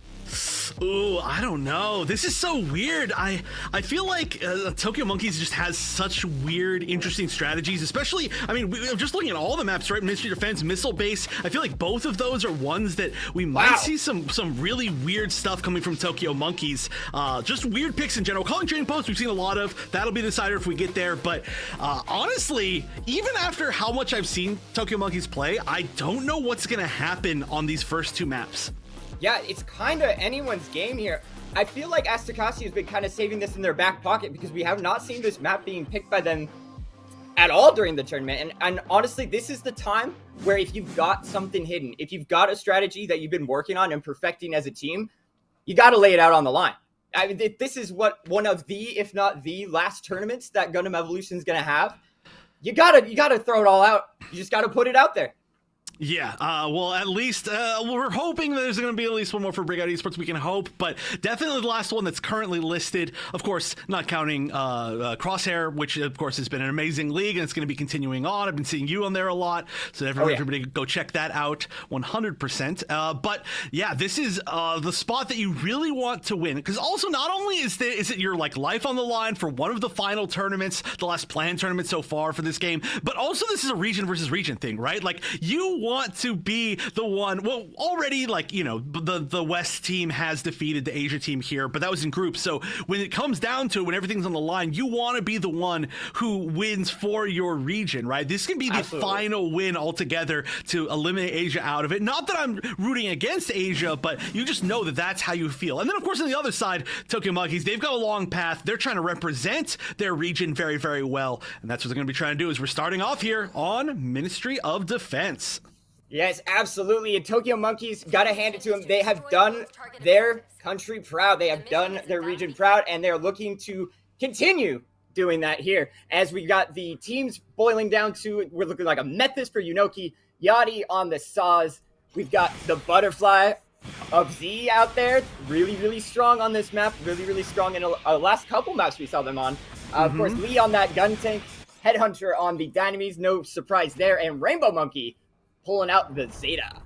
Yeah, they were sitting on the gym sniper for a second, and I was kind of scared. I was like, are they really going double sniper here? But basically, this is, it's been their normal comp, but I do love the fact that we are seeing the turn A. That has been, I mean, that was truly a game winner on Harbor earlier today. On the other side, we can see a pretty classic comp here. Chaotic going to go back to the Barb, has been switching between that and the Susanoo a little bit, but Red Protocol also not going to be on the Zeta, switching back to the Ashmar. Wiki on the Zeta that's been doing really well, so here we go. We're starting things off. Team Asticassia on the offense. Yeah, Team Asticassia coming out the gates strong, coming out fast, and it looks like they're going to be sending their Saws and their Barb left, trying to get some early damage there, trying to meet the other Saws of Yachty, and damage going out for both sides, but it looks like a lot of damage going on to the Team Asticassia as they're just being hammered backwards by the defense of Tokyo Monkeys. They are. Tokyo Monkeys found a really good angle to hold them, pushing through that side angle. It looks like the waypoint is not even really being contested from the side of Asticassia. They just wanted to push onto site immediately, maybe get a little bit of a blitz, but not going to quite work. Chaotic getting taken down, actually technically by the Methis turret. Another amazing pick that we've been seeing all day. They are going to get a counter pick, but a mono going down means that they may, especially now Expanded Wiki as well, they're going to have to reset here. They did manage to get the waypoint in all of that chaos, so that's going to be a pretty big boon to them at least. Yeah, huge boon for them as they are going to be getting those forward spawns right back into the action. We did see Lee go down a little late there, so he's going to be trailing behind on the G maneuver percentages. Wiki, though, getting absolutely lasered down by Headhunter here as Exponent tries to take a little 1v2 sneaky boo peek over here on the left side. And, Red Protocol going to be picking up Headhunter for his troubles.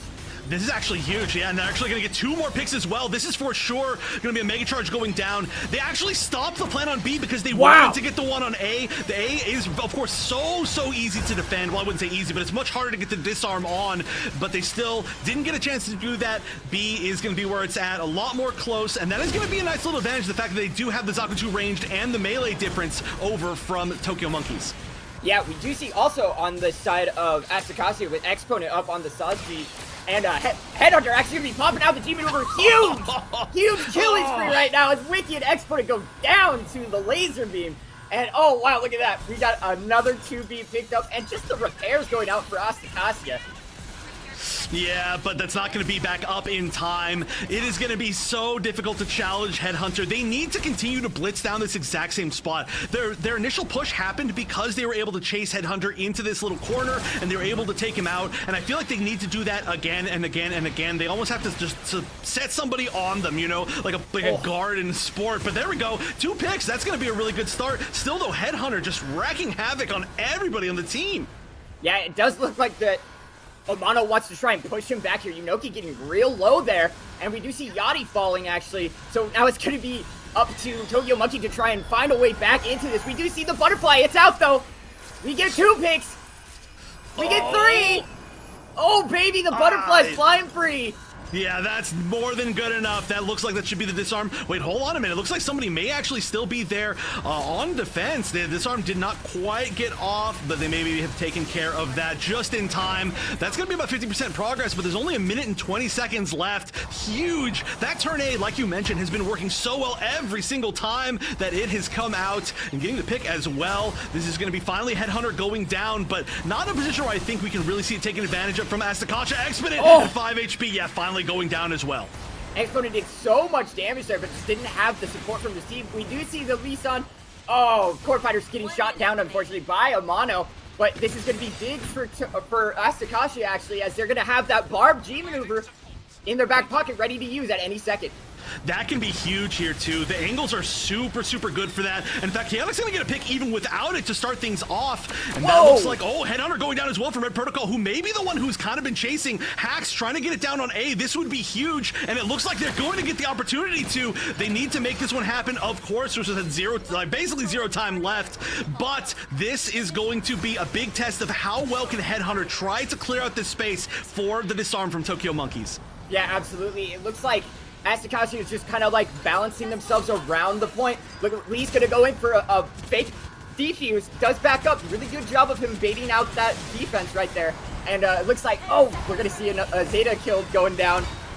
So Wiki down for the side of Asticassia as Headhunter is just going to be looking for heads. Oh, and there we go. Time running out. This is officially 1 disarm to end it for Tokyo Monkeys. But finally, once again, getting chased down. Hacks this time is going to be the one to take out Headhunter. You are pretty vulnerable in that spot, and it looks like a good majority of the team of Asticassia is up, is healthy, is defending. Yunoki getting bonked on the head. Bonk. We need that sound effect for sure right there. Chaotic getting another as well, at least just to get away. Maybe not quite the KO, but the time is out, and we are moving to the second point. Wow, beautiful push in right there for Asticassia at the very last second. And it looks like we might actually be able to, they might be able to catch Z actually on the rotation here. That's going to be pretty big for them as well. Going to be stopping Z from getting that fabled turn A G maneuver quite as fast. And 4 G maneuvers up on the side of Asticassia. Yeah, that butterfly can arguably be even more disgusting on this point, by the way. Just going above the building, you catch everybody in both floors under you. It's like, okay, that's enough, relax. But yeah, looking at this, 3-4 G maneuvers available on the side of Asticassia. They're going down very quickly. Wow. 2 G maneuvers are popped on the other side, so that's a lot of resources being used. I mean, Tokyo Monkeys had a ton, but wow, that is a basically full team wipe. Yeah, huge by Lee San, actually. They're taking down the Amano, the Pale Rider of Amano before he could pop his G maneuver at all. But we still have, like you said, 2 more. Red Protocol with that punch, maybe hoping to punch Z out of the air once he pops that. I would love to see that. Yeah, we haven't seen that for quite a bit. That was a really good go-to counter. Red Protocol for sure able to do that, but you have to be in the right positioning, especially when you can't quite see them through the building, through the roof. So we'll see if we get to that spot. That's 3 picks. That's 4 picks. That should be most likely a Mega Charge going down. Oh, actually already went down. But here comes Lee. Gets shot out of the air. Wow, we have seen so many core fighters shot out of the air. The aim from these teams has been ridiculous, so good, but we have to be careful now. This is about to be butterfly time, I think. Wow! That's just a 2K by Lee, and then the butterfly is out. And he does get actually... Wow, he got punched out of the air! He got punched, and yes, and Chaotic used his G maneuver too. They used double G maneuver to counter that. That was so focused. That was so smart on the side of Asticassia. The bomb did get disarmed, but altogether that completely stopped the T-wipe, allowed them to reset up. That was genius. That was such a funny hunt down. Huge from their side. So much value out of that, and as Asticassia are going to go ahead and be back on the plant here with only 19 seconds left to go. 44 on the bomb timer. Right, I mean, again, as long as they're getting some progress on the second point, that is going to be a big win, but Exponent is going to be popping the, actually, both Sazabi's popping funnels right now, so it's going to be a funnels battle. Hack still has the Heat Hawk Slash, and so that's going to be one big counter. It's really the only available G maneuver coming up in the next few seconds, so it needs to find a huge target that's going to be still the numbers advantage, just barely. On the side of Asticassia, it's evening up now as Chaotic goes down. You don't have a lot of life. You got to get that health pack back. We are so close here, but anybody coming in to try and get this disarm is going to be met with this G maneuver. Yep, exactly. It's going to be a huge boon there for Asticassia, as the only person close to their G maneuver on Tokyo Monkeys is down right now. 1 second left, nobody in sight.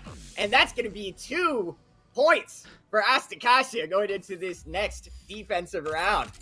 Wow, what a nice, that was an amazing hold on the offense right there. Now, there's no extra remaining time, but we have seen before that it can be very, very difficult to even honestly sometimes get past the very first point on Ministry of Defense. It's such a weird spot, and you really have to fight hard for both of the points. So obviously, you're going to be very happy as Asticassia just making it in general. It's also just quite a long map. There's a lot of running around, so you do kind of waste a lot of time just with that. But looking at this damage, I mean, we see a ton from Amano, but honestly a lot from just the team of Asticassia in general. Yeah, the team of Asticassia absolutely holding it down, and of course Amano, 29k, that's wild. Oh my goodness, and we got 26, 28 frags apiece for Exponent and Red Protocol.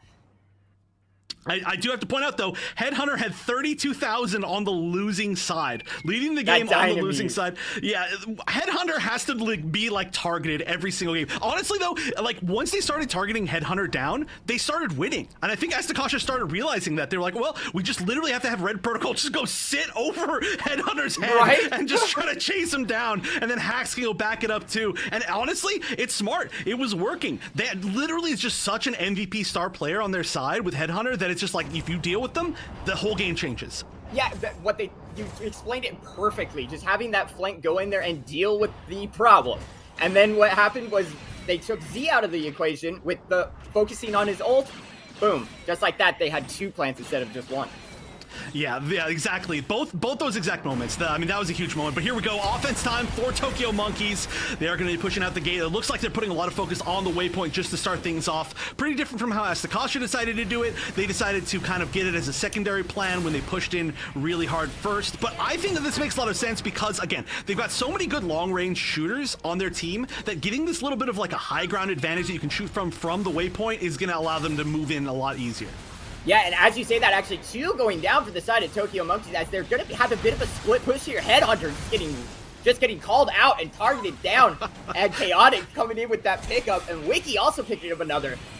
Yeah, Chaotic is just going to be running amok here. Just going to be able to, actually getting a pickup as well, but just being able to sit on the point, just use that aerial mobility, kind of the vertical mobility, I should say, to just go back and forth, stay out of the range of a lot of shots. Chaotic's going to be a real big issue for them, especially the fact they don't have a melee of their own, and they have 2 shield users technically. I feel like this could be at least maybe a spot where Saraimu has to get the grapple to even get through this.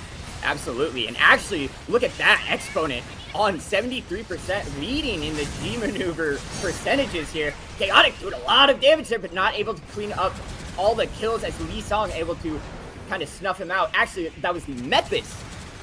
Ooh, yeah, we have seen quite a bit of damage from Yunoki on that Mephis, so not actually as surprising as it normally should be, but here we go. Yeah, Lee Song-hyun is just pushing in. It's so hard to take down. That's been one of the biggest advantages, using that extra mobility. I mean, Guntank really is a mobile suit, but we're going to see some counter picks. B is planted, but a lot of the members of Tokyo Monkeys have gone down. Chaotic's moving in to try and clean up, but that usual defensive spot, yeah, they're getting flanked. They're going to have to deal with that. And the protection, the body blocking, is that going to be enough? Good body blocking. Yep, and just like that, disarmed. But we do see a few frags bringing out on the side for Tokyo Monkeys as Rainbow Monkey is going to end up picking up another. And it looks like Exponent actually is going to be picking up one in turn, or is going to be picked up himself as well. Oh yeah, look at this. Almost everybody now has gone down on the side of Asticassia. Only a few members left. This should be a pretty free plant. Even the fire is going to hit a little bit high above. The Core Fighter's up to just even defend a little bit more. We've seen the Core Fighter work out a decent amount of times. However, it has been shot down a good amount of times as well. We've got a lot of G maneuvers, though, in general, available for Tokyo Monkeys. This might be the one that they take advantage of. Absolutely, but if you notice, 2 of the G maneuvers of Tokyo Monkeys can be destroyed. And True. we're about to see that right now as Lee is going to send the core fighter out. Just like that, it's getting close, but it does go down to a mono. Oh, yeah. I mean, maybe needed to fly around the outside, but really great stuff. Oh, that's going to be the axe, and that's going to take down Saraimu. Yeah, that is absolutely gigantic. There's not a lot of time left to get the disarm. We're going to see the Super Napalm try to cover the area, but it's only good for a little bit of time, and it looks like Hax is going to try to make it. Not going to be able to in time, as we're going to see Yari jump in with that shotgun, getting the shield broken, though, by Chaotic. Getting the counter takedown. I don't know if there's enough members left of Asticassia to get this disarm. They might just start to retreat to the second point. Yeah, actually, that was going to be a team wipe there for Tokyo Monkeys, as Yachty with the shotty taking down 2 and going to be pushing in here onto this next site. Yachty with the shot, that's pretty good. Oh no, an Exponent gets caught spawning at the unfortunate forward spawn, and so that means there was a little bit of a stagger there. Headhunter did go down, but regardless, that essentially gave Tokyo Monkeys a free capture on that waypoint, as the full team of Asticassia couldn't be there to defend it. And so now this is going to be 3 minutes and 20 seconds where we're going to have to see a really tight defense from the side of Asticassia. But again, the fact that they have such a close range team with the Zaku 2 ranged and with Chaotic being on that Barb, I feel like they're going to have a pretty good time here. Yeah, absolutely. Chaotic with that Barb is gonna just have so much presence, you know, with that G maneuver being up. We do see Z coming up with that butterfly. Hopefully they can get something working here. They got 3 minutes, give or take, to try and get this second plant down. We see a lot of good zoning here from Asticassia. Yeah, they haven't even really been able to get in the door so far on offense. And look at this, Wiki sneaking around. I'm whispering like they can hear me, trying to get the recap. But wow, just immediately shot out of the sky by, surprise, surprise, a mix of real VCY and Headhunter. Some amazing shots on that team, but they are actually going to try to take advantage of that and push in. The Flame's going to do a considerable amount of damage, but with another pick and even another, this might be the opportunity to at least get 1 mega charge down. Maybe not, though. Exponent defending very well. Yeah, Exponent's just absolutely cleaning house here. And as I say that, though, does go down to Yachty and Wiki and Hax coming in to clean up that. Wow, Chaotic with a nice slam on Ali, and that's just going to be a beautiful defense, but they planted on B! Oh, well, that's going to be a tiny little plant. It should be just pretty much an immediate disarm, I think. Yeah, that is exactly what's going to happen. On top of that, we also saw the waypoint retaken, maybe because there was a little bit of a stagger, and now they're going to stagger even more. Headhunter going down a little bit after the waypoint goes down, so this is going to be a little bit of a run back on the side of Tokyo Monkeys, and there's only 1 minute 40 left. They've got to go all the way to tie this up and go to overtime. They cannot just go a partial amount, and wow, a push to the left side. This is pretty unconventional. Really unconventional, actually, and it was crazy because Axe almost stuffed it right then and there, and it looks like what he did was almost enough to stop them completely. But as I say that, we do see the butterfly out, and it does ring true. 2 going down, looking for more, but wow, what a response from Asticassia as they were able to pick up the Mephis and the Gundam in turn. Yeah, this is still looking like a potential good offensive push here, but it's not going to be free. The butterfly only took down a few, and yeah, look at all these counter G maneuvers. They are looking to try and clean things back up. The waypoint still, of course, not taken. The shield to body block from Exponent makes sure that disarm actually goes down, and yeah, without this waypoint still, this is a great hold from Asticassia. If they want to take game 1, they just need to defend for another 48 seconds. The waypoint is taken, so the respawns will be able to come back. I'm not sure how much of a challenge we're going to see here from Asticassia. Well, yeah, it's going to be so many G maneuvers up on the side of Tokyo Monkeys. If they just need to try and get in there as fast as possible, they're getting stuffed on the waypoint.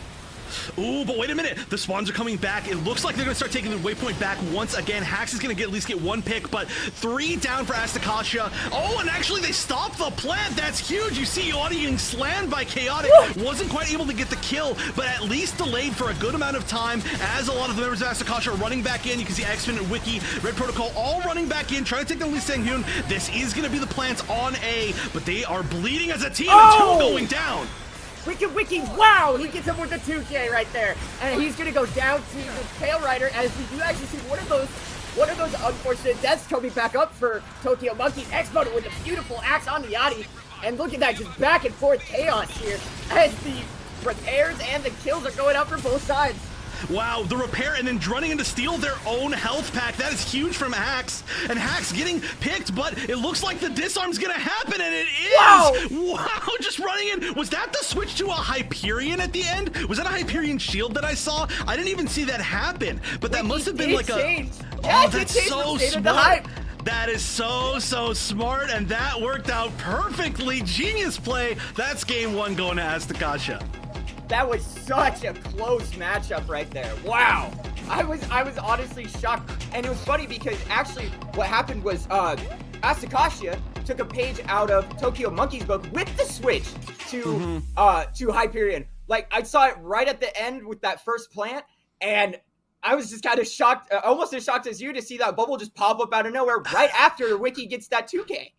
Yeah, it was so fast. I didn't even like see it switch on the on the screen. Like it just happened immediately. Yeah, super smart. I'm obviously a big Hyperion enjoyer, and I think that like for certain spots like that, getting the disarm, you can use it so well, especially like Hyperion alongside the shield of the Sazabi. You get kind of like the double shield with body block. It can just be so much to burn through. Yeah, and especially like you said, they got 2 picks. They didn't have everybody up on Asticassia's side either, but it doesn't matter because it just matters how much damage can come back in towards the person disarming, and without a full team on the side of Tokyo Monkeys, it just wasn't quite enough. So good stuff. And coming to on the map that was decided, I think, first by Tokyo Monkeys. Actually, no, I need to look back at that. But regardless, a very strange map that we get to see not that often, and I think it was played super well, honestly, from both sides. Yeah, no, played extremely well from both sides. And I was just blown away by the fact that we had so much utility and so much G maneuver like excellence right there. You know, we saw, of course, like we had predicted, the butterfly paying huge dividends and just lots of value for the side of Tokyo Monkeys, but it looked like Asticassia just had that answer with that barb. Yeah, they were super ready in like a few different ways, which you love to see it. I mean, there was an era where like we started seeing, especially when Harbor was being played a lot, right? Where we saw all the different teams that were like, okay, we're all gonna have a turn AA player, and we're all gonna, be ready for like the Methis turn A play, and that's exactly what they go for on the side of Tokyo Monkeys. Get away from me, freaking fly. But that's exactly what they go for on the side of Tokyo Monkeys, and it's like, wait a minute, we got to remember exactly how to fight that, and they are just so used to that at this point. Most of the NA teams are, that they just went back for it, and they were like, okay, cool, we're just gonna G maneuver them out of the air. Yeah, absolutely, and it's crazy because you save that G maneuver, and you save that G maneuver, and you save that G maneuver, and then you go for it and you miss, and it's like, why was I saving that? But we didn't see a miss there, as we did see such great plays out of Asticassia, just making sure to take down that butterfly before it can get too much damage put out. Yeah, I think altogether, I just got to say it's like really smart play from Asticassia. Like we talked about that being like a very intentional answer. We saw the switch over to like kind of trying to hunt down Headhunter on that first point on offense as a really smart play, and then we saw the switch over to the Hyperion at the very end from as another very smart play. So just smart, very intentional, like cerebral type stuff. And we can look at the damage now, which is pretty high all across the board. Ooh, baby! Look at that damage. We got Omano leading the damage for Asticassia at 56k. And look at that, rounding out the kills. Expo and Red Protocol, 47-44 apiece for this side of Asticassia. And Tokyo Monkeys not too far behind in any aspect on either of those. Yeah, this was a very close game. I mean, this was very close, just in general on both sides. So not super surprised that the damage is really, really close to even. I mean, this is what we want to see, right? We could, again, very easily go to a game 3 or a map 3, I should say, in this set. So I do have to point out, though, that Amano had a huge amount of survivability as well. Like, not exactly leading the kills, but leading damage by a huge amount. And then the KD ratio that we see, 5.57, meaning Amano's positioning is just so freaking good. It's kind of disgusting.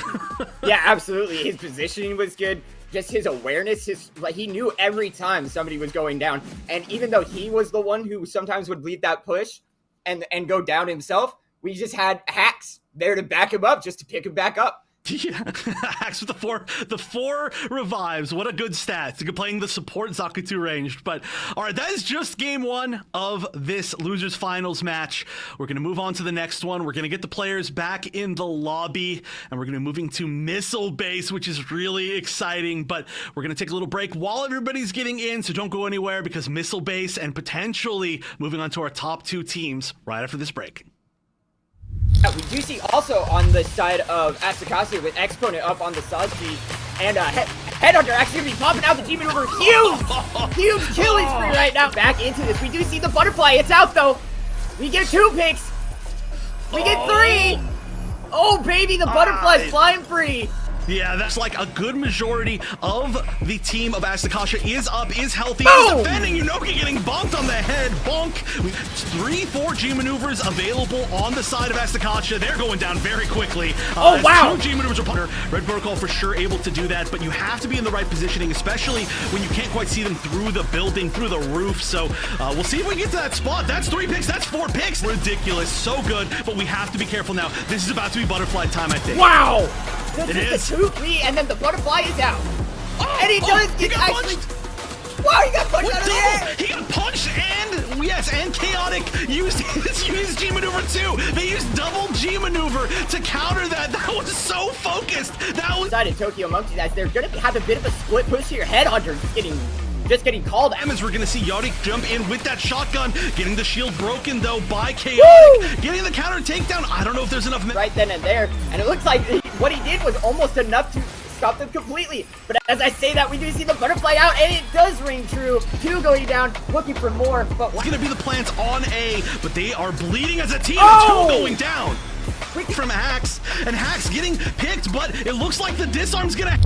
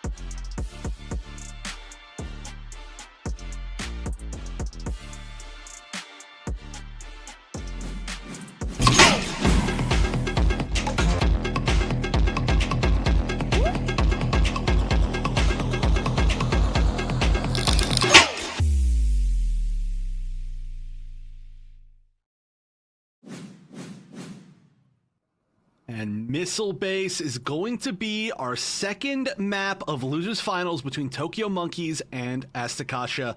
And this is going to be Tokyo Monkeys' last chance here, as Asticassia did win game number 1. They're going to be starting on the offense, and this is the map that Tokyo Monkeys has both picked and done very well with in the past. So I want to take off an immediate listen-in to their comms. We may not be able to understand it, but I would love to still see how they're going to be coordinating for this offense.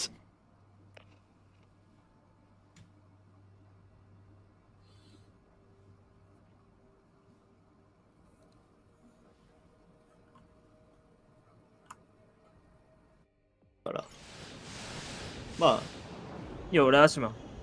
ペイリーいないと2挙目の踏み切りができないんだな。ヒール足んなくて多分。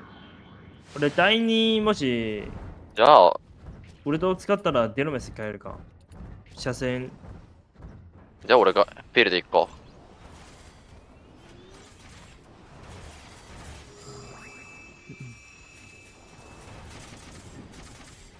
ヒールこそ全て。まあいいけどね。ペイル頑張るわ。強いから。マヒロでもいいけどね、俺。攻撃マヒロはないだろ、ここは。ありなのか。ちょっと待ってね。まだ無理。まだ無理ね。ミリドンミリ。どんなセーターもろ。俺が起こす。セーターもろ。めっちゃ。サービーローにしてる。アスマガチミリね。マジで。パル分かった。ナイス。上取ってる。ナイス。行こう。これ全員来てるこっち。ナイス。サービーこうね。左側行ってるよ。あ、戻った。オッケー。何分でね。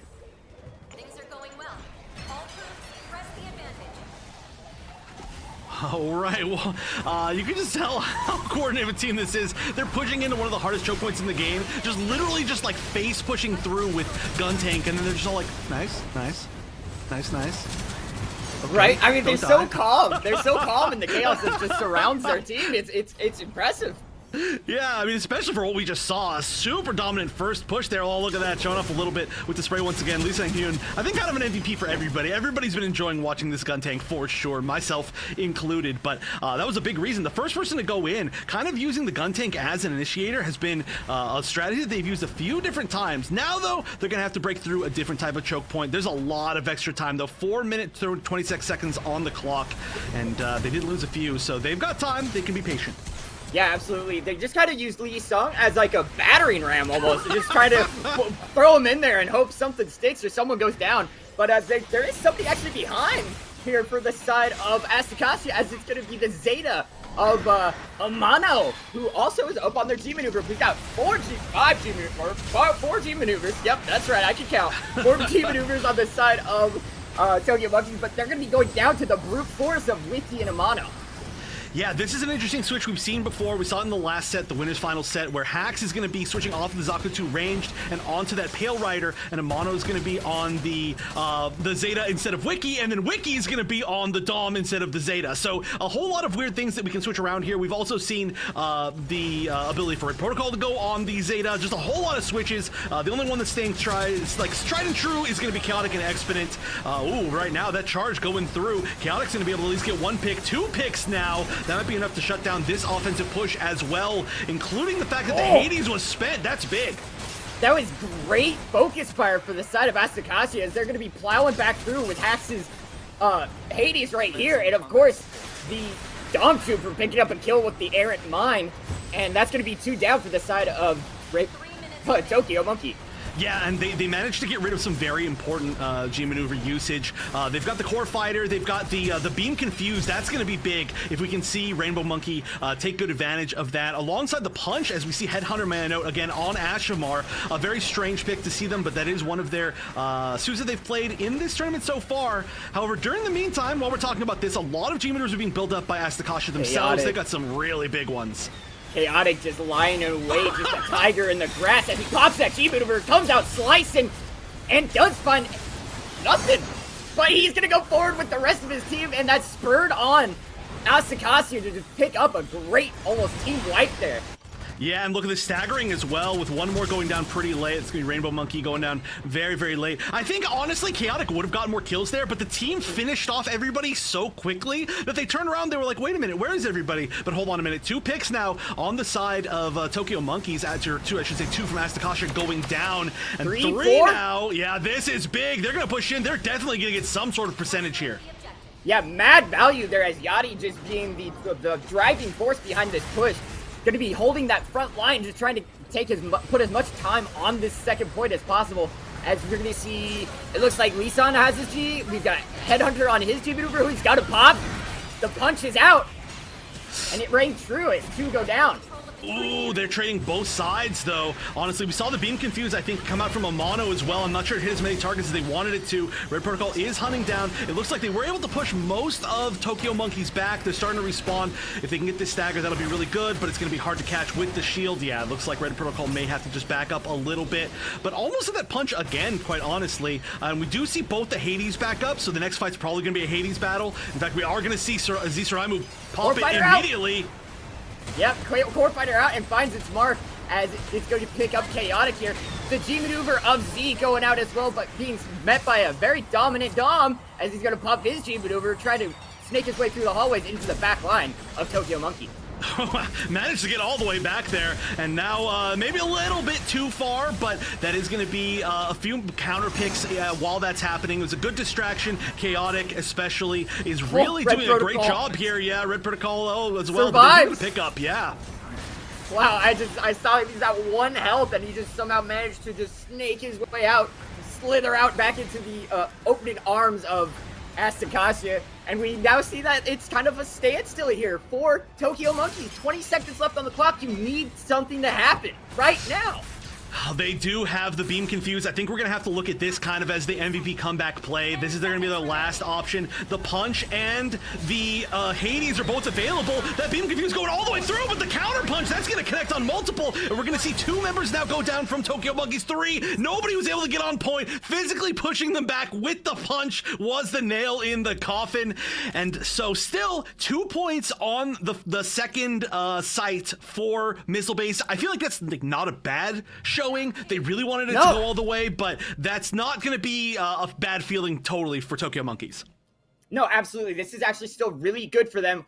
1 point and 57% on the second is more than enough to work with. That is more than enough for them to rally the troops and get that solid defense out. But it's honestly, it's just look at the numbers. The numbers don't lie here. Yeah, it is true. I mean, we can see there were definitely some very important key factors here. Lee Sang-hyun really, I think that's going to be, we actually do have an MVP vote, I think, later. So I'll save that comment, but I got to point out Wiki did a really, really good job staying up in the numbers with Amano on the side of Asticassia, especially once they got to that second point. I felt like they were doing a ton of damage, and Chaotic, too, being able to really take advantage of the hallways here. Yeah, absolutely. And it just seemed like the ult economy for Asticassia was just better, just simply better. And there were a couple key pushes that Tokyo Monkeys just weren't able to quite get their G maneuvers to stick. It looks like a lot of the teams are ready for that core fighter now, and ready for the tricks that come their way. Yeah, one big thing that we saw was the beam confuses from Rainbow Monkey were not as impactful as sometimes we've seen them, because it's hard to get that angle on that second point. You have a really, I guess I could say it's difficult to not get people caught behind corners on accident. So I think we did see a little bit of that, or it went a little bit too far when it was supposed to kind of go a little bit lower, stuff like that. But let's see, are we going to see any switches here? Hax is going to be back on the Zakutu ranged, and so that's going to be, I think, the biggest switch of the entire map so far. Yeah, it looks like that's going to be it. Yeah, absolutely. It's going to be one of the bigger of the two, and honestly, it's a switch up that I actually really like. Getting that behind enemy lines presence, that survivability of the DTR is great. As we see Chaotic jumping over the top, just trying to make it so much room. Headhunter and Lee-san picking up Hax and Chaotic, though. The flank duo are going to be going down here, as Wiki going to be dropping bombs from up top. Yeah, this is looks like a pretty good shutdown, I think, on this offense. That was a really great coordinated jump in, but the ability for Tokyo Monkeys to focus on one target has been, I think, one of their strongest strengths. Like, even if they come in with like a punch or they come in with like a streaming Nimbus, that member goes down immediately. They are just so good at turning and shooting and just being one unit. Yeah, they definitely move as one, and they're able to focus fire effectively. Oh, the axe! Yachty barely missing its target as, we do see Expert going down anyway. Chaotic also going down. And wow, look at that. Just 2 down way too quick. It looks like, Asticassia just don't really have their rhythm back. Yeah, being able to attack here takes a lot of specific strategy, and we've mentioned this before. I think a lot of the teams maybe aren't as experienced from the West playing on this map. Clearly, I know, as we classic see, chase. Absolutely, as we see Hax and Headhunter battling it out, duking it out in the back line. Hax just trying to be as annoying as possible. Actually is succeeding quite well, giving his team a chance to push up over that hill. Yeah, sometimes all you gotta do is be annoying, you know? Like, that's the best thing you can do as a Zakutu ranged. If you're not dying, then you're wasting time, and look at that. You win the duel by making Headhunter run around for long enough that eventually your team comes and kills him. Yeah, absolutely. It was so smart, and just the exact perfect way to run a Zakutu range on this map. Moon said cannons in the 7-9 moment. It's exactly what it is. Except for it was Char. We need the Char skin right there, so you could be like, oh yeah, just literally zipping around. You just can't hit me, but if you hit me once, I die. So that would be pretty canonical. However, I do have to say, we are here now, 3 minutes and 40 seconds on the clock. One big push in could be a lot, and that is a ton of huge picks. Woo! 3 members down now on the side of Tokyo Monkeys. Every G maneuver here is being popped. Hack still has the slash. We'll see if that comes out. Chaotic has the triple slash, so if the team of Tokyo Monkeys is not careful, they are going to get melted. However, they're the ones doing the melting currently. One tick has been guaranteed. The Hades being used as well to shut this down. There's still plenty of time for just 3 more ticks, though. Yeah, absolutely. And look at that. Lee San on that fabled gun tank ult. The core fighter who's been shot down so many times. Will he finally ring true here? I don't know. We'll see. I mean, finally, it's got to get something, but Wiki popping this immediate screaming Nimbus, trying to go in, just tackling from the side. Get out of here. Knock him off the platform. Just for a little bit of rudeness. That was actually some beautiful footwork there from the Dom Trooper of Wiki. And look at that. He was able to keep him alive long enough to get another pick onto Yachty. Frags go down for both sides, but that's going to be 3 down. Almost 4, almost 5 down for the side of Tokyo Monkeys. 1 health Lee Song! Oh no! Oh, doesn't able to get back. Oh no! All right, there is a contest here, and it looks like this is going to be in control. Tokyo Monkeys bring it back, but oh wait, hold on a minute. They're not quite on point. They almost let that second tick happen. I don't think they realized that Chaotic was going to be there, but that's going to be a great defense. They're going to force a little bit of a reset. Exponent going to be trying to hold this angle here. There's a little bit of a Sazabi shield versus Sazabi shield fight where neither of them have their axe available, and the time is ticking down, but it is going to stay for a little bit. They're going to get one more big push here at least before this fully loses. Okay, let's see. Is it going to take yet? Oh no! Exponent sniping it out of there with the shotgun. Godlike. Absolutely, and as we see that, we see another Tokyo Monkey going down as Z goes down to his shotgun as well. And look at that, just a push in here from Asticassia. They really want this. Amano getting dangerously low, but backing up, just trying to survive long enough for his team to push back in here. Oh, and this is scary, yeah. Red Protocol's gonna get a pick on Yunoki. Oh, the punch is huge right here. Header might go down as well, staying at 127 life. He's gonna be able to get back, it looks like, to heal. That is a huge turnaround from Yodi, being able to stop Red Protocol. That punch was used as well. That's gonna be a big resource. Saraimu is using the Hades. Hax has it as well, but it's gonna be available after this one ends. It looks like this Hades might not get super amount of value. Yeah, it looks like it wasn't even able to get a pick. So now it's time. 1 minute left. All the G maneuvers available. We're about to be 2 more up on the side of AST. I'm not gonna say their full name again, and this is gonna be their push. Yeah, absolutely. And we do see Yachty though getting close too. They're gonna Tokyo Monkey is gonna have to have an absolutely stellar defense here, as this is maybe the last 45 seconds of their tournament career. It is. This is very scary for them. All right, we've got the Screaming Nimbus. Oh no, Amano going down. Once Amano gets back, that means that we might not get until partway through that fight the Amano G maneuver. But we've got the funnels, we've got the slash, we've got the Screaming Nimbus being used. We've got all of them. Here they go. Their whole team is glowing on the map. How many picks can they get? Yunoki's going down. They get a pick. That's up. 3. Oh no, Kanata going down. Amano going down as well. That's 4. That's 5. That's a team kill. No way! That's gonna shut them down even with all those G maneuvers available. The new G maneuver being such an important defense. Unbelievable. They can't make it back in time. This looks like this might be it. Yep, 1 and 0, and we're going to a third map.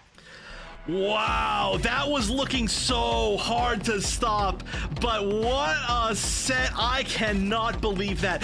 Literally, we saw at the end there, it was a 5-person all at the same time, all glowing, aka you've used your G maneuver on the UI, and then it was like, okay, well, I expect to see suddenly just the entire other side dying, but the kill feed was all the other direction. I don't know if they suffered, like, they got like one person taken down, and I think they even maybe got picked back up. That was crazy.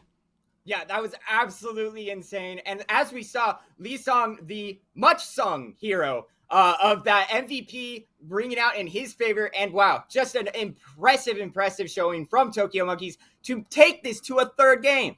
Yeah, this was, honestly, it was really looking, I thought that we were maybe going to end here, but that was one of the best, I think, defensive holds we've ever seen. Honestly, like, I feel like I want to see, like, everybody's perspective in that fight. We could, like, do a whole stream of just watching, like, the last 10 seconds of that game and just seeing what everybody was doing at every single moment, because that was... Sheesh. So, yeah, we are going to be moving, though, to a game 3. So that's really exciting. And Asticassia did have the first pick, so that means that they got the third pick as well, I believe, for what the map's going to be. So, oh my gosh, I'm happy here. You know, we've seen, I think the big NA teams have kind of shut out the Tokyo Monkeys so far, but not going to be that way this time. Yeah, no, it's going to be really interesting to see how this next map plays out for both teams. It's gonna be, I believe, which map? Where are we going? It is going to be, I think I forgot. Is it going to be Colony Trading Post? Yes, it is. Okay.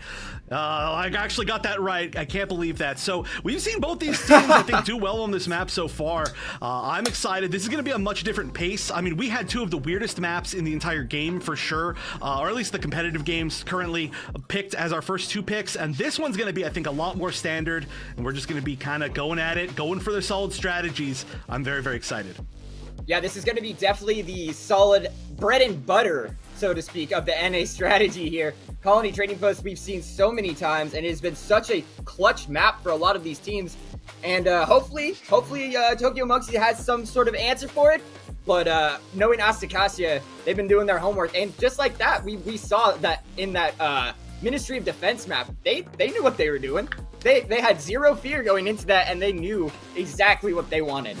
Yeah, and even honestly in that second map as well in Missile Base, it was the same thing, I think, altogether. Like, they knew exactly what they wanted. They played to their pushes. It was just the execution, and it's not to say that they had bad execution. It's just the execution on the side of Tokyo Monkeys was really good to be able to hold with less resources. So I think it just came down to, of course, all the plays. We can see the damage here now for that game. Woo-wee! Oh my gosh, we have seen 2 people above 40k.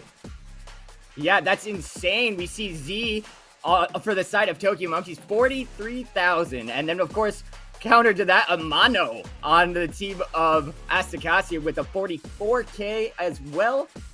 Wow, that's just insane. The Zeta proving to be quite strong in this last matchup. But let's look at the KDs too, because Headhunter is sitting with a nice and pretty 28, but a 4.67. Yeah, but a 5.29 from everybody's favorite Lee Sang-hyun, which is definitely very impressive on the side of a gun tank, who's also, man, oh my gosh, yeah, did you just screw out the repairs? Wait a minute. Did you? Check out them repairs, though. Holy. That is incredible. This is for sure an MVP play of the tournament, is Lee Sang-hyun's gun tank in general. Definitely for all the gun tank Woo fans out there, we are getting more than enough representation. That is 6. 7? I mean, okay, listen, I understand like 4, but 7, that has to be a big reason why they were able to hold for so long, especially on that defense. Beautiful stuff. Also being one of the big reasons why they were able to push through. I feel like, I don't know, maybe we just need to look at gun tank more, or maybe just Lee Sang-hyun is just like too good in general, and it's just a player diff, but regardless, I am extremely impressed. Absolutely. And I mean, I'm going to say it. Holy Sang-hyun. Oh my goodness. I bow down to you, sir. What a gun tank, what a Woo, what a performance. Agreed. So, like I mentioned, we are going to be going now to our third map, but as we get them set up, one more short break. I know I certainly need a little bit one after that last map. I'm going to go look at the clip. I see some of the people clipped the final hold, and I need to see what happened myself, but we might see it in the replays as well. So don't go anywhere. You're going to want to watch those replays, and then you're going to want to watch the final chance here for both Asticassia and Tokyo Monkeys. Oh, absolutely. Amano, who also is up on their team maneuver. We got 5 team maneuver. 2 picks now. That might be enough to shut down this offensive push as well, including the... And does find nothing. But he's going to go forward with the rest of his team, and that's survives. Pick up, yeah. Wow, I saw he's at one. Out all the way through with the counter punch. That's going to connect on multiple. And we're going to see 2 members now go down from Tokyo. Do have to say, we are here now. 3 minutes and 40 seconds on the clock. One big push in could be a lot. And that has the triple slash. So if the team of Tokyo Monkeys is not careful, they are going to get melted. However, they're the ones doing the melting currently. 1 tick has been guaranteed. The Hades being used as well to shut this down. Yachty, frags go down for both sides, but that's going to be 3 down. Almost 4 Elvis before this totally loses. Okay, let's see. Is it gonna take yet? Oh no! X-Men sniping it out. He's going down. They get a pick up. 3. Oh no! Kanata going down. Amano going down as well. That's 4.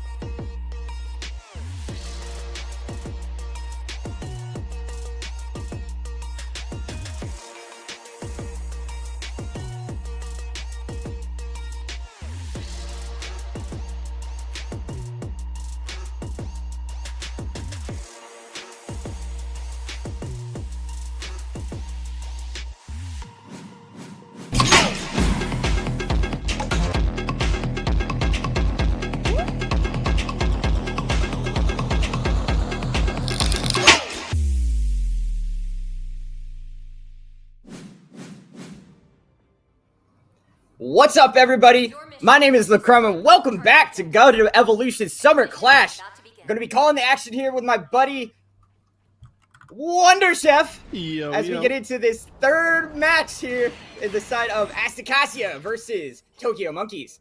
That's right, the last lifeline for both of these teams. Both of them now tied in this set, in the 2 out of 3 set. This is going to be their last chance in the tournament, of course, being in the losers finals, lower bracket finals.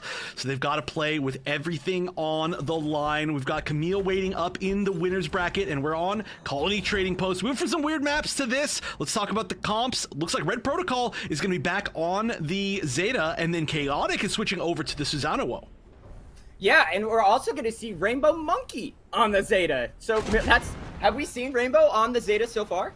Yeah, definitely has been one of the options. There's a lot of shifting around that's been on Tokyo Monkeys, so they're a very confusing team for sure, but this has been definitely one of their picks, and it's going to be a lot, I think, about Flyers versus Flyers here as well. So interesting seeing no Ashmores on either side, but Zeta is looking like a good pick today.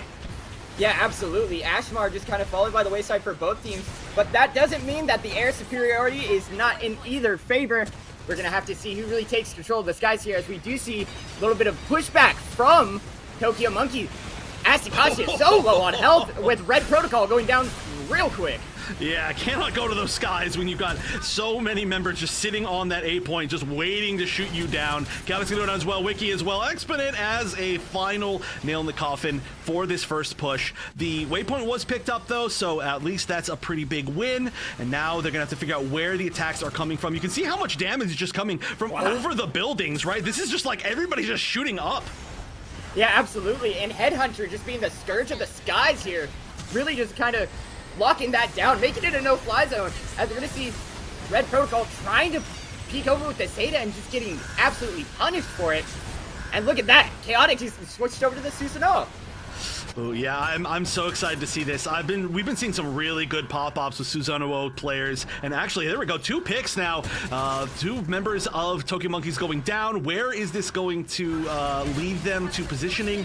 It looks like, oh wow, again, Red Protocol getting shot out though. Here we go, Trans Am. Let's see how much damage we can get here. There being a Sazabi there to block a lot of these shots is going to be a little bit unfortunate, but even against the shield, it's going to do a lot of damage on this counter push. Yeah, absolutely, and we do see the Trans Am kind of popping down below with Headhunter looking for any sort of kicks that he can get. Amano getting dangerously low, but he is going to be coming up on that G maneuver really quick. The Hades being popped by Zisaramuke. That's going to be... Oh, no! Answered very quickly. Whoa, what was that? That was...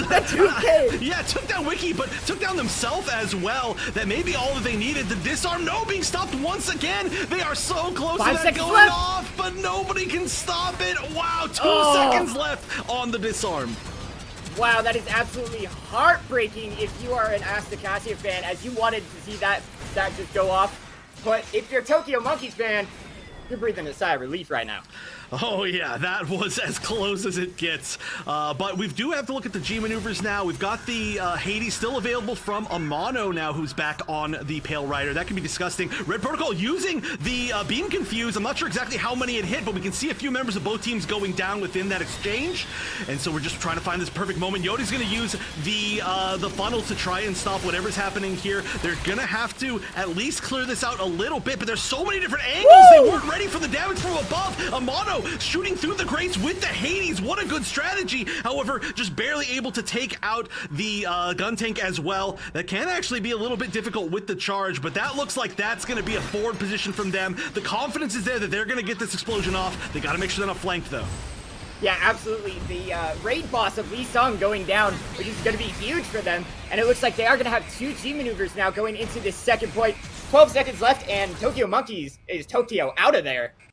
Yeah, look at that. Wow, this is really preemptive. I would actually be kind of scared at this point that somebody was going to sneak by, but the fact that it worked out so good for Asticassia, they are so far forward as this objective is not even open yet. They're going to be able to pop everything and try to push through, get this waypoint. Once you get this waypoint, you're in a great spot. That's going to be 2 picks now. Looking like they're going for 3. Headhunter trying to escape, but you can only escape for so long. Just kidding. Amazing movement getting past Chaotic's Susanoo. Still, though, the waypoint taken, that is the biggest hurdle maybe on this entire map, as long as Asticassia can hold on to it. And just like that, we actually see Headhunter surviving right there, getting his G maneuver. And it looks like there might have been even a bit of a fake plant there by Wiki to get them to roll back over to that left side choke area. Oh, and Hax is just being a menace on the Z2R. Oh yeah, this is such a good Zaku 2 range. Oh, the mine again! No way! way! Second time today that a mine has destroyed the core fighter. Unbelievable. There is such a high success rate of destroying the core fighter, especially from Asticassia. I am blown away, and I mean, so is the core fighter. And so is that core fighter. Yeah. Oh my goodness, it's crazy because now we see lots of damage going out for Tokyo Monkeys. Headhunter's still holding on to that G maneuver, waiting for them to choose a plant before he pops that beautiful beam rifle. Yeah, it has to back up a little bit too. Knows that Hax is kind of in the area, and ooh, nice, a good backup there from Rainbow Monkey to make sure that that was not a full flank.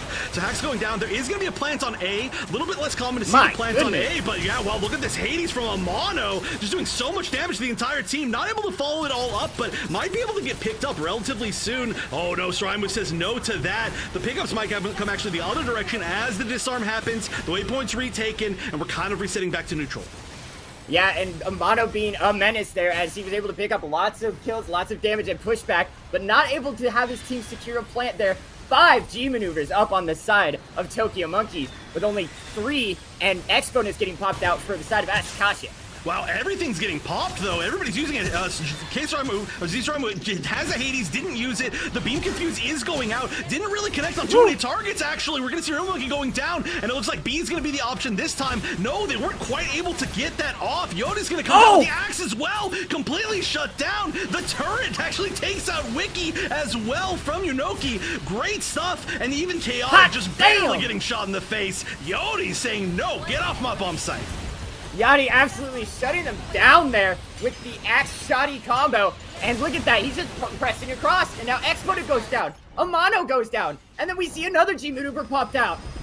Oh, this is one of the worst positions you can be in as Asticassia. They have to retake the waypoint. They've got to get past the choke point even once again, and not even most of their team is up, so that's going to allow the repositioning so well. Chaotic and Hax looking at each other like, well, we got to go in. And not only do they have to retake this waypoint, they've got to get basically a team-wide push in, get the plant, and then defend it permanently from there. So let's see what they can use. They have the Hades on the other side. The Screaming Nemesis is being popped, and actually a counter core fighter. Let's see if it works this time.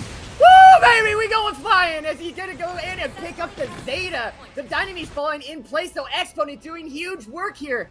Oh, that's huge. That's gigantic. 10 seconds left. Looks like Exponent is going to get this down. They got the waypoint. They got exactly what they needed. There's time here. This is their last chance, though, as the waypoint is actually retaken from the side of Tokyo Monkeys. Oh, that's actually going to be barbaric because there's no way that they can survive this. They're just going to be going for the defuse, and just like that, it's going to be 1 point for the side of Asticassia going into this next round.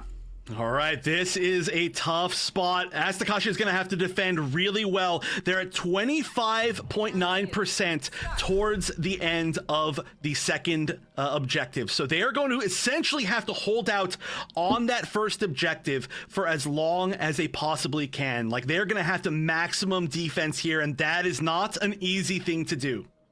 Yeah, not easy at all as we looking at the numbers here, and wow, this is just insane. Almost every single person on the side of Tokyo Monkeys above the 15k damage mark here. Yeah, they're within 9k of each other across the board, which is really impressive. Even like the Methus even, who got a decent amount of kills, may I note. That is just an impressive thing to see. Everybody is doing their part there.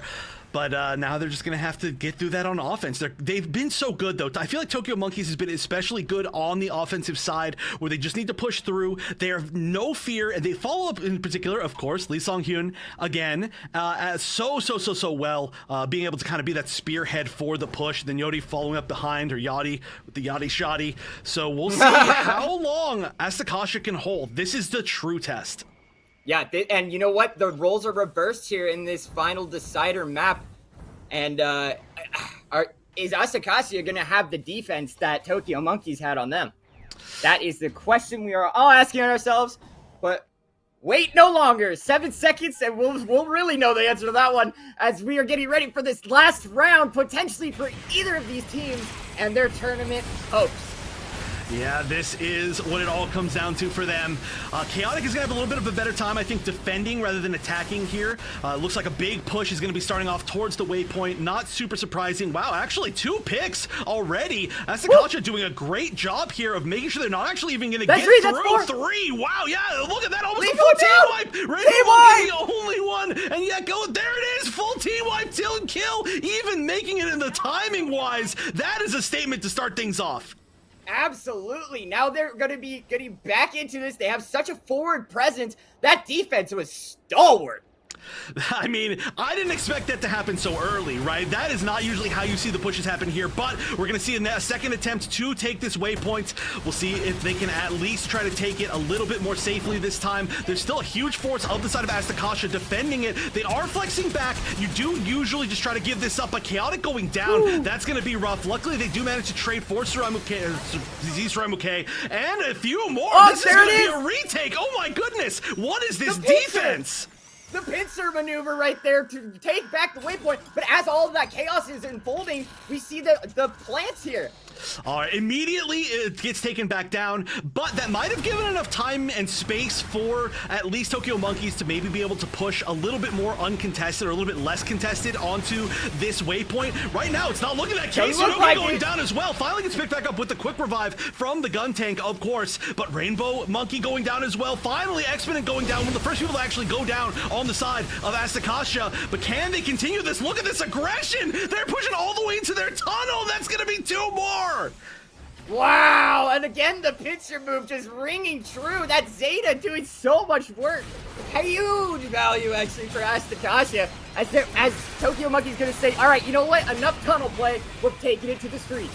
I don't know if I've ever seen a defense like this on this map. Even when it's been dominant, I don't even know if I've seen people just kind of play this strategy, but it's working so well. And look at the G maneuvers. 4 on the side of Asticassia, 0 currently on the side of Tokyo Monkeys as 2 more members of Tokyo Monkeys go down. Chaotic finding Headhunter in the back.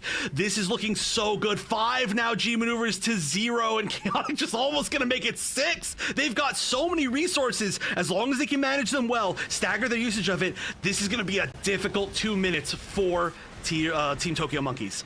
Yeah, absolutely. And this was the story that was told on the first map where the ult economy for Asticassia just proved to be better and just proved to win them the game. As we see a little split push here coming in from Tokyo Monkeys. So many people going down, so many people hurt. Headhunter really low, 1 health. And Yachty going to be extremely low as well, just barely getting their G maneuver. Exponent, though, going to be getting caught in the backfire of that, and then as well as Red Protocol. So this is where Tokyo Monkeys really wants to bring it home.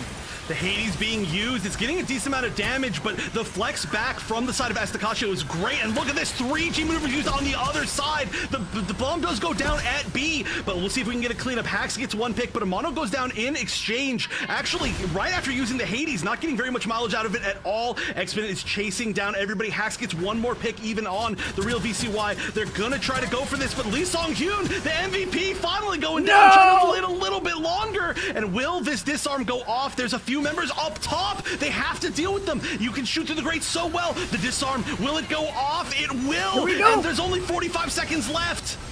No, Headhunter had his G maneuver. He just didn't pop it. Oh no, and now look at this, 3 members going down on the side of Tokyo Monkeys. Red Protocol is the only one going down on the side of Asticassia. They have to hold for 30 more seconds, and this will be the set win. There's no waypoint taken from Tokyo Monkeys. They have to run all the way back. Rainbow gets picked back up after getting taken down. The quick pickup becoming useful once again. Bombs are going down, some mines, just to make sure they're covering every angle. They're trying to get some damage above the buildings, but they've got only 14 seconds left to even start this. Yeah, this might be the biggest super napalm that gets destroyed by Amano. No napalm for you. A big axe from Yachty as this team is going to go streaming across the point. Red Protocol going down to the random Mara side. And look at that. It's the plant going down onto A. Susanoo going down to the absolute madman of Z.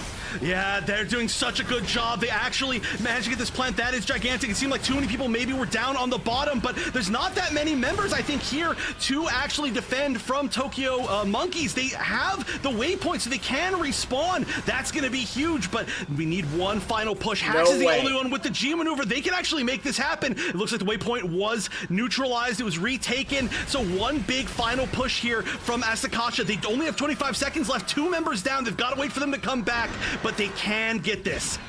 Yeah, they can get this. They're pushing back in. They almost have their G maneuvers, but look at that. Rainbow Monkey and Lee Song, the beam confuse is going to be there. And there it is, it breaks out! Wow, 3! That's a triple! That's gonna be 4 just to confirm. Wiki's still there, the core fighter though, and taking another 2! And that should confirm it! That's gonna be the first point taken. 2 minutes and 30 seconds on the clock. Everybody on Asticassia going down to 2 G maneuvers. Gigantic! And now there's a huge chance for Tokyo Monkeys. They just need to get a little bit over 25% on this point, but the choke point is going to be populated already by the side of Asticassia. Yeah, Red Protocol finally gets that beam confused, and Amano gets that 80s, 2 minutes left, and it's just going to be an absolute dogfight. Wiki also on the G maneuver, and look at that, Tokyo Monkeys is just going down. Oh, they got completely pushed back. They're hunting for a little bit more. Wiki trying not to go down in the meantime. Red Protocol as well, extremely low. In fact, most of the members of Asticassia really, really low. They did manage to get that hold though, and as long as they can hold them here, this will be the big difference. They need to keep them from getting that waypoint. That's when things can get chaotic. Oh, and yeah, we're going to be popping the Mephis G maneuver. We're going to be popping everything basically in the meantime, and that's going to be at least the first pick of Yachty going down. 4 members immediately going down, 5, and that's a full team. There we go, baby. Oh my wow, gosh. The team kill for Asticassia.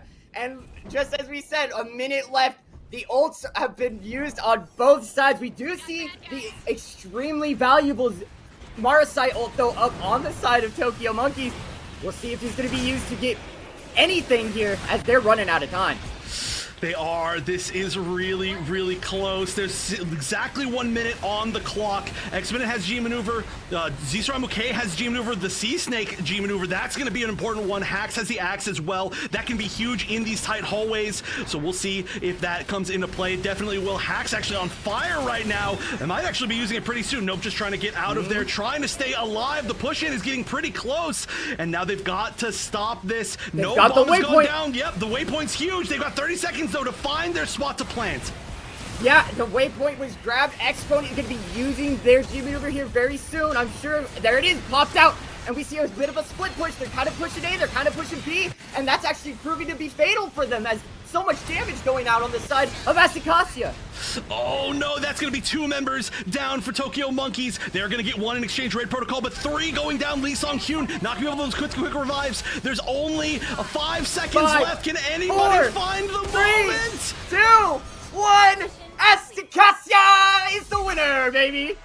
What a match! Unbelievable. That has to be one of the best matches of Gundam Evolution I have seen in my entire life. That was as close as it gets in every aspect. What a goated set of teams. Amazing. But Asticassia coming out on top just by I don't know, an inch, just barely. Huge shout outs to both these teams. My goodness. Just a crumb. That's all they needed was just a crumb. And they made that work for them. They made that last. And oh my gosh, I was on the edge of my seat. I literally was on the edge of my seat. Face buried into my monitor as we saw both of these absolute titans clash here on the Summer Clash. We could not have asked for a better set there. I agree. That was so perfect. We got to the final game. Every game was close. I think that's probably just going to go down in general as one of the best Gundam Evolution sets of all time. Huge congratulations to both these teams. Again, Tokyo Monkeys really representing Asia super, super well. I think Lee Song Hyun is gotta be the kind of the crowd favorite at this point on that gun tank, putting in amazing work throughout, all the way to the final clutch moments. But they unfortunately are going to go out at 3rd, and our top 2 seeds, or I should say our top seed from both the groups, will be our teams in the grand finals. Oh my gosh, I am wiped out after that. I need a breath. I need a moment. Yeah, right. I'm just so blown up over that. I'm just like, whoa. There was so much action. There was so much just absolutely spectacular gameplay. And like you said, hats off to Tokyo Monkeys representing their region extremely well, representing Gundam extremely well, and showing us exactly what they had in store. I just want to say thank you. Thank you to both teams and everybody so far this tournament who's shown us exactly what they had. Oh my gosh. It is just such an amazing thing. Just such an amazing thing to see. I agree. I mean, especially, of course, the bummer thing of, we know the servers are shutting down, but the fact to see these performances even after that is that is why this game is special and this community is special. But what else is special is the damage, because it was ridiculous across the board. As you'd expect from a match of this caliber, pretty even as far as both teams go, but there are some standouts for sure. I mean, a mono with a 6.4 KD and top kills, that's so good. That's wild. And I mean, if you look at Exponent's numbers here, 35 with 37K, I mean, it didn't top damage, it didn't top kill, but he got MVP for a reason. He was an insanely crucial and important part of his team's victory here today on Colony Trading Post. Just goes to show that the big man saw us, he wasn't going nowhere. Okay, He's here to stay. It's true. But can we talk about this Hacks now? Now this is the second time we've seen Hacks with a 4+ repairs. Hacks is the best teammate you could possibly ask for. I'm pretty sure we need to put Hacks on like a gun tank or something, all right? I just want to see how high that number can get. Hacks would be like the GOATest gun tank of all time. Absolutely. It's very impressive. Lee Sung-hyun, though, of course, on the gun tank, also leading repairs on their side. I mean, such an amazing showing altogether. But wow, Hacks, that's a big, that's a good teammate. You know if somebody's got your back, it's Hacks. Absolutely. The Hacks man cometh, as we do see Tokyo Monkeys unfortunately taking the L on this one. But I wouldn't even say taking an L. All those players on that team just absolutely goated. And one of my favorite matches to have ever casted in my entire career. So hats off to everybody there, as we're going to be taking a bit of a break, and then it'll be on to the grand finals. Oh my gosh, I'm so excited for that one as well. The rematch, that's going to be absolutely amazing. I agree, though, one of my favorite sets that I've casted in my time in general. I think, are we ready to go to this break? I feel like I need the break. I'm talking to production here. Lux, where are we? Where are we, buddy? Are we ready? I need to take a quick little 4-minute nap, I think, to get some energy back after this. I think I almost involuntarily did take a 4-minute nap there. Just real quick, I was like, running out of air. Yeah, I was getting close as well. Okay, one more time though, before we do get to grand finals, I want to give a shout out to use the Matcherino, ! Matcherino. You know, I'm just gonna type it in chat. You can see me looking away. ! Matcherino in chat. We've had some really wonderful donations in the meantime. I believe we had Moon donating $50. Huge shout outs to Moon, amazing Tournament player. I believe we had Gabby donating as well. I actually can't see the list right here. Let's go. Yep, Gift of Gab, amazing. Let's see, is that who else we got? We've got oh wait, did we not? Somebody told me that they did, but maybe I'm wrong on that. I don't know why I saw that. Okay, somebody said that and I was lied to, so I was definitely trolled, unless it's just not showing on there. Regardless, shout outs to everybody who donated, and shout outs to everybody who will at least use the codes, and shout outs to the cat. Shout outs to Sasha. Aw, the baby. She's my sweetheart. All but also big shout outs, like you said, to the Matcherino. And please go donate. Go just check out the codes. It's completely free and it supports all of the players who you're seeing today. So with that being said, we're going to go ahead and send it to break, and we'll see y'all later. Tokyo Monkey. Asticassia so low on health, with Red Protocol going down real quick. Yeah, I cannot go to those skies when you've got kicks that you can get. Amano getting dangerously low, but he is going to be coming up on that G maneuver really quick. The Hades being popped by Zisaramuke. That's going to be... Oh, no answers. So many different angles. They weren't ready for the damage from above. Amano shooting through the grates with the Hades. What a good stretch. They're going for 3. Headhunter trying to escape, but you can only escape for so long. Amazing. He's going to be the option this time. No, they weren't quite able to get that off. Yoda's going to come out with the axes and actually counter Core Fighter. Let's see if it works this time. Woo, baby. We going flying. What is this defense? The pincer maneuver right there to take back the waypoint. Yax from Yachty as the team is going to go streaming across the point. Red Protocol, look at that. Rainbow Monkey and Lee Skong, the beam confuse is gonna be there. And there it is, it breaks out! Wow, 3! That's a triple! That's gonna be 4 just to confirm. Wiki's still there. We're gonna be popping everything basically in the meantime, and that's gonna be at least the first pick of Yachty going down. 4 members immediately going down 5, and that's a full team. There we go. Anybody 4, find the 3, moment? 2, 1, Asticassia!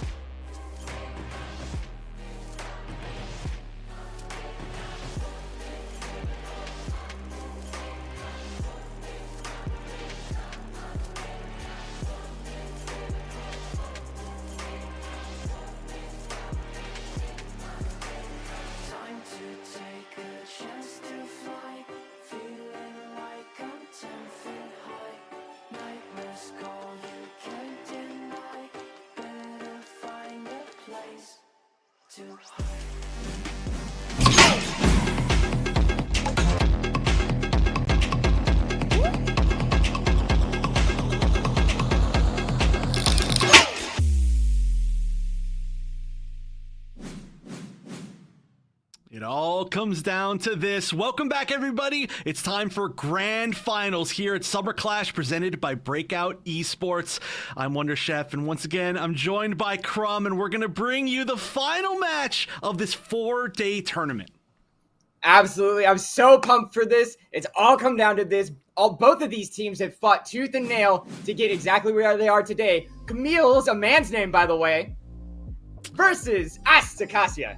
That's right. Kamille's a man's name, and I'm a man. Winning through the winner's bracket, the upper bracket, taking out Asticassia 2-0 in what was a close set, but it was a close 2-0 regardless, making it into the upper side of Grand Finals, and then Asticassia having to fight tooth and nail. That might be an understatement. In that last match, we just saw the lower finals, taking out Tokyo Monkeys in what was probably one of my favorite sets of Gun Evo of all time. An incredible one. If any of you missed it, you really messed up, but you know that the Breakout Esports channels will be definitely uploading that. But let's talk about the Bloodline MVP, because this is an MVP choice that we haven't done for quite a while, because there hasn't been an event for quite a while, but we get a chance to talk about the fact that there is going to be an MVP voted on by chat, the Bloodline MVP. There's going to be probably a link in the chat. I know we've done it through Twitter before sometimes. We'll see exactly how we do it. Just pay attention to the chat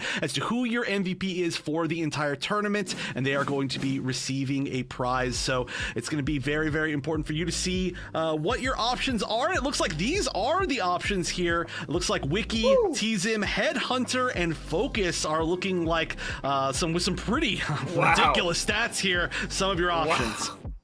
Okay, so I mean, this is a tough one to unpack here. Headhunter, just an absolute monster. Nearly 500,000 damage. Nearly 500,000. That's actually ridiculous how far above Headhunter is above the rest of these teams. And that's not to say that obviously any of these other players are not unbelievable. I mean, this is Wiki, TZM, and Focus. Focus in particular had some of the highest damage in all of our games, but Headhunter had to fight through a lot of games to make that actually happen. Absolutely, but if you do, like you just said, Focus having like the highest damage in every single game we've seen with Kamille's a man's name, only did all of that damage and got all those kills in only 4 games. Wow. That is actually wild. I mean, looking at the KV too, I mean, 4.55 really high. Headhunter, an unbelievable 5.29. But yeah, 4 games. So like, if you triple that to the amount of games that Headhunter was in, then you end up with like almost 6K, which is just ridiculous. And then you get, of course, like 450 kills. So we'll see if that ends up happening again. But these are your options right here. All been playing extremely well. And honestly, there are just so many good choices that I feel like it's hard to even choose one. It's hard to even choose like 4, right, at this point. Absolutely, and of course, you know, I've got to be the hero of the people. We're all wondering where Lee's song is on there, because he's been an MVP in my heart, that's for sure. Definitely. I think the chat's heart as well. Definitely showing the gun tank, and not just gun tank play, but like really dominant gun tank play in a really cool way to play it too. Like playing a lot of frontline, getting a lot of revives, just everything that you want to see coming out of gun tank. So that's also my spirit choice that I would have voted for. But we'll see exactly how you can vote on that. Just pay attention to the chat. I'm not sure if it's in there already.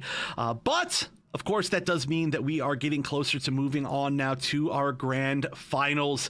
We are so close here. We had so many teams in this tournament, more than we've ever had before, and so much that we had to play out through group stages. Of course, the top 3 of each group made it to where we are right now, and then the top 2 have made it to the grand finals.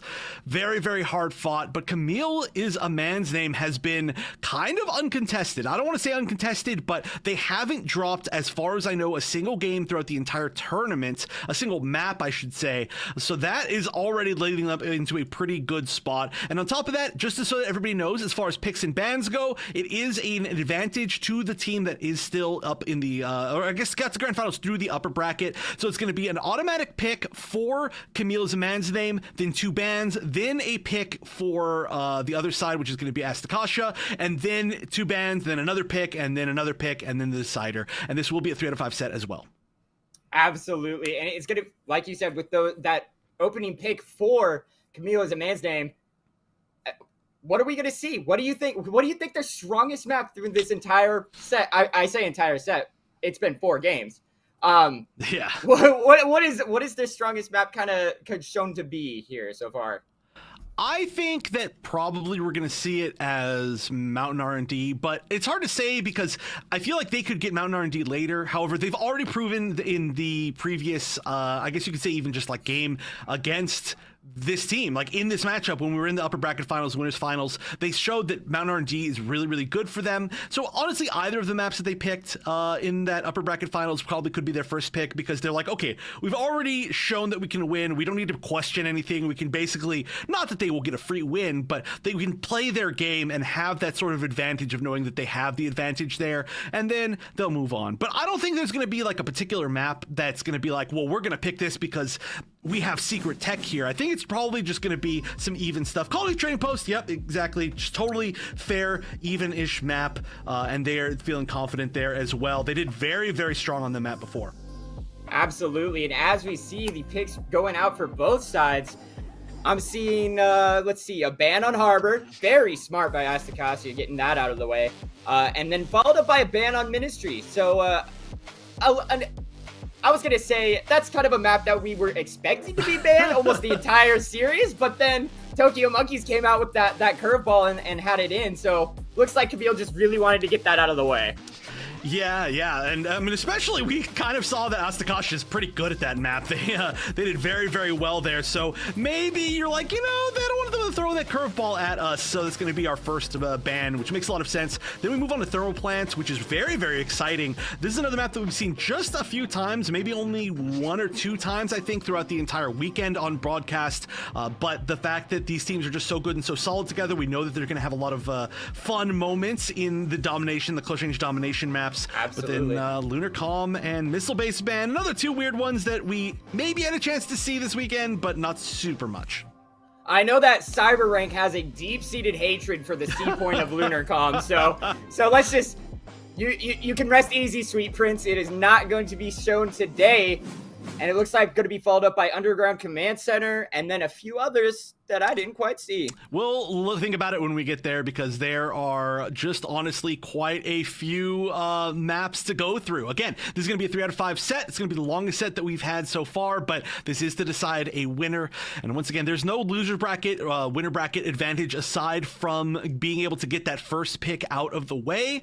And so we are just going to be on even ground here. I do feel too like after suffering a kind of tough defeat in the winners bracket, I feel like we're going to see Asticassia, I'm gonna get their name right eventually. We're gonna see them have a little bit more momentum. Like when you win a match as close as you just did against opponents as good as you just beat, you're gonna be like, okay, we can do this. We've got this. Like we just reset everything. Now we're on even ground. I feel like they're gonna be feeling good. This is gonna be like a real good head-to-head battle.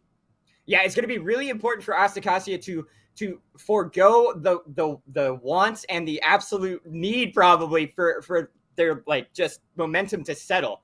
They want to keep that momentum rolling and they want to keep it rolling into what could arguably be the biggest game of their entire career.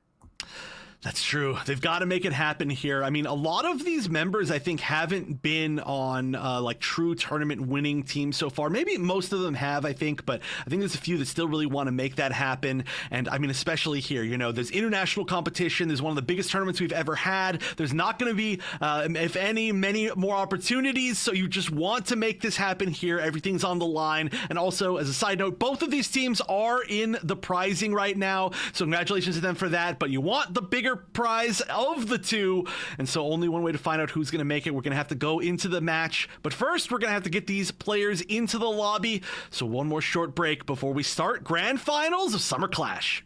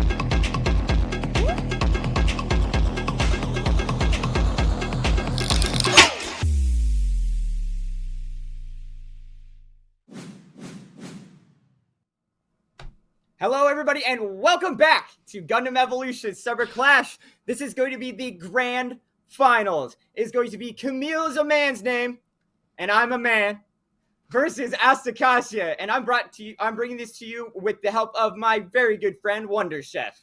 Hell yeah, let's make it happen. We've been waiting for so long for this final match. Well, I mean, at least the start of it, right? We're starting grand finals, a 3 out of 5 set. There has been a little bit of delay because I saw Hacks in chat saying they're bringing on a special guest, and I don't know what the heck that means, but apparently there has been a last-minute sub, and we'll see who that special guest actually is.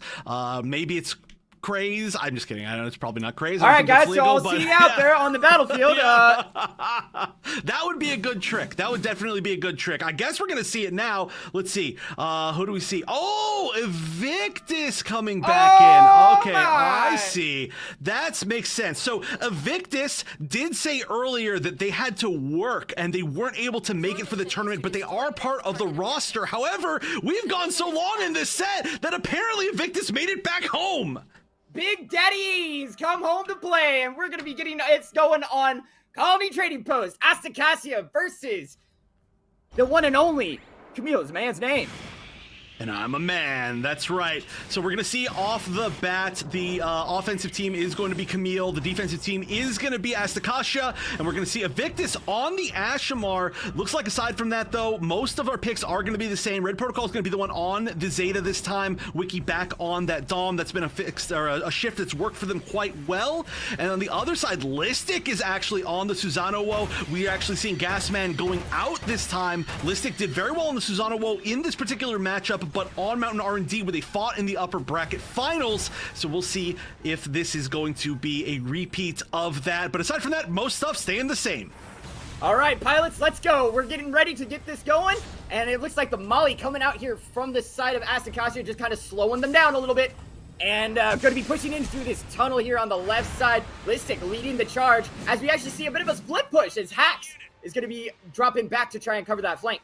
Ooh, yeah, this is definitely a split push. Now, it's going to be the waypoint taken pretty quickly, just because you could see, for example, like Hacks trying to kind of sit in a like a spot to defend the people trying to push from the flank, and then you have to move away. So I kind of like that. It was a little bit of a distraction overall from the side of Kamille, and they made it work. But now, how will they actually push in is the big question. It looks like they're taking a little bit of a moment to regroup after they did that split push. Arrow, though, just causing havoc in the back for sure. Yeah, and it looks like Red Protocol just really couldn't find his footing there, but does end up actually sneaking out with a sliver of health. Zyros hopefully going to be pushing in to try and take advantage of that, throwing the Molly out, popping that Molly down, and it looks like Evictus so low. Yeah, look at this. Oh no, that's going to be 2 down, but Listic actually going down in return on the side of Kamille. Still, though, Camille is going to have at least +1. Exponent is also extremely low. Hacks, Wiki, everybody's really low. This is looking like Kamille is going to at least be able to get a plant very potentially. They're just burning down this entire team. Where are they going to set it? A. We saw so many Bs in the previous match where we was just everybody placing below, but this is a much different game this time. And Arrow just continuously moving forward. What a ridiculous Akutu ranged. Absolutely, and just like that, catching the Tail Rider out from by surprise, and the tracking by Arrow is just insane. Yeah, just so good at that. Like I said, one of the most practiced on the suits, but also just an absolutely unbelievable aimer in general. You need to be able to do that while moving to be strong. And there we go. Arrow actually getting 2 picks. Zyros is going to go down. Exponent is going to have the best opportunity here to start this turnaround. Evictus as well. Going to land the shot, finally taking Arrow down. 18 seconds. Yeah, 18 seconds here. Evictus is pushing back in, trying to throw out that Molly, get some damage. Here they come, right over the top. They're going to be going for that defuse as fast as possible. Casino going down. Profi going down. And look at that Exponent going down to the Molly. There's just... Oh, the Hades just popped out. Oh, they tried to get it off, but not quite in time. Wiki with the laser is going to take out Focus, trying to get that disarm. They were an inch away from making that happen, but weren't quite able to. And so we're going to continue moving forward. Kamille taking a pretty quick first point, I guess you could say, here on the destruction mission. And now they've already taken the waypoint. That is gigantic. That's usually where you have to fight from. This is a tough spot now for Asticassia. Yeah, Listic popping that demon maneuver, coming down with the Transam, just slicing through, like, through the enemy team with, like, their ribbons. And then look at that, the response from Exponent, busting out the G maneuver there, and it looks like Wiki gonna hit the Dom ult as well. This is a huge retake, and look at this. Yeah, this is going to be probably one more takedown here, and that's going to, again, stagger. They're going to have to wait for focus for the full amount of damage for their retake, but the fact that we managed to get the retake on this waypoint is absolutely gigantic. It's so easy to get run over if people just start spawning, and the kind of momentum leads itself to you not being able to get through that door back to the waypoint. A lot of that, too, was led by, of course, Exponent, who says they never get enough showtime, but here we go, Casino, speaking of showtime, popping the Screaming Nimbus, leading the way in. Yeah, it's showtime and it's go time, baby. We get to see 2 ringing out. Arrow with the huge axe taking up a 3K. Oh my goodness. Focus following up as well, and probably going to pick up Zyros, so this is going to be a huge numbers advantage. B is going to be the choice once again. On top of that, everybody in position. 2 members still trying to get picked back up from Asticassia, so now this is going to be difficult. It looks like we're going to be swinging around the left side along the high ground to try and somewhat get a flank and maybe even potentially try to retake the waypoint. Wow. They flanked, they retook, and look at that. Focus taking down Invictus, Invictus taking down Zyros, and then the G maneuver of Focus gonna get... Oh, no, not gonna get popped out just yet. They actually just got popped out not too long ago on their initial push, my bad. But Casino is actually gonna go down to the random mine there from the Dom. Yeah, sometimes that's how it be. Quite ironic, of course, being Casino, but here we go. The disarm is happening, and it looks like it's barely getting off. 75% is pretty good progress, though, still. So you gotta be happy with that. Well, 72.3, almost 75. It was just kind of eyeing it. Yeah, we take those exact numbers here. But still, that's pretty good progress. There's still 2 minutes left as well. The big thing here is that G maneuvers are definitely in the favor of Asticassia. They need to try and make them spend some of them while pushing up and building up for probably one big final push here with 2 minutes left to go. Yeah, Hax is going to hang on to that and probably wait for the opportune moment, maybe wait for that Listic Trans Am to be popped off, maybe even wait for that inevitable Focus Hades, but it's going to be interesting to see where they go from here, as it looks like they're trying to push into this B site and go for that B plant. Oh yeah, but the retake on the waypoint, I don't know who was even over there. Somebody's really sneaky. I wonder if it was Wiki again. But that is going to be super sneaky. Amano's going to be popping the G maneuver. The Hades is coming out, trying to take down Focus. Focus is going to stay up just at least a little bit longer. Zyros is going to go down in return, though. Yeah, I don't even know how. Actually popping Hades himself and taking down Hax. But Focus finally going down to Amano with the Hades versus Hades. Listic and Profi both getting picks as well. And that's going to be only 2 members left up for Asticassia. And this is going to, for sure, at least be the plant. But once this one, if this one gets disarmed, there's not going to be really another opportunity after this. So this is going to have to be everything you've got. We've got the Trans Am available and the axe from Arrow. We'll see if that can make it happen. Yeah, absolutely, and they really need to push in here and get this defuse, but it just doesn't seem like they've been given very many lanes to work with, as they have had to go all the way around to drop down from this flank side. Oh no, the wall is going up on them as they try and push in for this, and look at that! He's going for the defuse, he actually gets stunned right there! Oh, Listic with 2, and Profi's gonna follow up with a 3rd pick right here. It is so hard for them to find a safe point to defuse this. Profi finally going down, and Invictus is trying to be the one kind of hiding behind the body, but no, yes, Casino with the G maneuver. The Screaming Nimbus saying, get away. I'm physically pushing you off of this, throwing 1 mine just to try to stop as much as possible. 2 seconds, one, they're on the defuse. Oh, they do it with Arrow's G maneuver. The axe was the final hit to stop it. Great stuff, just barely with almost no time left. It's going to be Kamille taking it. 13 seconds, wow. What an absolute barn burner of a first round there, as we're getting into this set, this grand finals best of 5? Yes. I got it right. Okay. If we can last that long, which I'm not making any promises for, but I feel like we just saw the final match of Losers Finals be an incredibly close, exactly at that point, like last second clutch win, and then now we saw the exact same thing as the first round of Grand Finals. Like, come on, please. It just keeps getting better. Yeah. It just keeps getting better, and it's crazy. It's like these teams are one-upping each other in terms of, oh yeah, you thought that was crazy? All right, well check this out. Like, it's just insane. It's true. And speaking of one-upping people, Arrow, again, being the #1 damage on the team on the Zaku 2 ranged, that is unbelievable. Arrow is just killing it throughout this entire tournament. Oh, look at that. Wait, there's actually like... Wait, what? I've never seen that before. Yeah, I've never... Why doesn't that say Crumb Voyage? Why doesn't that say Crumb Voyage? Anger! Or my favorite, which is Real Berries. We can see it right there. I'm a big Real Berries fan. Shoutouts to all the Real Berries fans in chat.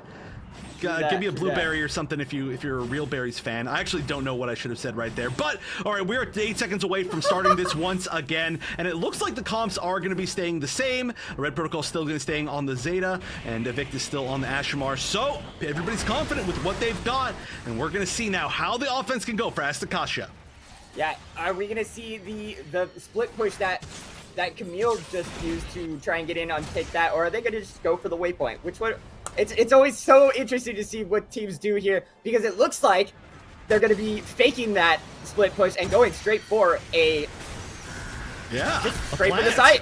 Wow, yeah, right off the bat. And now I'm curious here. Are they going to actually try to defend this, or are they going to use this just for guaranteed space to take the waypoint?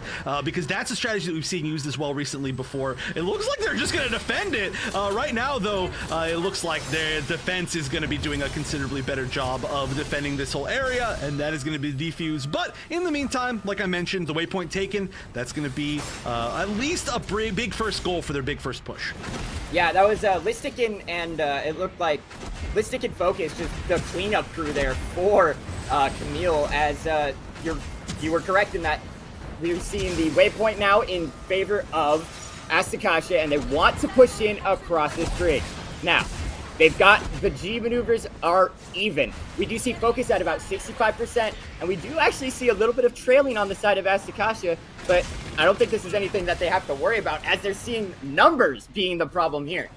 Yeah, I mean, hey, it's at least right now it's 5-5. Arrow, though, is, oh my gosh, just barely going to make it back to that health pack. All right, Asticassia has to make a really solid push here. They're starting to lose out on time. So I want to actually take a listen into the Asticassia comms to see how they are dealing with this. There looks like they're actually getting their first big push, so let's listen to them.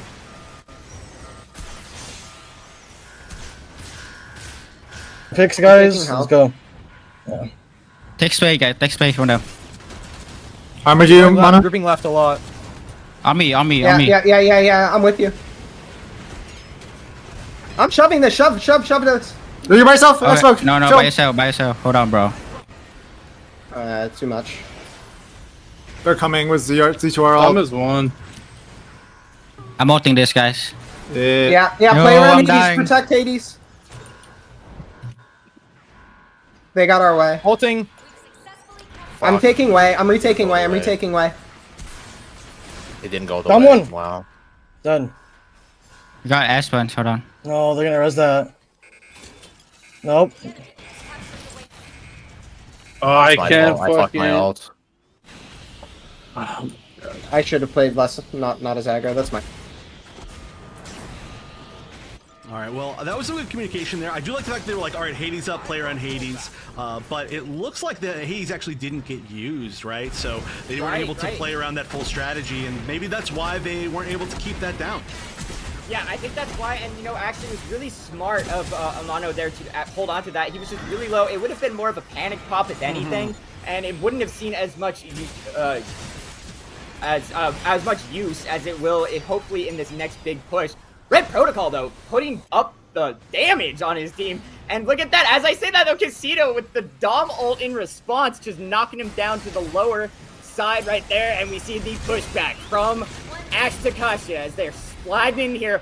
Big axe here from Arrow as he comes in and cleans up the Sazabi. And Focus picking up Red Protocol in return. Yeah, this is a problem here. We've seen Amano hold on to this Hades for a really long time just because there hasn't been a good moment. Like, I agree with it, definitely, for sure. Like, there just hasn't been that moment where it's like, okay, we're going to walk in. There's a few people in front of me. They can all, like, essentially defend me or take the shots. But there we go. It's going to have to pop it right now for this final push alongside the Screaming Nimbus. They're going to have to do everything. Amano's going to get one pick. Focus is actually going to take on Hacks in return, but that's going to be Evictus taking up the third, and 3, 4 down, 5 down now for Kamille. This is a guaranteed pledge for sure. Oh, Susanoo trying to get out of there and deal with that, but it looks like Amano's finally going to go down. However, it's only just one knock. Yep, Listic, the demon with the twin blades, just slicing through Asticassia, and is really the biggest thorn in their side right now, as they're having to send 2 back for him when they really should be guarding that plant. Yeah, they've got to make it happen here too. Time is out. The waypoint being retaken. That's even worse. Really tough stuff. So they basically just need to continue to win the team fights. But Red Protocol already going down. That's going to be 1. And now Listic at least getting taken down to start evening things up. The defuse is starting to happen. Can anybody stop it? The shots are coming in. No, they're just down there. They're fighting everywhere but the point.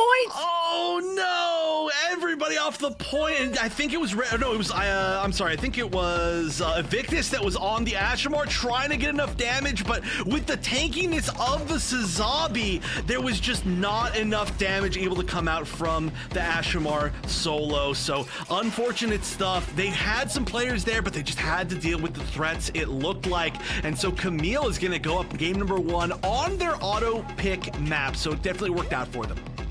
Yeah, absolutely. And I mean, just right there, they, like you said, it came back to haunt Asticassia as they held onto that ult for so long that it just didn't have any of the utility and use that it really would have had he popped it maybe in that first plant. Yeah, and the tough thing is that there was just, again, there were so many times they walked in, and by the time they even got into a position, they'd already lost 1 or 2 members. Arrow just being an absolute menace, as usual, just running in their back line where it's like, hey, you can't even get close to the point without losing some members. Or it's like, okay, we're going to get in, and all of a sudden Arrow actually lands a G maneuver, lands the axe, and suddenly people get picked off. And it was just a tough spot. They weren't able to find their footing, and they finally did, but it was a little bit too late, and then they were a little bit distracted at the end. So close stuff, but overall, Kamille still looking like in super control of this set as things are starting off.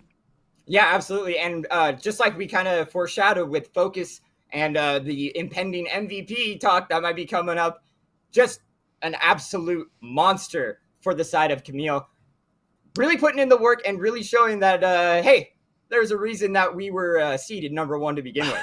Yeah, it is certainly true. But yeah, I think I talked about this before, but when we see these two teams fight, because they have such similar comps and such similar ideas, I feel like a lot of it does come back down to the Pale Rider, which is like that kind of classic thing that we've had in the West metas. But whichever Pale Rider gets set up in the position to do more damage and use the Hades better, that can like really lead a team to victory when you're playing this sort of comp. I think it's kind of like evenish. Like the teams, they play similar styles, they play similar comps all together, so that does tend to kind of like, I don't know, shift the balance, I think.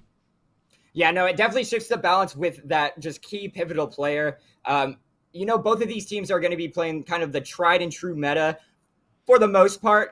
You know, we do see the Z2R on both teams just showing that, hey, it's kind of been a sleeper pick amongst the competitive community, and really shining in these games. I'm really looking forward to seeing some more of that. And going forward onto the next map, it's going to be any man's game.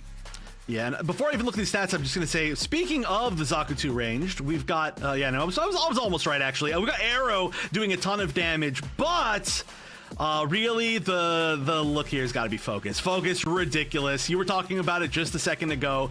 40,000 damage. I mean, Amano very close as well. Like I said, the Pale Riders are really going to be the cores of these teams as things stand. So both of them doing an amazing job, both leading in kills and in damage on their team.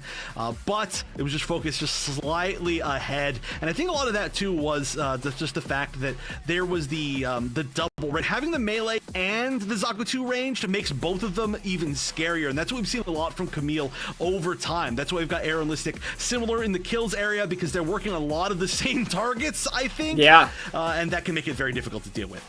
Yeah, Camille's whole team synergy revolves around Listic and Arrow surviving, and they are on the 2 most survivable classes in the game. You get armor from even just assists on the Susanoo, and then Arrow can just pop smoke and be gone within 3 dashes. It's insane. They just have such good synergy, and it's really impressive to see. Yeah, it's it really just works together. I mean, whether it's Listic or whether it's Gaspan, right? We've seen both of them playing like the similar. I mean, honestly, both of them pretty much exclusively playing Susanoo, but it's playing a similar role, like comboing with Arrow. And we even saw in a previous match, or I think it may have been this matchup in the upper bracket finals, where only 2 people were left on the map, and it was Listic. Or I'm sorry, it was Arrow and Gasman, and they comboed together to close out that basically that exact same map. So yeah, they're just working together really well. Oh yeah, and just like that, we are going to be right back after this break. Don't go anywhere. This is the grand finals of the Summer Clash. The enemy team was like they're ripping, and then look at that, the response from Exponent. Busting out the G-Man over there, and it looks like Wiki's gonna hit the dot. And look at this, yeah, this is gonna be probably one more takedown here, and that's going to, again, the way in. Yeah, it's showtime and it's go time, baby. We get to see 2 ringing out. And Invictus is trying to be the one kind of hiding behind the body, but no, yes, Casino with the G maneuver as much as possible. 2 seconds, one, they're on the defuse. Oh, they do it with arrows. Right there, and we see the pushback from Asticassia as they're sliding in here. Big axe! Alongside the Screaming Nimbus, they're going to have to do everything. Amaldo's going to get one pick. Focus is actually going to take on Hacks in return, but that's going to be Invictus taking up the 3rd, and 3, 4 down, 5 down. Fuse is starting to happen. Can anybody stop it? The shots are coming in. No, they're just down there. They're fighting everywhere, but the...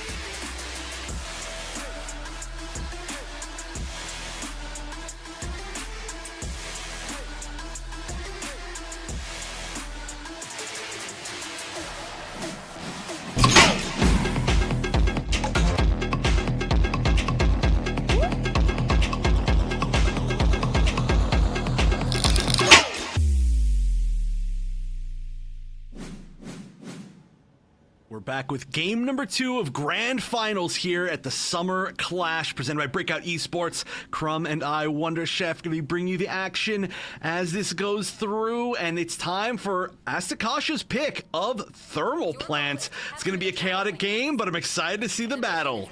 Oh yeah, we're going to see 2 absolute juggernauts, 2 titans of our industry going at it today on Thermal Plant in Asticassia, and Kamille is a man's name. Oh man, I'm so excited. The scrap is gonna fall, people.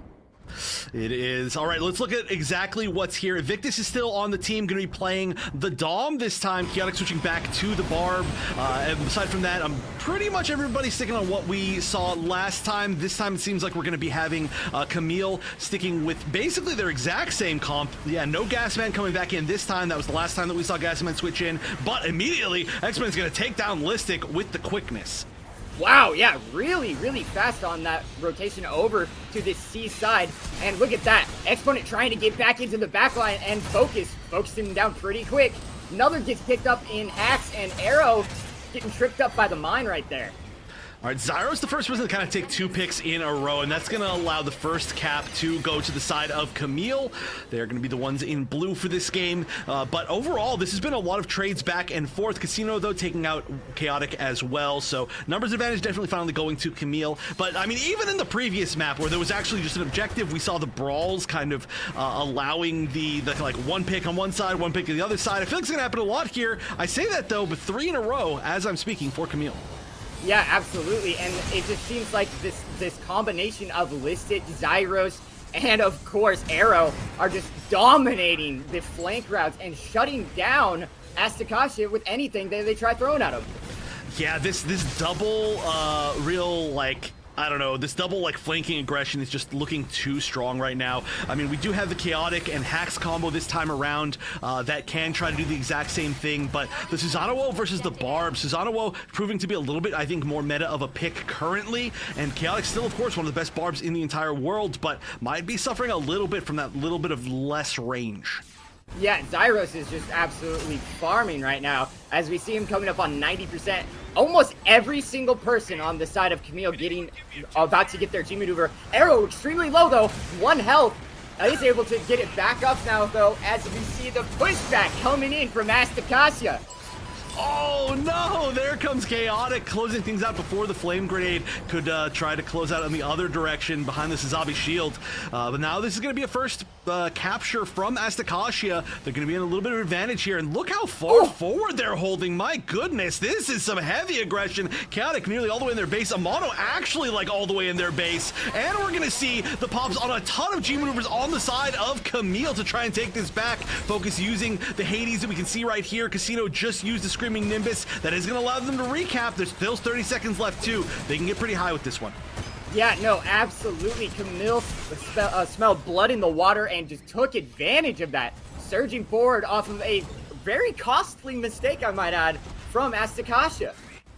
Yeah, they smelled blood in the water, you know, and they struck, and that is exactly what they needed to do. And now they're up by over 40%. It's going to be about 48%, assuming nobody retakes, which I don't think they will. And we're going to see now the G maneuvers coming up from the other side, trying to get C pretty early. The problem is, with the Victus using that right now, it maybe could clear them out and get them a little bit better positioning, but there's still 20 seconds left for them to be able to walk all the way back and regroup slightly. However, the fact they're still getting picks means that they are going to be delaying them a lot. They're starting to stagger, and they're in a great position for when C unlocks. Yeah, it almost seemed like it was like more of a panic use for the G maneuver there of Invictus, but I mean, I'm eating my words right now because they're pushing back in and they're getting that point presence. They get the point and they get the capture, and they really needed that time. They do. They need this as much as possible. Like, they're really getting to the spot where, like, actually, they're already at there, where 1 full hold will for sure be a win for Kamille, as they're going to be retaking that back. And Casino taking down 2. That is gigantic. Zyros, like you mentioned, putting in a ton of damage, is going to get picked back up, and Listic might be popping this Trans Am to try and close things out right here pretty soon. They're in a good spot to do it, so I think Listic knows that he doesn't have to do it quite right away, but that's going to be one of the only G maneuvers on board. That versus the other melee G maneuver of Chaotic. We'll see which one comes out on top. Yeah, 92% right now. This is extremely crucial. They need to get in. They're going to be flooding in through this lower side. Chaotic with the jump up. Actually, it's going to be a top push Chaotic with the G maneuver gets one, and that's a huge one he gets on focus, slamming his sword down, and he's gonna be at the bottom of the point, but they're not on the point! And they just let it go! Oh no! There was an attempt to push back, but I mean, especially with Listic there, using that G maneuver, you have to not be in a spot where you're just gonna instant die. Still though, I feel like there may have been a little bit of miscommunication as to who is moving where, because that would have been the opportunity, I think, to at least get on the point, at least extend the time a little bit, even if you went down, and unfortunately that just didn't even happen. So we're looking at Kamille continuing to start to run away with things. Round one going to them pretty solidly. Once they were able to kind of get a foothold, they literally never gave it up on any point. Yeah, we're seeing, looks like Casino actually gonna be the lead damage dealer and kill taker, or I don't know. He's got the most kills. That's what I'm trying to. That's what I'm trying to say. He's sitting pretty at 17,503. And wow, he's just right underneath him. We've got Focus with the 17k. So much damage for the side of Kamille. Casino, we used to see Casino a lot more as the kind of MVP for damage. I miss those days, but still Casino, of course, absolutely cracked on the sticks with freaking Dom. Like, just unbelievable aim. One of the only people who we've seen shoot a professional or, you know, like a top level Ashmore out of the air with a rocket. Love to see that, but I'm always gonna remember that still. We're starting off on A here. We'll see if Casino can keep up that damage as time is going on. Ooh, a push through the backside over here towards the center a little bit more, as Chaotic's gonna be holding that angle. This looks like it's working out. Amano getting the first pick. Yeah, and that's a huge pick for them too, as it's gonna be Focus who goes down quick. And Chaotic pushing back in there, trying to take advantage of that. We do see Exponent getting that Profi pick, and that's going to be big for Asticassia right now. Pushing back in, getting that time on the point that they so desperately needed from that last round. Yeah, I think they've got to make a big statement here, just as far as, like, you know, just trying to fight their way back into this. They need to be like, okay, we're going to take the lead early, and we're going to continue with this lead. And, oh, no, Chaotic just barely missing that slam. Now, it looks like we're going to see some picks on both sides, as Listic is going to push in to try and get this retake. 30 seconds left. They are going to get plentiful points. If they manage to make it happen, it looks like they will. Exponent and Red Protocol both going down, and that's going to be 25% towards the retake. Focus taking down 2 as well. However, they are standing on the point, just delaying it longer. And honestly, just even the delay at that point was good. That means that they're going to be up regardless by 20%. All you need to do sometimes is not die once you have the actual point. Yeah, I mean, easier said than done when it's facing one of these two teams. But did you just notice that Focus just stood there? He just stood there and just looked around, and just everything that came within his sight died. And that was just insane to see, activating the real-life Matrix on us mid-match. As we see a new push here coming in for that C side. All right, yeah, this is kind of where things are, I think, are going to shift, right? We're still pretty close, 20 points away, but I feel like this is where either we're going to see Asticassia take a much bigger lead, which looks like it's going to happen. Casino and Listic already going down pretty quickly. On top of that, now Zyros, and there are 2 G maneuvers, well, 1 G maneuver available on the side of Asticassia. It's going to be the Hades, which is huge. This looks like we used the grenade just to, or the super napalm to build a little bit of space, guarantee that capture on C, and yeah, now they're starting to get a really big lead. Yeah, no, this lead is huge for them, and also I really like the idea of Hax using that G maneuver as more of a pushback rather than a taking, like rather than to take the point, because honestly, you're gonna get a lot more value out of it that way, and it did indeed stall Kamille from getting this point. Well, they did stall them once again, and the stalling is really big, right? Like, if you know that you have the lead and you can make sure they get less than you, then again, like I said, sometimes all you have to do is stay alive and just be shifty and just try to deny them from being able to recap it, and that is still going to be essentially like a 30% lead as we're going to go back to A, so it's a pretty far run back. Yeah, but 5, almost 6, it's going to be full 6 G maneuvers up for the side of Kamille as they're going through this A point. Just give it a few more seconds. Profi, land 1 shot so we can say it was all 6. Whoa, yeah, hold come on, baby, come on. Come on, give it to us, Profi. Come on. Yeah! There it is. Steven is on the board. It immediately dies, by the way. But the most important thing is that it actually happened. However, we do see Casino popping that Screaming Nimbus and then immediately going down. The focus fire was really good on the side of Asticassia, and that means that, again, they are going to be taking this first capture very, very well, and they can win off of this point alone. It will switch if it goes to the other side for even just a few moments, I think, but right now Chaotic trying to defend, and that's going to be actually 2 members, though, going down on the side of Asticassia. There's a lot of trading back and forth, but that was gigantic, and this should be a recap, yeah.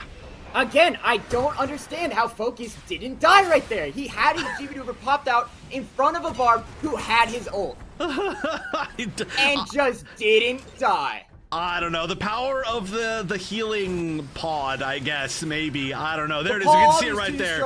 It truly is. It's the best support in the entire game and has been since release. We all know this. Absolutely. It actually genuinely was. It genuinely was for sure in the very beginning of the game. But here we go. There is still a pretty decent lead. You know, about 10% for the side of Asticassia. They're not going to be getting this, but C has gone very well for them so far, and they only need a little bit more as we're going to be shifting back over. There are some picks on both sides right now, though. Everybody just trying to build up their G maneuvers. We can see 4 on each side. Oh, I'm sorry, 3 on the side of Kamille, 4 on the side of Asticassia. So this could come down to some huge explosive fights, especially fighting for this initial capture on C. Absolutely, and it's just going to be absolute mayhem getting in here. I want to point out, though, that Chaotic did the really smart thing of not just popping his G maneuver right there at the end. It was almost useless for a point that was already practically in their favor. So coming into this, we see 2 G maneuvers getting popped out in quick succession. Focus and Listed taking out 2 members of Asticassia. However, 1 getting picked up, and look at that, the pushback is coming. Yeah, but Amano used the Hades and it went down immediately. It went to 0 effect, and that is rough, and that's going to be a full follow-up. Only Amano left for the respawn. Nobody on point to get that initial capture, and the lead going back to Kamille. They just need to hold this for a few more seconds, and they're going to be moving up 2 games in the set. It's not match point quite yet, but look at their resources focused with Hades. Chaotic needs to make something magic happen here. A combo of the Chaotic G maneuver and the punch from Evictus could be everything, but already Exponent going down. The Hades popped, and the punch coming through. I don't know if it connected on enough. Arrow's gonna go down. That's gonna be 1, but somebody needs to get on point. And look at that, the Barb almost going through the wall on his G maneuver, slam it down, trying to get anything they can, but it's gonna be overtime. Extra time is on there, and they're just fighting for the points. Amano and Focus kind of ending up in similar places, but that's going to be 3 picks for Kamille. That's going to be most everybody gone. They're just trying to lock everybody else down. Oh, a little bit of friendliness, let's just say, at the end there. And that's going to be 2 games, maybe a little bit too friendly. Can we get a yellow card penalty for Focus? Give him a warning. You know, where's our ref? Folks. Where's our ref gun tank in the game?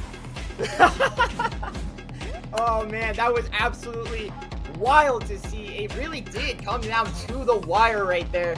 Unfortunately, it is going to be even tougher now for Asticassia to dig themselves out of this and secure those next few wins.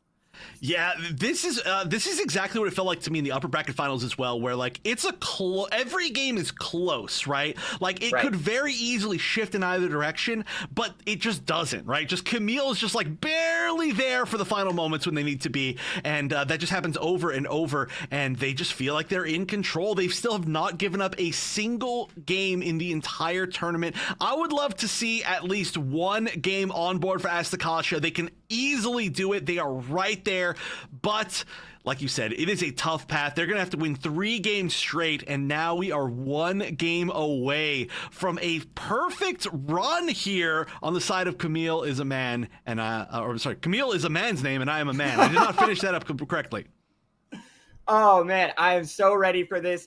And like you said, if you're a fan of underdog stories, then you are an Asticassia fan right now. Right now, you are at home and you are rooting. You are begging. You are pleading for this comeback. Because honestly, I know I am. Hey, listen, I mean, staying unbiased as much as I can. We all love the Kamille is a man's name. And so am I. I mean, yes. But, I mean, if you're a fan of underdog stories, now may be the time to start tuning in. Well, okay, let's remember, right? Let's remember that of all the times, right, where let's just say an Omni team was dominant, back when it was Mafty, I believe it was Mafty at that point. When Omni team was dominant, is that, man? I don't know. They have got way too many teams. But Omni team won against a particular team, I believe that it was Second Wind, right? I'm not wrong on this. It was Second Wind that they defeated them 2-0 in a winners finals, and then in grand finals was up 2-0 against them. It was last second. Oh, you're right. It wasn't the last second. Oh my God, I was the second. I forgot. Yeah, of course, because Gasman was on it. I'm an idiot. All right, nobody remember. But basically, that still happened, right? That still happened. There was a team, and that now has been absorbed into more of Omni. But there was a team that you know, they were down 4 games straight against an Omni team, and they came back and won 3. So it's happened before. It's not impossible. That's what I'm trying to say here, even though my exact names of the teams that did it were wrong. But, you know, I'm an old man, and we can look at the damage now. All right, the cards are out on the table, and let's look at the tail of the tapes here. Oh, man, you got to just give it to sorry, I almost said Omni. Kamille is a man's name. Look at Focus. Just look at his pristine KD. 8.75. That's ridiculous. Yeah. That's just dirty.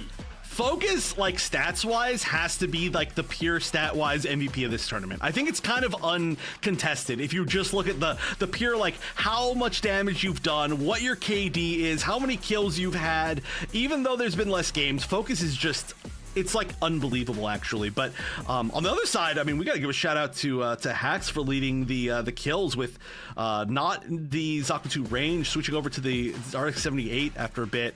That's cool to see. Also, though, still not quite in the lead. I got to go back up. I'm jumping back and up and down and up and down. But Casino almost led damage this time on the Dom. Still as cracked as ever. Did definitely lead it in the very beginning of the match, and I mean, popping back down, we see Amano and Exponent, and wow, actually Exponent, Invictus, and Red Protocol, all with 22k and 24k respectively. They're all right there, and I feel like they have the ability and they have the manpower to actually push through and get that W like you were talking about. It's just going to be a matter of really playing together and really just not getting caught off by the absolute sheer dominance of Kamille as a man's name, because I think that's what's getting to them right now. It's they know they can do this. Mm-hmm. It's just they need to believe they can do it.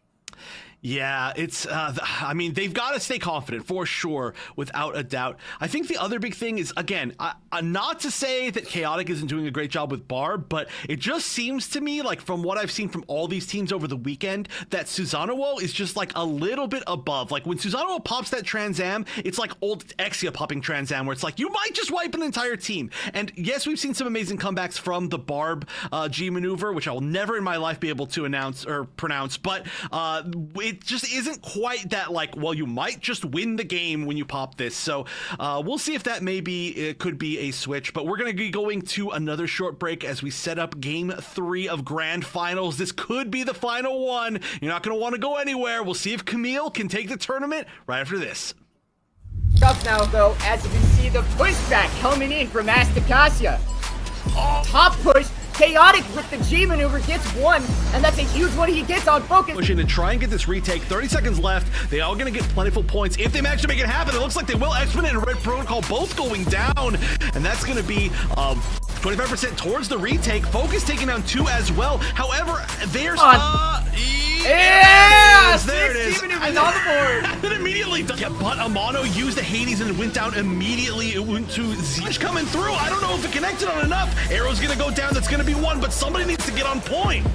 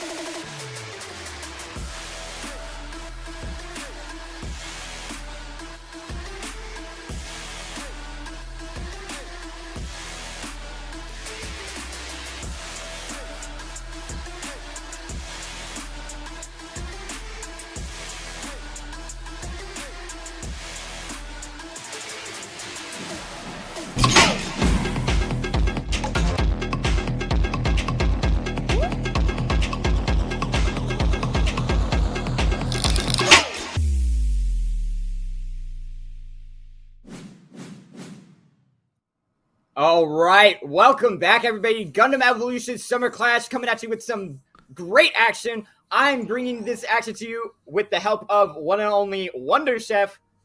Your mission is to destroy. That's right. We've got just potentially one more game. One more game if Kamille has their way, or 3 more games if Asticassia has their way. And oh my goodness, we've got who else but the Gas Man, as the other casters on the showdown kept saying, on the gun tank. I hope this is real. I don't know if this is real, but we've got some interesting picks looking like on the offense. Actually, you know what? Can we get a listen in with Kamille as they're starting off their strategy? I don't know if they're going to do another little weird ritual for things, but I would love to hear how they're starting off. Banana bread. There's no Breathe banana in. bread. Banana bread. Banana bread. Banana bread. Banana bread. Switch, Gasman. Gasman. No. Yeah. No. Gasman. Here comes. I want to play gun tank.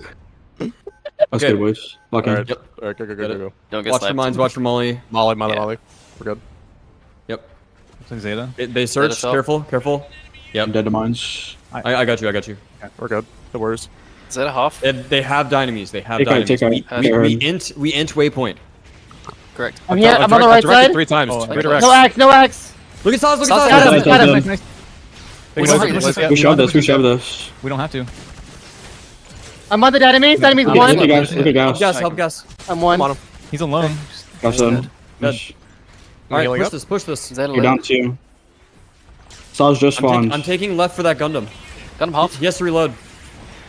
Dump Got half. one. Dump half. Armor and 1 arrow. Zeta literally won. I'm getting health. I'm with you. I'm with you. I'm Pushing, with you. pushing. Listening. Gun him one. That's Got one. nice. Nice. Can you get rid of Poppy? I got him. I got it. No. Big. Okay. Big Molly. Alright, nice. Nice. I got the. 3 dead. I'm planning. Look at height. Reservoir. I'm covering. Fail. Yep. Fail's dead. I'm flanking height. Kill them. That's okay. Zeta 1 1. HP arrows. Zeta 1. Leave on with you. Diver, no rigged. Res that. Got you. Res it. Thank you. Yep. Good shit. Alright, play. Too many height. Everyone Yeah, go. that's fine. Whoever I'm plays dropping lower, down. play I'll lower. drop down. I'm going lower. I'm looking at underground access tunnel. Hey, Pushing Saz out. is flanking. Saz is flanking. 3 flanking. Saz box. Saz Maybe box. Maybe 4 tunnel. Hell it. I'm backing up. I'm dead. I'm splashing hard. Arrows. Hill throwing. Kill this fail. Oh, behind us, the left side. Below. Gundam Ashmar. Ash On 1. there. Help. Ash high on left. Pushing high. Left. Saw's under tunnel again.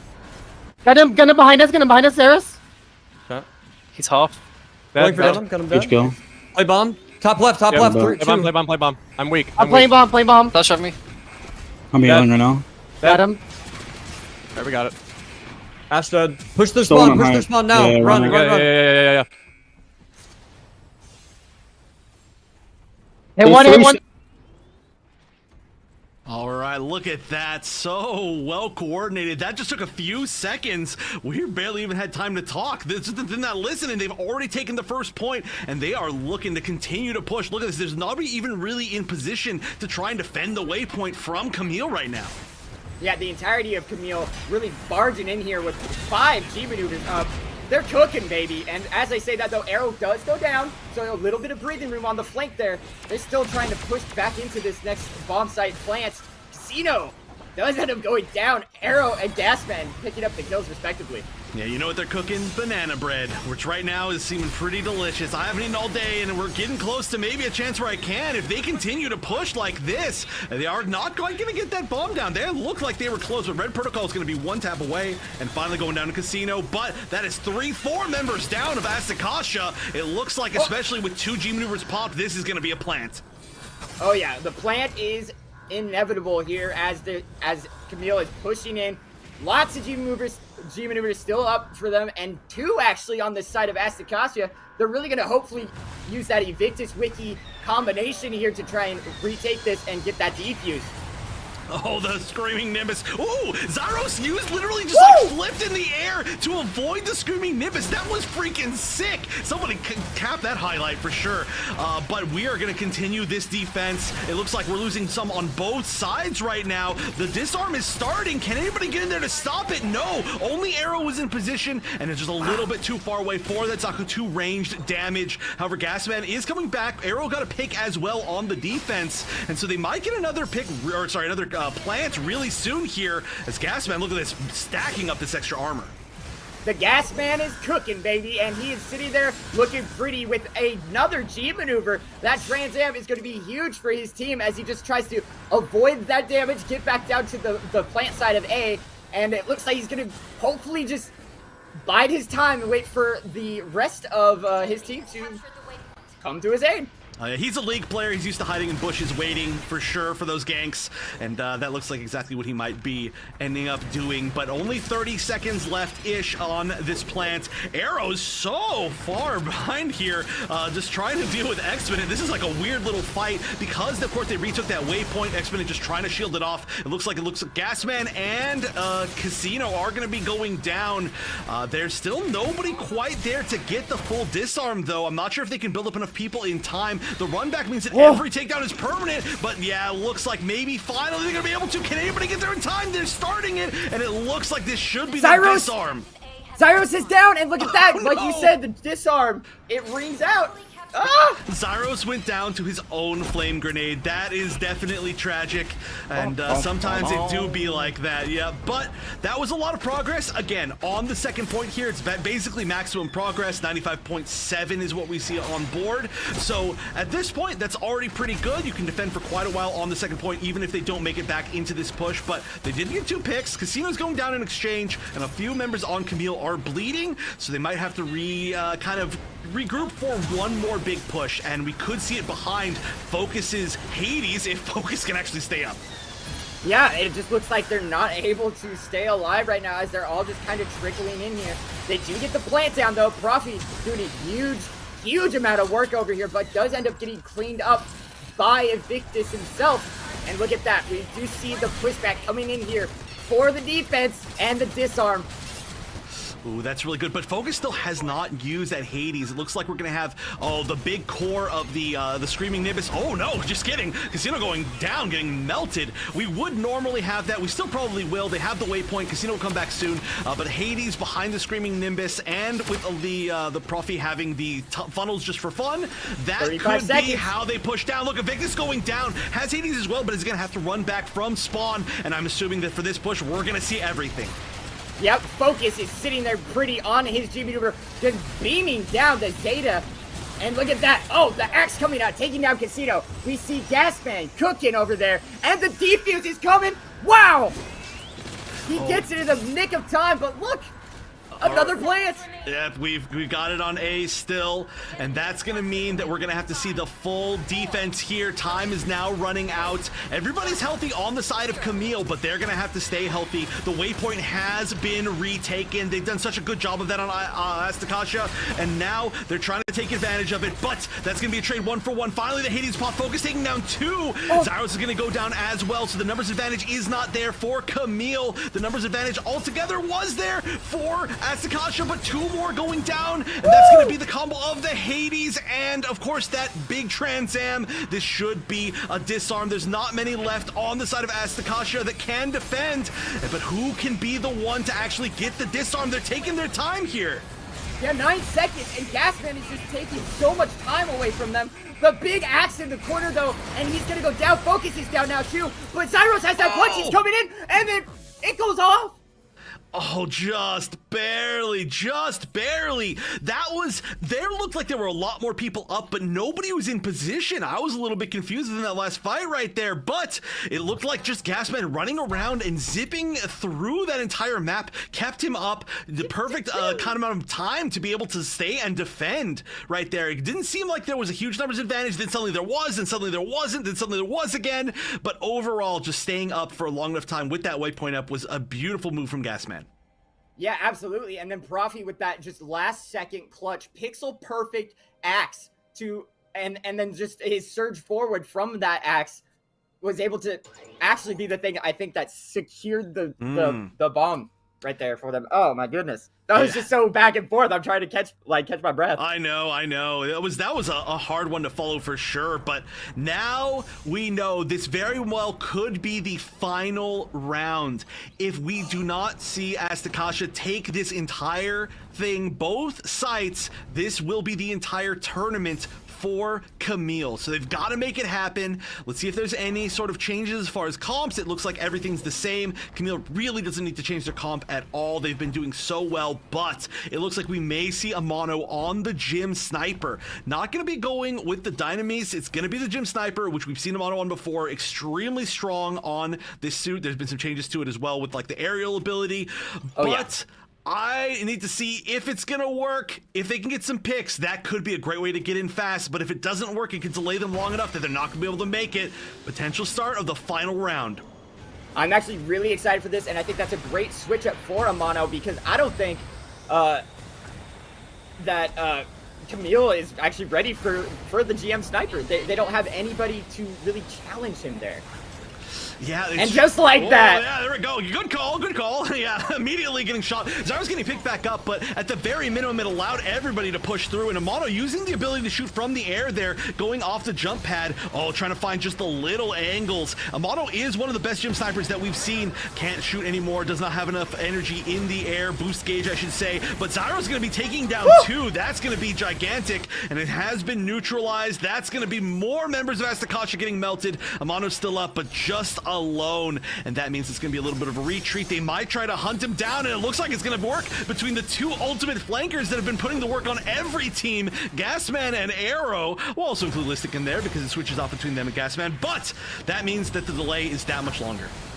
Yeah, the delay is longer, but luckily Amano on the one class that distance really isn't too much of an issue. Red Protocol going to be going for a nice, beautiful little flank on the right side, trying to get over those mountains, but not catching any breathing room as Profi kind of flies up there to deny him. Exponent rushing across, and look at that.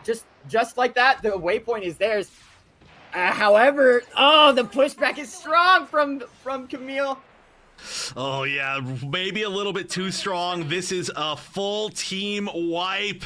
Oh my goodness, they smell blood in the water. They can smell the tournament victory, and they are holding on to it so well here. There's just 2 minutes and 50 seconds left, which seems like a pretty long time if you're not the ones that have to run back over and over and over after getting picked, just trying to get the waypoint of all things.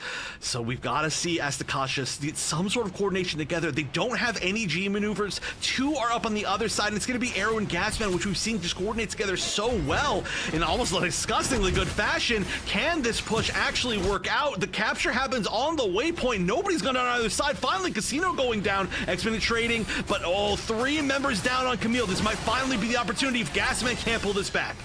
But Gasman is pulling it back, and so is Profi actually with the huge res onto Focus right there.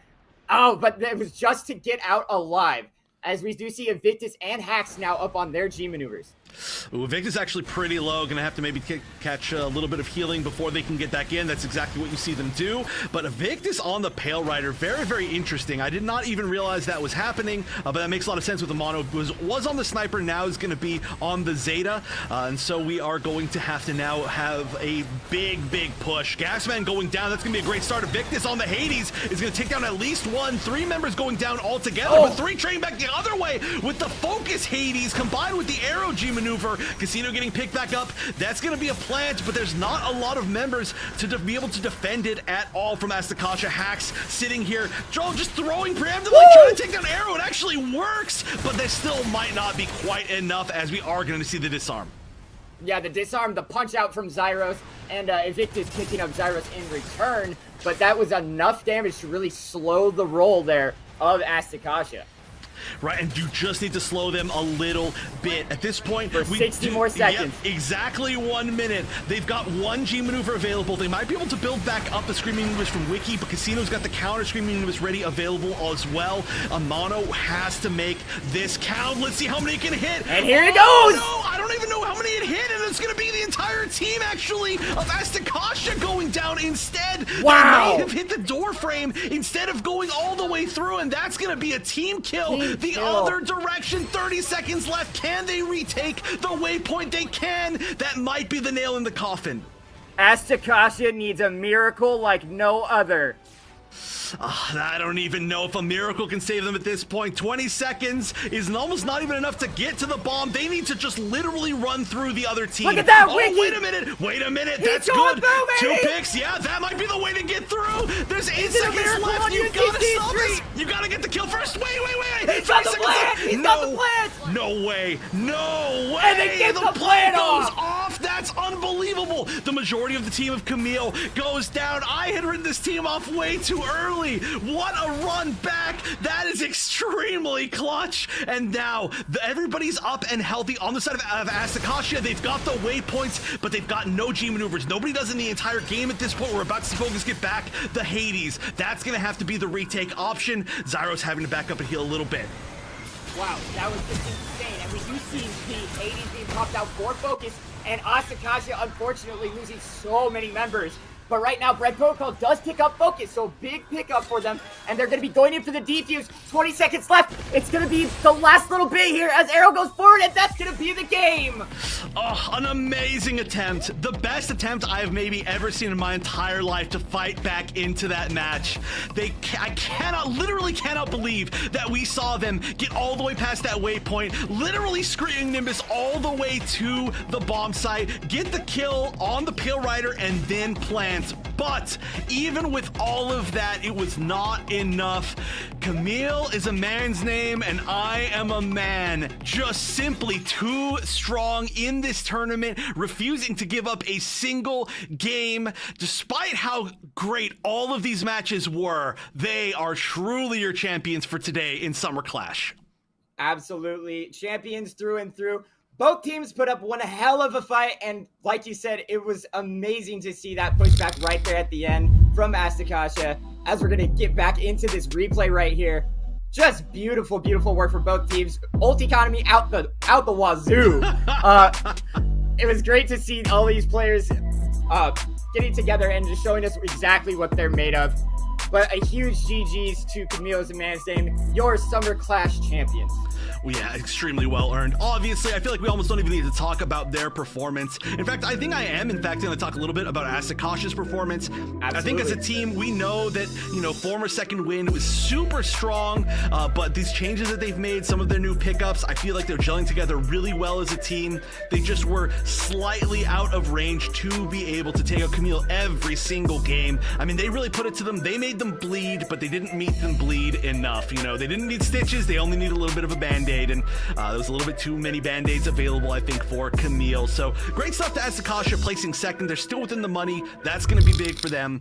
But Kamille, Team Kamille is a man's name, and I'm a man, literally undefeated. That is wild. And I mean, also, may I note, an amazing combination of, like I said, multiple teams that have come up before from, Omni players.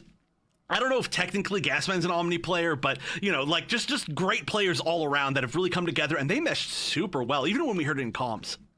Oh, absolutely. Like, you heard the comms from both sides, and none of it was panic. It was almost all just extremely well-coordinated pushes, extremely well-coordinated focus fire, and I was just blown away by just the level of professionalism when it really did come down to it. I mean, we had a few rituals, I guess, and a few funny things here and there. We saw Gasman on the gun tank for a bit, but regardless of all that, we were having fun, and it was for a game that we all truly, truly love. Yeah. So I'm just super proud of all the teams that have competed in this tournament, and going forward, I just hope that we can all see them get together one last time.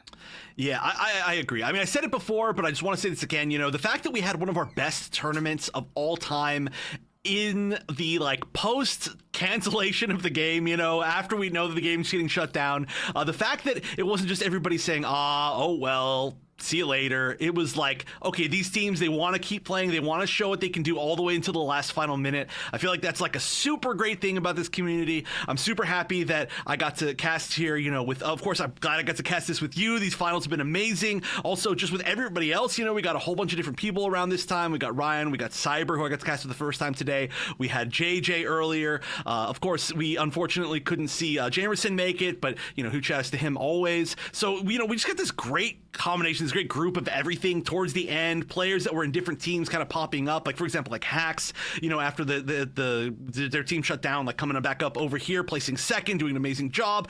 Everything is just like, it's so good to see, even though we kind of know what the future of the game is. It's not people that are like, well, I'm gonna make $1 million playing this. It's like, we just love this game, we want to keep going with it. Yeah, no, it's all about the love of the game, and there's been so much love for this game, so much love for this community. And it just goes to show that, you know, the community that we've built here for Gundam Evolution is going to continue to grow. It's going to continue to grow, whether it's another Gundam game in the future, whether it's going to be the next Breakers, whatever it may be, you know. It'll be interesting to see exactly where everybody does end up. But one thing's for sure, Gundam Evolution will stick with us forever.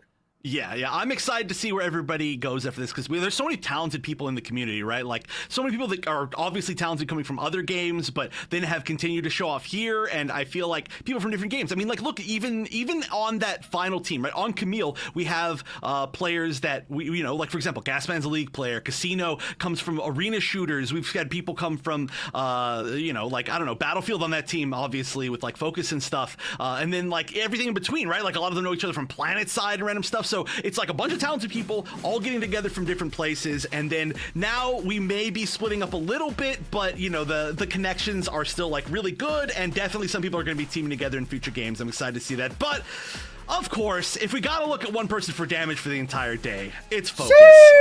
Sheesh!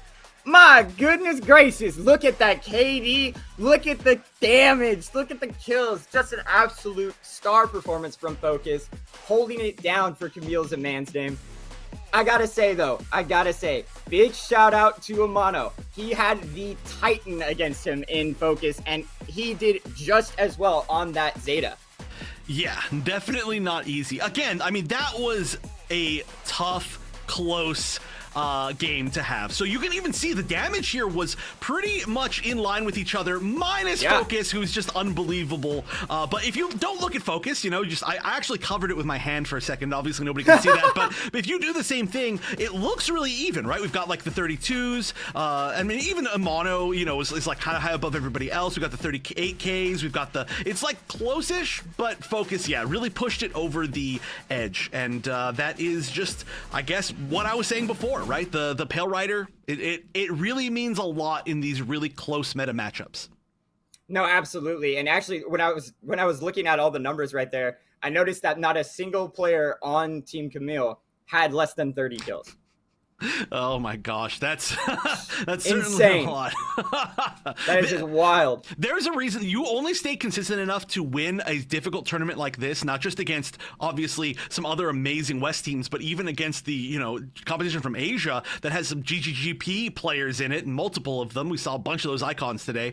But if you stay this consistent to not lose a game against any of this competition, it's because every single person on your team is just a little bit too good, I think, and maybe we need to ban them from teaming together again. Let's stop. I don't think these. I don't think that these people should be queuing together. Okay, let me tell you something. As a casual player, no, I'm just kidding. But no, for real, it's been so great to see these guys all back in action again. And you know, big shout out to all the players who didn't get to show up to this last tournament. You know, the Carl Sagans out there. The you know, let's see, who are some other big names? The Davids. Like, we miss all you guys. We all hope you're all doing great. And just to let everybody at home know, it was a giant pleasure and a giant thank you from me. Just a giant thank you.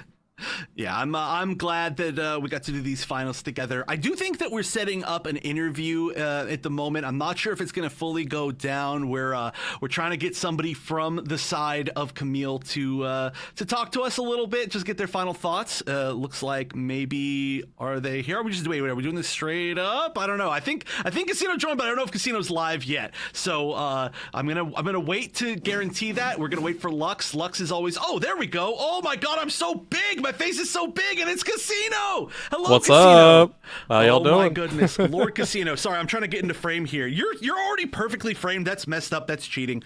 Yeah. But what's up? Congratulations. Thank you, man. Thank you. That was a crazy day. Crazy weekend. Oh my God. Yeah, I mean, how did you feel playing? We'll go back and forth asking questions here, but how did you feel playing together with this version of the team? Like I said before, it's like a mix of kind of two different versions of the Showdown teams, right? Like Kamille and Matthew, sort of. I mean, everybody plays together, obviously, but how did this one in particular feel together gel-wise? It felt really good. I've played with Focus a lot in Gundam. A lot with Zyros. Me and Zyros actually have history going back to 2019 from Planetside. So me and him were on a 6v6 team for that game. So me and him have a ton of synergy together. We play off of each other so very well. And in ranked, me and Levi, we're really good together. Me and Listic as well.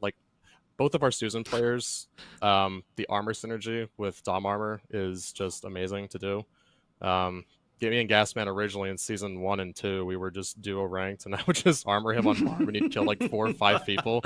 So yeah, this version of the team is really nice. It is a mix of Kamille and Mafty, and it's really good for me to be able to actually play because I have a new job that understands I do this kind of stuff. Oh my God, they gave me time off for this. So yeah, it's been an absolute fun time, and kudos to the other teams as well, especially the JP team for staying up as late as they did. I mean, it was 10 or 11 in the morning or something crazy. I mean, I can't imagine doing that. That's just insane. So yeah, it's been really fun. It's good. Yeah, I almost passed out. I think watching that Losers Finals, that was ridiculous. I needed a rest after that. But Crom, do you have any questions for Casino? Oh man, I'm just curious. So going into that thermal plant, yeah, it's the map that to me was the most crucial, because you knew it was going to be just you guys butting heads. It was going to be two big giant titans, two big bulls just going at it. What really was the turning point in that map that kind of sealed it for you guys? I think the turning point, I couldn't really pinpoint any exact fight. I think the turning point was honestly during the first map towards the end. We kind of found our footing, so to speak. We were all playing fairly well, but we sort of found what we wanted to do with each other, just how we were playing at the time. And then Thermal's a map where we played a lot. It's one of our favorite maps. One of my personal favorite maps is Dawn Trooper. Same. I mean, that is just choke heaven, just choke heaven, choke city, whatever you want to call it. Choke city. Yeah, it's crazy. Rock City. Anyways, no, it's Thermal wasn't really anything too difficult for us personally. It's almost like autopilot. There really isn't too many things we have to really come up with on the fly. We were pushing through their spawn. That's just kind of something we've always done. It's just once we get a snowball rolling, it's really hard for us to get off of it until maybe someone just feeds or something. Like me, sometimes I do that. But no, Thermal there wasn't really anything that really kind of did that for us. We just kind of ran with it. Absolutely, and it was great to see, because the one thing that I've always noticed about Kamille and your team in general is you're not afraid to be the big winner here. You're not afraid to be the big guy, the big fish. Yeah. Yep. You're gonna take that room, and you're gonna make sure to hold on to it, and you're not gonna give the other guys any room. And that was just so evident on that map. And just hats off to you guys. GG's. Yeah, thank you. Yeah, it's been a lot of we had a decent amount of practice, I would say. between a lot of us, because it is a lot of players that are part of Omni, part of Kamille, Mapty, whatever you want to call us. It's Omni. But a lot of NA casual stacking, as apparently everyone seems to like and say about in chat and whatnot. We hey, someone, what? Proof's in the pudding. Someone name changed last night to Omni Stack Dodger, and that about killed me when I drank. So I as soon as I saw that, I was just like, okay, this is getting crazy. I'm gonna miss this game. Oh man, we are all gonna miss it. Yeah, we are. All right. So my final question: can I have Gasman's prize money? I don't know. Gasman, if you're watching, wow, I might steal it from you. All right. Well, Cyrus gave me a yes. I think it's good enough for me. We've got Arrow as well, so yeah, that's definitely. Well, you blew the kiss to me though yesterday. That's true. That's true. So, and you didn't immediately say yes though. Yeah. All right. Yeah. All right. I did catch it, but I need to reciprocate, so I might steal his money for you. Yeah. Deal. I might take his chance to. All right, that's fair. No, but okay. So I gotta just give you the floor here. Basically, obviously, you're here in front of a bunch of the Gun Evo players. Is there anything you just want to say to the community or people that you know or anything? Just the floor is yours, basically. So first off, thank you to my team, absolutely my teammates, who are some of my great friends, especially Zyrus. Like, I've been with him through thick and thin. But all those guys, of course, but Cyrus especially. He's gone through, he stayed up a lot, he's stayed up late a lot, he's having to be very quiet, trying to calm and whatnot, so same with Listic. Thank you to the entire community for playing this game. I know it's COSing in 3 months, but it is what it is, it happens. Enjoy the game while it's here. We got Camphor coming out, it's going to be great. I don't know, maybe there's one more tournament left, who knows? I mean, I'll be playing in it if there is, that'd be great. But if not, that's just us. And thank you to all the people that have, come to me for advice, just whether it's ranked or Dom Trooper advice or etc. I'm always happy to help anybody that asks. So just thank you again, everybody. Casino, always a great dude. You got anything else, Crumb, before we close out the interview? I think everything that I wanted to say is off my chest. And just one last thing. I'll catch y'all in the Mahru 1v1 tournament. Oh, there is another tournament. Oh god, another explosive character. Yeah, quite the way to end things out. I don't know if that's what's gonna happen, but you know what? We'll see. But no, again, congratulations, Casino. Thank you so much as usual for coming on, and congratulations. That is just, a gigantic win, a great way to kind of show dominance near the end of the game here. Sure. But you've been great on the interview, so thank you so much. And we're gonna be, I guess, closing this out now. We're gonna be moving back. So and say congratulations to the team as well. Of course, I know most of them are in chat, but you're going to be the one in comms with them. Yeah, thank you guys. Thank you so much. No problem. All right, so Crumb, I think it's going to just be you and I now as we're going to be moving towards the end here. I'm zooming all the way back up. I was way too big on that screen. I was looking a little bit too close of look at my face. I need the illusion of being a little bit further back so people can't see how bad my skin actually looks. But you are a beautiful, beautiful, humble man. Enough of that. We all know that everybody's looking at how absolutely atrocious I am. No, I'm just playing with you. We both beautiful. And honestly, I've just been so happy and blessed and excited to cast this all with you. My friend, it has been nothing but an honor. I agree. Likewise, like I said, this is a great duo. I wish we got to do it more over the course of the life of the game. Hopefully, we'll get to do it further in I don't know, whatever comes up here. Maybe I'll actually be able to make it in time when they call for casters in Crosshair. But I never make it. Everybody's so fast, and I'm like, I am 3 minutes late for this message, and already 4 people have responded. Yeah, everybody's hungry for that. But we'll definitely try to make that more. I do think that we still need to show who the MVPs are. I think that might be the final things that we've got before we close out here. Of course, like I said, congratulations one more time to Team Kamille is a man's name, and I'm a man. But I actually don't know who won the vote. I'm not sure when it's going to be ready. I'm sure it'll be ready pretty soon. But maybe we're going to have it here. All right, the Bloodline Card Shop MVP is Headhunter on Tokyo Monkeys. I think that's very well deserved. Absolutely, more than deserved. That Headhunter was just an absolute beast, an animal on that Dynamis, and it was almost impossible for some teams to really find any sort of avenue with him watching all those angles. absolutely well deserved. Congratulations to Headhunter and Tokyo Monkeys in general, putting on a great showing for us tonight. Yeah, Headhunter also an MVP, I think, in a lot of people's hearts for being one of the players to really bridge the gap between the West and Asia as far as just like communicating and like just, you know, being around for a lot of the different streams, entering. I mean, Headhunter alone has entered more of the kind of big open tournaments from the West than anybody else from, I think, almost like any other region that possibly could. I mean, maybe apart from EU, at least from Asia, right? So again, a great just community member in general, really kind of tying up both of these scenes, which is a great thing to see, especially when it's not always the most fun thing between the two scenes. So the friendliness becomes that much better. Congratulations, Headhunter is going to be receiving a prize. That prize is money. I'm not sure exactly how much money, but that is what you all are voting for. And I do believe we also have our God's Gundam MVP, which is going to be the MVP from the actual crew, and that's going to be Zyros. Not only was the shout out from Casino there, but it looks like Zyros got the shout out from the rest of the production crew. We've got a ton of people behind the scenes, of course. We've got admins, we've got multiple observers, we've got, of course, Lux that is running way too many things all at the same time. We've got Craze, we've got just a ton of people all behind the scenes. They made their votes as well for who of the winning team was going to be getting this MVP, and Zyros did win. Absolutely. Huge shout out to Kamille's a man's name and Zyros, especially Zyros here, because wow, just what a linchpin for his team as they're able to coast off the back of that sweet fire damage.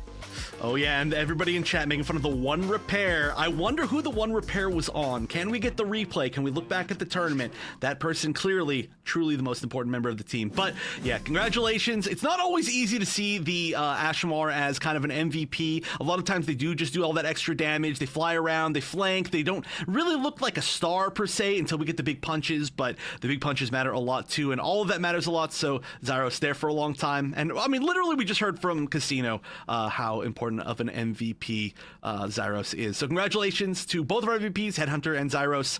But that, I believe, is it. I think that's it for us here.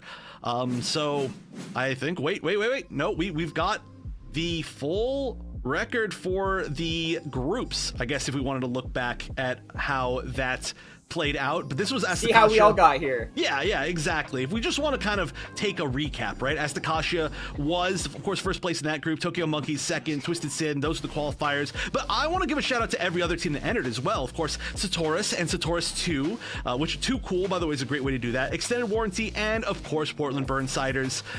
All of them entering. If you want to see how their matches went, you can go and look back at the VODs for day number 1. But this was only Group A. There was also, of course, a Group B. Yeah, and in Group B, we've got, of course, Kamille's a man's name, 5-0, taking that first place spot, getting out of the groups and into these final matches here. Followed up closely by Fusion, who we saw in action today, Wizards of Oz, Mafty Ducks, Gundam 7 Stars, and unfortunately, the expired Pancakes had reached their due date, unable to compete this tournament, but a big shout out to them for even putting their foot in the water. Yeah, just showing up, especially with, I mean, the fact that, like, Matthew Ducks, which is, again, one of the sort of, like, Omni further down teams, it was, like, not even qualifying. This was an absolutely disgustingly good group. Every group was. This was a difficult tournament in general.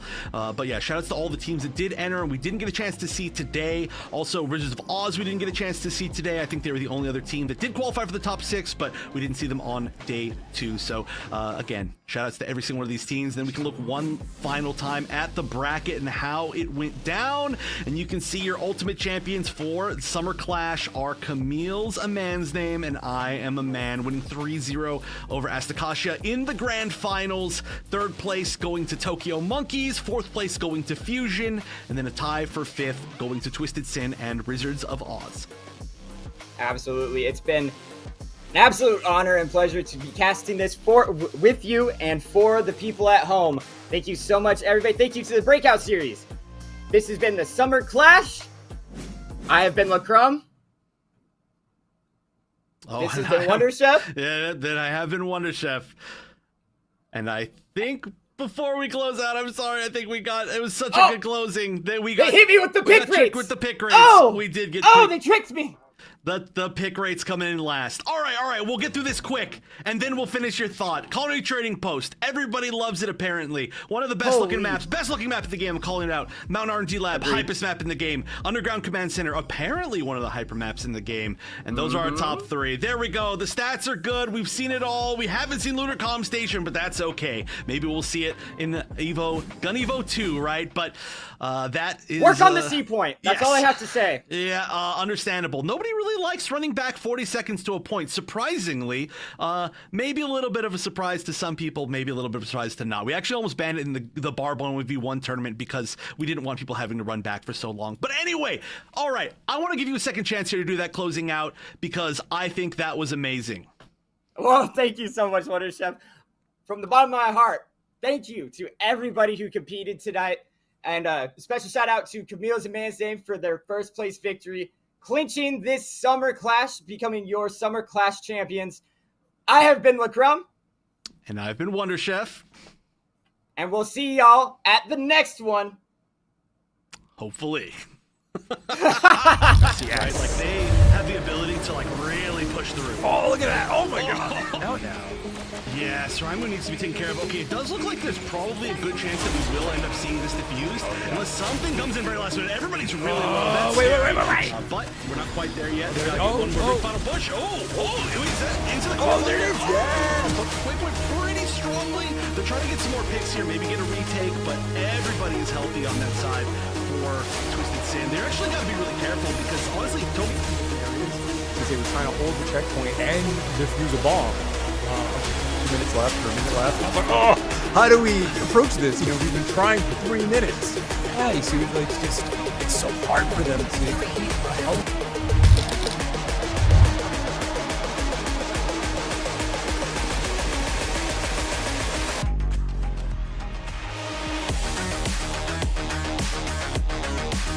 Right? Like they have the ability to like really push through. Oh, look at that. Oh my god. No. Yeah, Sraimu needs to be taken care of. Okay, it does look like there's probably a good chance that we will end up seeing this diffused. Unless something comes in very last minute. Everybody's really low. That's wait. But we're not quite there yet. We gotta get one more big final push. Who is that? Into the corner. Oh, there it is. Yeah.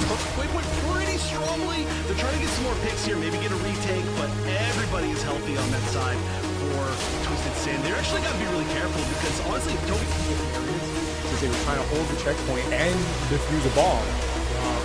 2 minutes left or a minute left. I was like, oh, how do we approach this? You know, we've been trying for 3 minutes. Yeah, you see, like, it's so hard for them to keep a healthy.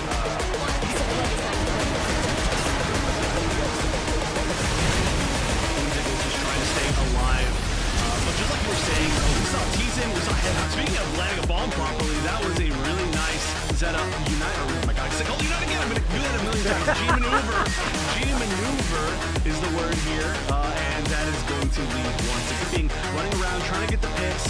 Looks like they weren't able to quite get one more, but trying to pull somebody over the wall. Five of them were already stand by dead, and A was being captured, and they were being stealth. Actually, nobody's sitting on point. They were sitting right outside of point. I'm surprised that they weren't actually, but I have made more mistakes casting Fusion in this tournament than like the rest of the other tournament combined because I'm trying to figure out the names and I'm not thinking correctly. But obviously there's no getting even a single pick. And on top of that, the butterfly coming out, gonna get at least one aggressive little positioning right there. But that's gonna be a third. Yeah, we gotta go. And again, down on the town for the most part. I mean, he's gonna go back and heal. Look, getting picked off just like that. Now he's going down for the MCM. Get out of the saws. Punching. Burning the saws. Saws absolute. They have turning. The turning instead. That's absolute. They're both around the back. Oh, never mind. He finds the gun tank. Might be able to make something work, but no. Butterfly is not popped up. He's trying to make something and completely shred the entire team here, allowing him for a free team. Oh, look at that. They're doing a pistol duel. TwistedSin. Oh no. Gets caught. He's going to take out TwistedSin, so being able to use that second is huge. Neo now popping that Hades as well. He's got a lot of great targets. Going to be taking out at least the core fighters. You're training Junior for Junior at minimum. Also getting the pick, stopping the disarm, take out Lee Sang-kyun. That should be almost, wait a minute. No, I was going to say guaranteed. A little bit. But he's not just free. And he does connect with 2-3 on the side. His teammate gun tank here coming in. hard. And of course, Headhunter is trying to run back in. I mean, that was kind of like a neutral situation. Obviously, there was a big team wipe there, but we are starting to get to a situation where, yeah, all the G maneuvers are failing. knocked out of it. Oh, the disarm is actually gonna. No, it was stopped. Just barely in time from that screaming Nimbus. That is gigantic. We're still in extra time. There's only 13 seconds left. So many members still healthy. Headhunter, though, coming in with the Trans Am is gonna get 2 picks, and that might be enough. 3 picks from Headhunter. That is everybody. Oh no, we've got the punch coming out. Friendly, then I'm really afraid of it. They're trying to take a fight here, but C4 on the side, you take out one. Back here very low.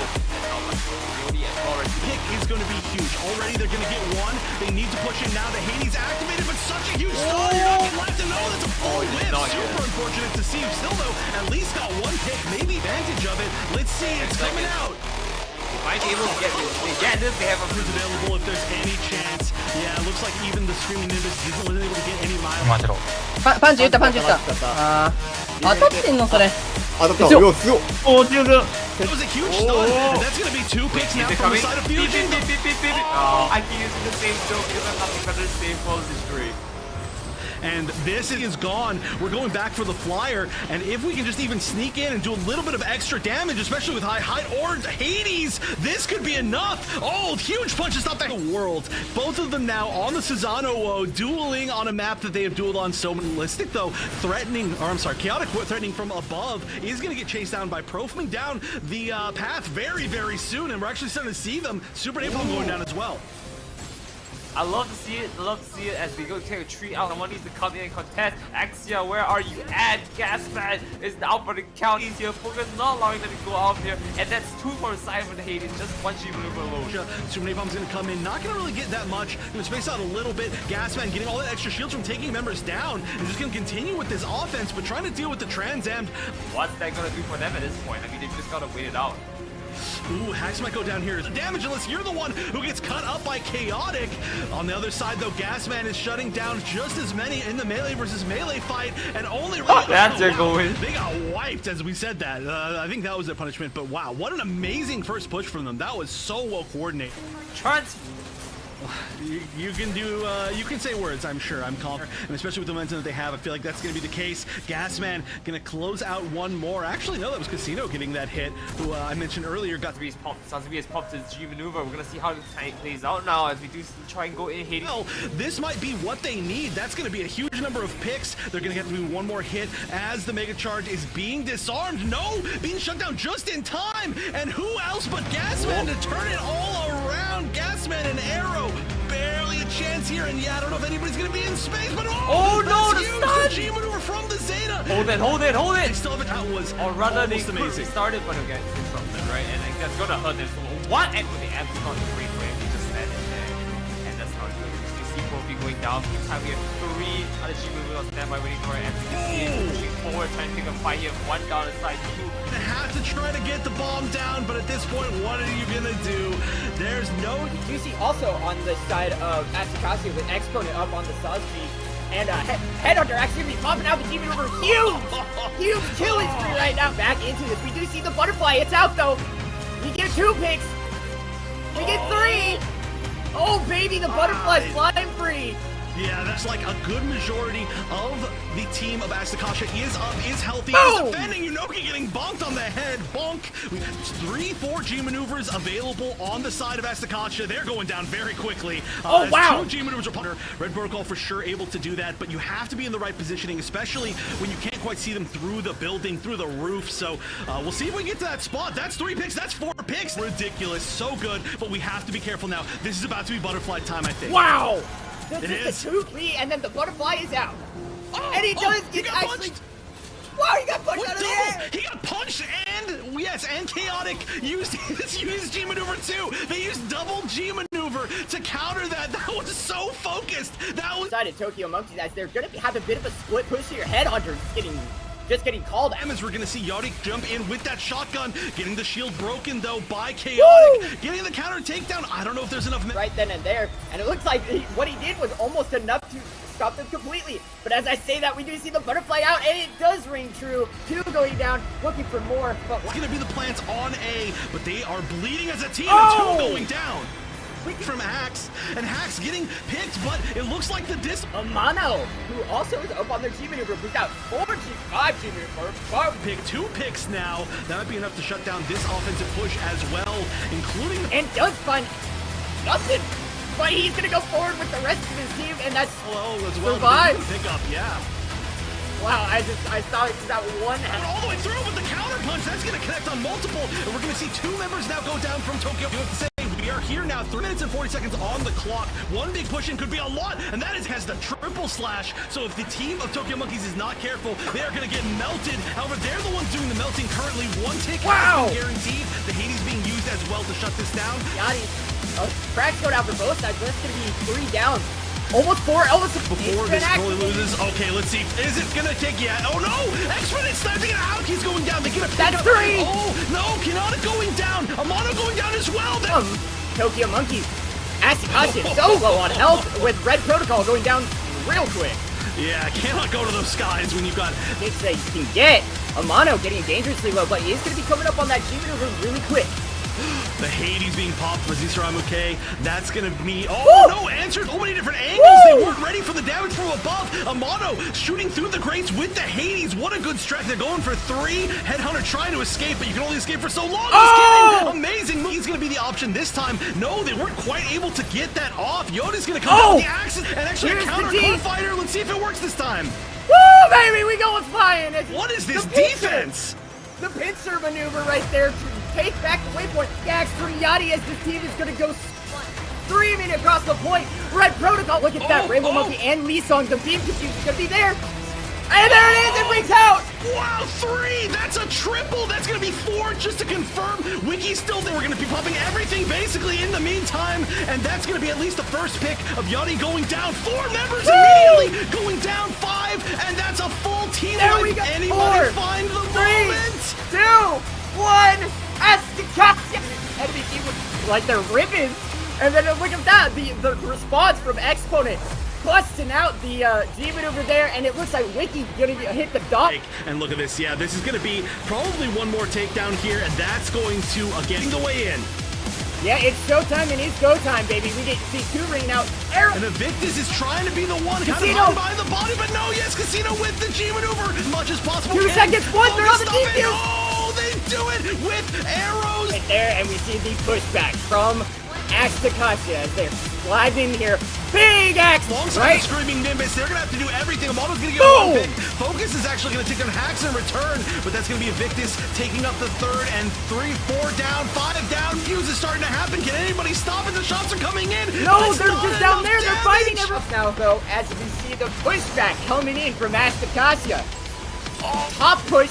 Chaotic with the G maneuver gets 1, and that's a huge one he gets on Focus. Pushing to try and get this retake. 30 seconds left. They are going to get plentiful points if they manage to make it happen. It looks like they will. Exponent and Red Protocol both going down, and that's going to be 25% towards the retake. Focus taking down 2 as well. However, there's yeah, there it is. On the board. And then immediately, yeah, but Amano used the Hades and went down immediately. It went to Zish coming through. I don't know if it connected on enough. Arrow's gonna go down. That's gonna be 1, but somebody needs to get on point. I don't know.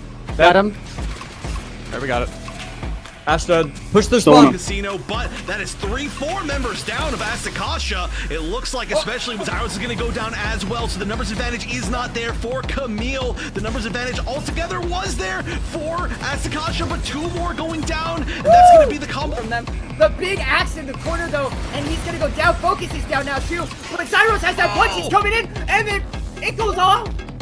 Oh, just bet shoot anymore. Does not have enough energy in the air. Boost gauge, I should say. But Zyro's going to be taking down 2. That's going to be gigantic. And it has been neutralized. That's going to be more. X-Man is pulling it back, and so is Profi, actually, with the huge res on. He's going to take down at least 1. 3 members going down altogether. But 3 train back the other way with the at all from Asticassia. Hacks sitting here. Joel just throwing preemptively, trying to take down Arrow. And how many can hit? And here it goes! No, I don't even know how many it hit. And it's going to be the entire team, actually.